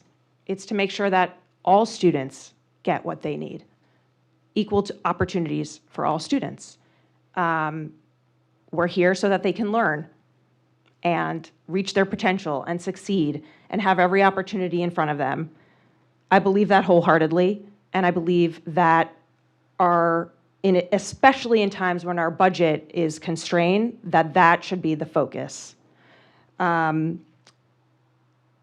one of my colleagues mentioned, the budget is a reflection of values. And I agree, and I would say it's also about how we implement those and hold ourselves accountable for implementing those. I think that's really important. I am concerned about the lack of data for all of the departments. I mean, it's a really tough position, I think, for us to be in, to be making decisions, and where there is data available, or obviously where it's missing, leads to conversation about certain things and about goals and values and where we put our money and at what expense potentially. So I think going forward, there's been a lot of conversation, and I hope that will translate into, especially with the updated financial examiners policy, that we will have more transparency about the budget, more conversations throughout the year going forward will be occurring, that we will now hopefully have more metrics, more clarity in those metrics to really be able to pinpoint the impact of a certain department potentially, and what is their output, how are we looking at impact and student achievement scores. I also want to just highlight something that a student who spoke tonight said, and the comment was about Quest giving the student unity by mind. And I thought that was really powerful, because the question about, the conversation about our differences is natural, it happens, and we have to talk about those things with compassion. And I was really struck to hear him talk about unity. How are we uniting? And the conversation around unity. And I think for me, part of that is, again, the focus on, if we're looking at all students, then that should be uniting. We're all united around our education and the rigor and protecting it, and making sure that our teachers and our support staff and our special education and Quest and language and sports and arts are protected and enhanced, and we're giving all of our students the best possible opportunities. I'm not here to play Oppression Olympics. So I just want to make it very clear that I'm not looking at who's doing what. I'm looking at what is happening, what is going on, and what is the data, and what are the metrics, and what are the facts. So I will not be voting in favor of this budget.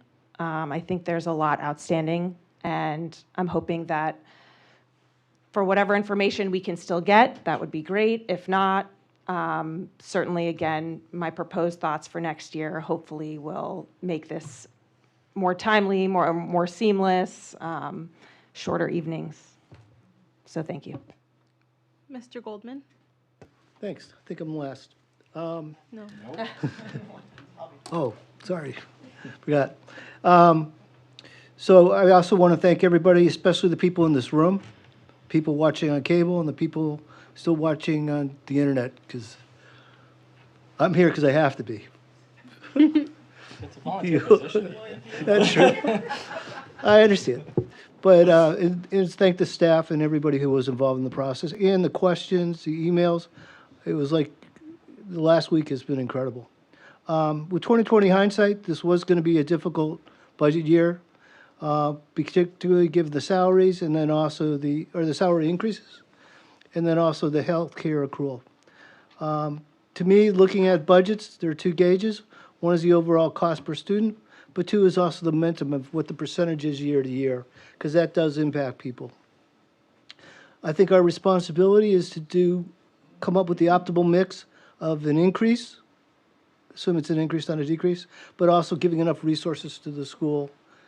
And so that was important. And to me, 6% just seems too high.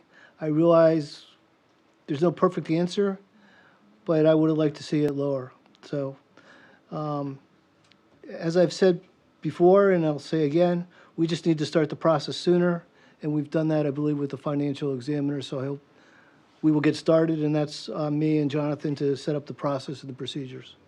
So anyways, I'm going to vote no, but thank everybody for their support. Ms. Merriman? Thank you, and thank you everyone for your comments, and just really impressed with the thoughtfulness and the deliberations of tonight and all the previous nights this month. March has been a very long month, but we've accomplished a lot. I do want to share that I plan to vote in support of this budget proposal. The budget we're sending to the town council is the result of a rigorous process that is give and take. And there is no version of a budget that can perfectly satisfy every competing priority in a town as vibrant and engaged as West Hartford. However, I believe that what we are voting on strikes the necessary balance between fiscal responsibility and our non-negotiable commitment to academic excellence and opportunity for our students. While we have made difficult decisions to identify real efficiencies and streamline our operations, we have done so with a steady hand on the essential instructional supports and classroom environments that our students require to reach their full potential. To the many community members who reached out tonight and in recent days and weeks, your advocacy has been heard. Whether you wrote to us about fiscal constraints and concerns, the preservation of specific programs, or to even request additional resources in certain areas. Myself, I would love to see more career tech ed. I'd love to see more after-school programming.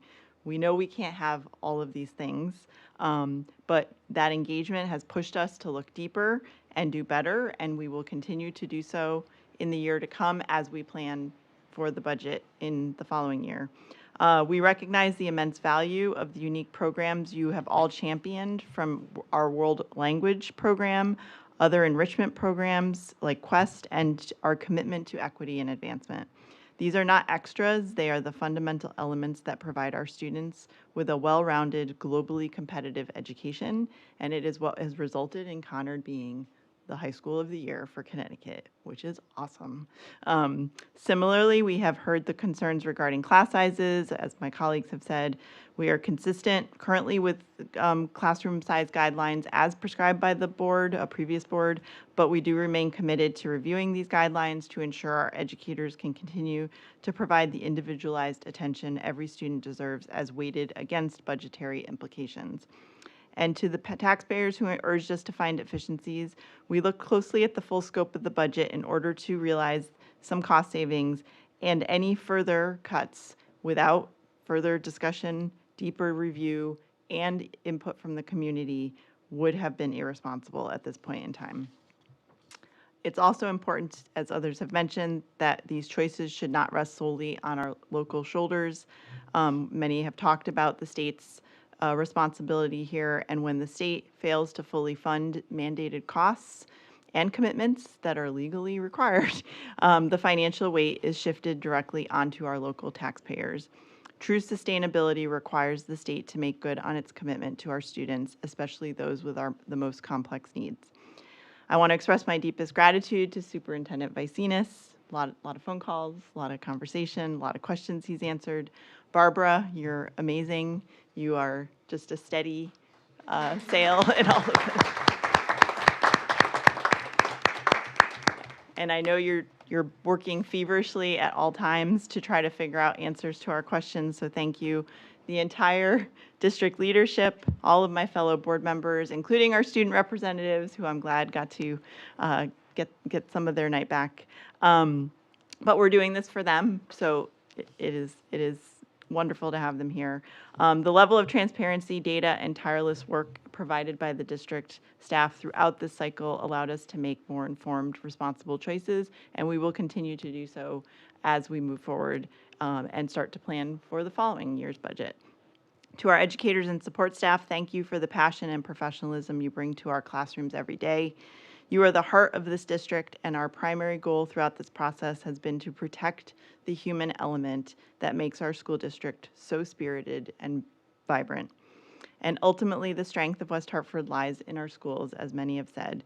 As we look toward the future, the success of our local economy and the health of our community depend on a prepared, connected, and supported youth population who becomes the future citizens we all want to be and need to be more than ever.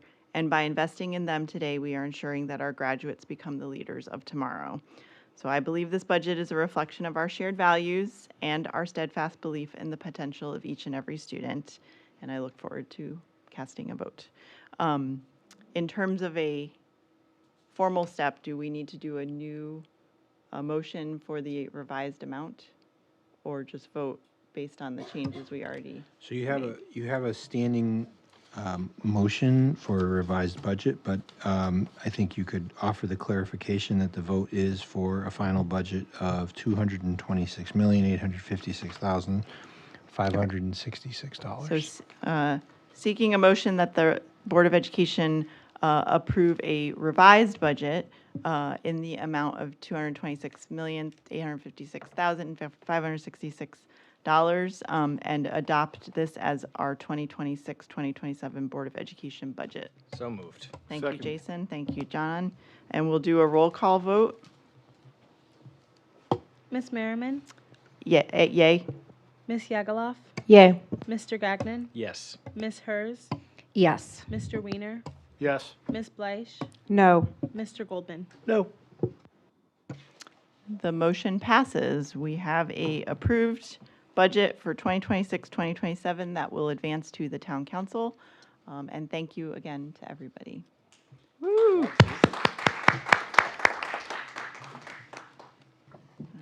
People's tummies are starting to growl, I think. So I know there's a little more of our agenda, so we're going to keep moving quickly. I know, no, it's. Nice try. Yeah. We're gonna power through. Board Appreciation Month is almost over. We're going to appreciate you all the way. I apologize, a couple of legally required things, but they're quick. Yeah, we're gonna move fast. All right. Seeking a motion for new business that the Board of Education ratify the negotiated agreement between Board of Education Custodian 3 employees and the Board of Education for the period of July 1, 2026 through June 30th, 2030. And we will be joined by Julio, Shannon, and Barbara. All right. We are going to be quick and efficient, hold so we're on. not Wait celebrating one. April together. Wait one, there was a motion, someone needs to. So moved. Second. Second. Sorry. Thank you, sorry. I'm tired. All right. So I'm here to recommend for ratification the negotiated agreement between the Custodian 3 employees and the Board of Education for the period of July 1st, 2026 through June 30th, 2030. So we currently have 4 Custodian 3s, and they work at our larger secondary schools. So those schools are over 150,000 square feet, and they have bigger facilities which require more oversight and management for the head custodian.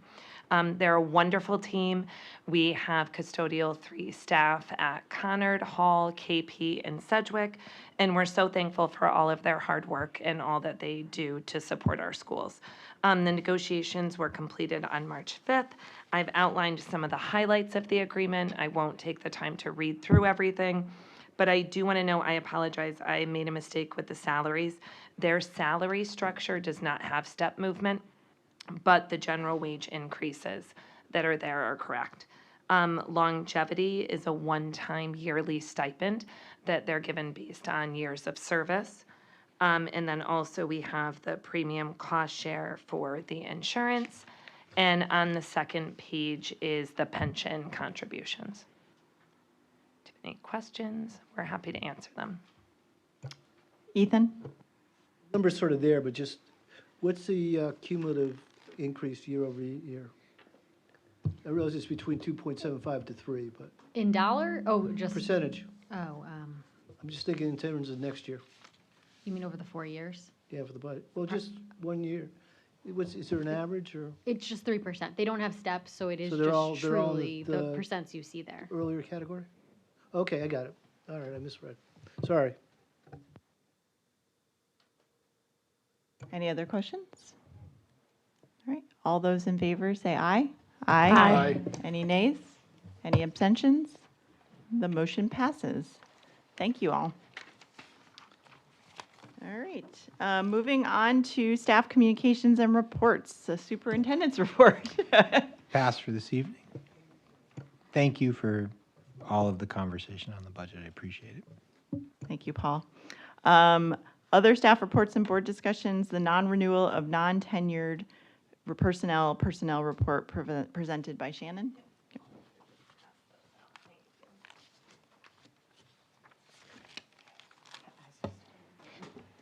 So every year at this time, we present a list of the non-tenured teachers whose contracts will expire on June 30th. And according to state statute, the board has to vote to non-renew these contracts. And then once that occurs, we're required to provide written notification of that vote to the impacted non-tenured teachers. So what you have is the list of the 17 staff members that are being non-renewed for this year. All of these individuals are in interim positions, which means that they're filling in for someone that's out on a leave of absence and will be returning next year. So when they were hired, they were aware of the status and they knew that their contracts would expire at the end of the year. It was a very strong pool of candidates. We're very appreciative of the work that they've done. And I hope that next fall, when you hear my personnel report, that you'll see some of those same names because, you know, it's our hope to be able to keep them in the district. I'm happy to answer any questions that you have prior to voting. Any questions? All right, do we have to make a motion then on the recommendation? So seeking a motion that the teaching contracts for the presented names of the following non-tenured teachers are recommended for non-renewal. We don't. So moved. Sorry. I'll second it. All right, so Jason first, LaToya second. All those in favor, say aye. Aye. Any opposed? Any abstentions? The motion passes. Thank you, Thank you, Shannon. and I just do have to collect the folders.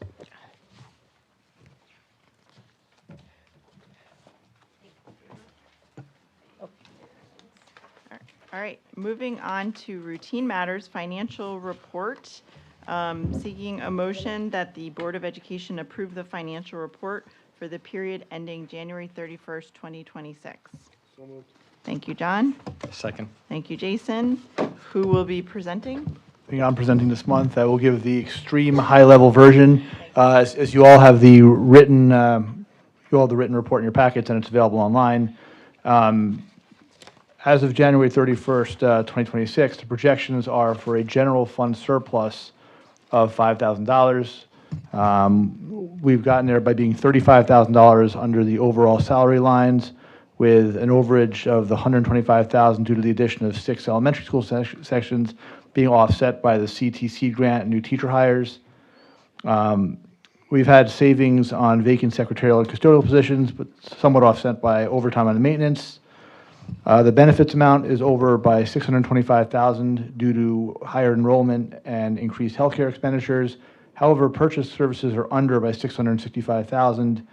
We've had a significant savings on out-of-district tuition of $825,000, which we've offset by transportation and $190,000 for services purchased not in-house. We have applied those savings, as was discussed earlier, to the risk fund over 5 years of amortization. So that was $125,000 that we applied to the just approved budget. Grants fund has $6.46 million in it, $6.1 million available for school use, and a small amount of multi-year grants will carry over. We do have more pending awards to be determined, and they'll be added in when obtained. Nutrition services is currently running approximately a $75,000 a year loss. That's all I have in terms of the overall report. Everything else is in writing, and I see Barbara's here, as she always is these days. Any questions or discussion? All right, moving to a vote. All those in favor say aye. Aye. Any opposed? Any abstentions? The motion passes. Thank you, John and Ethan. Approval of the minutes. Seeking a motion that the Board of Education approve the minutes of the regular Board of Education meeting of March 17th, 2026. So moved. So moved. Thank you, Jason. Second. Thank you, John. Second. Jason and John. We'll get Okay. there. All right, any question, discussion? Jennifer? I don't think I'm listed as here, but I was trying to remember if I was, but I remember the traffic issues at Webster Hill, so I'm pretty sure I was. On the 17th.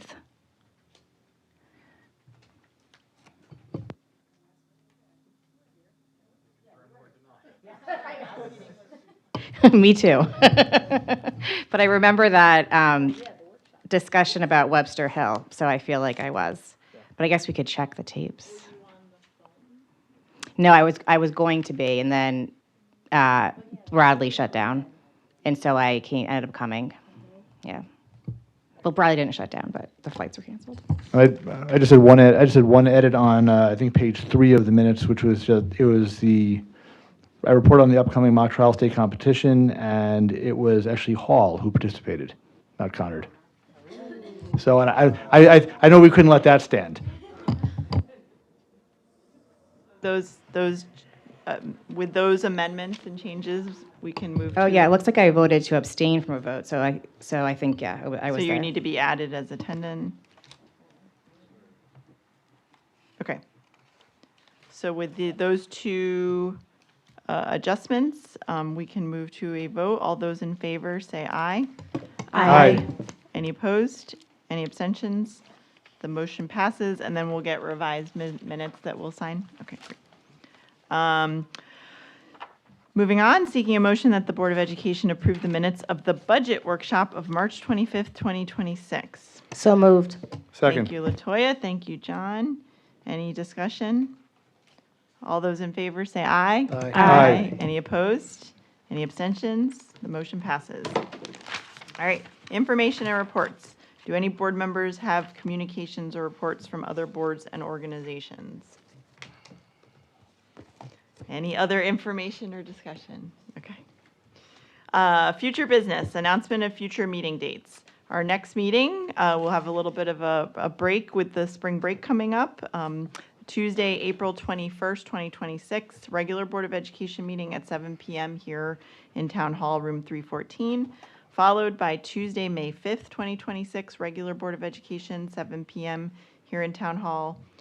Then Tuesday, May 19th, 2026, regular Board of Education, 7 p.m. here in Town Hall, and followed by our last board meeting of the school year on Tuesday, June 2nd, 2026, regular Board of Education meeting, 7 p.m. here in Town Hall. Do we have a request for any future agenda items? Miriam. Yes, I would like to request that we review class size policy in the policy subcommittee, if I have support on that front, and also to confirm that the bell-to-bell policy / digital safety conversation also be moved to the policy subcommittee, or confirm that it will be on the agenda.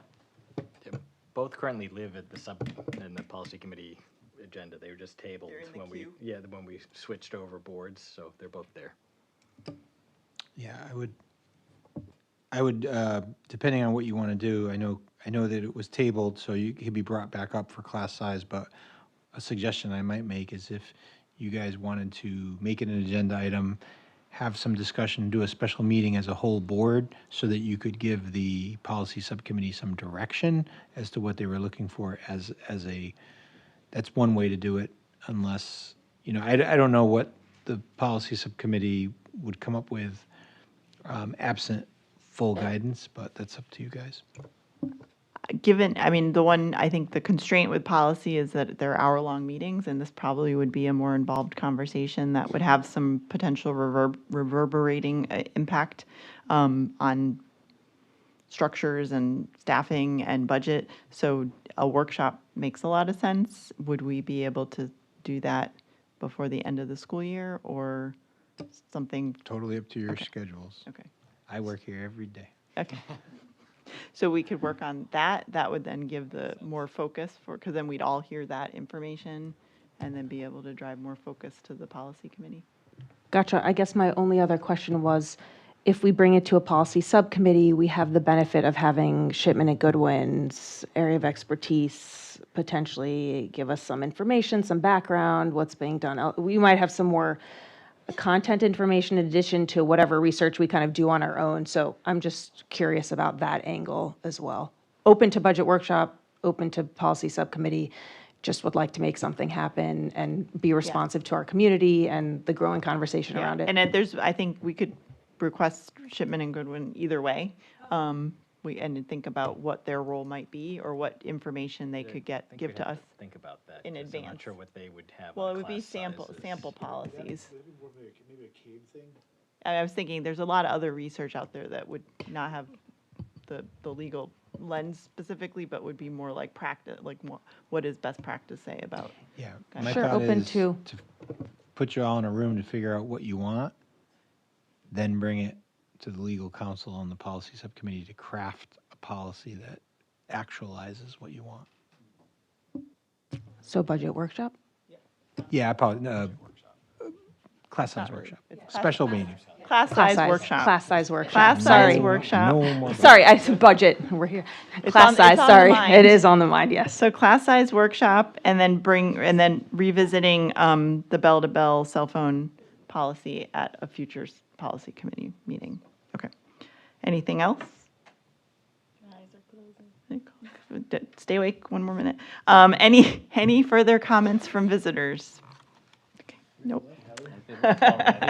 All right, there's no executive session, so seeking a motion to adjourn. Thank you, Miriam. Second. Who was second? John. I'd like discussion. Meeting adjourned at 11:47 PM.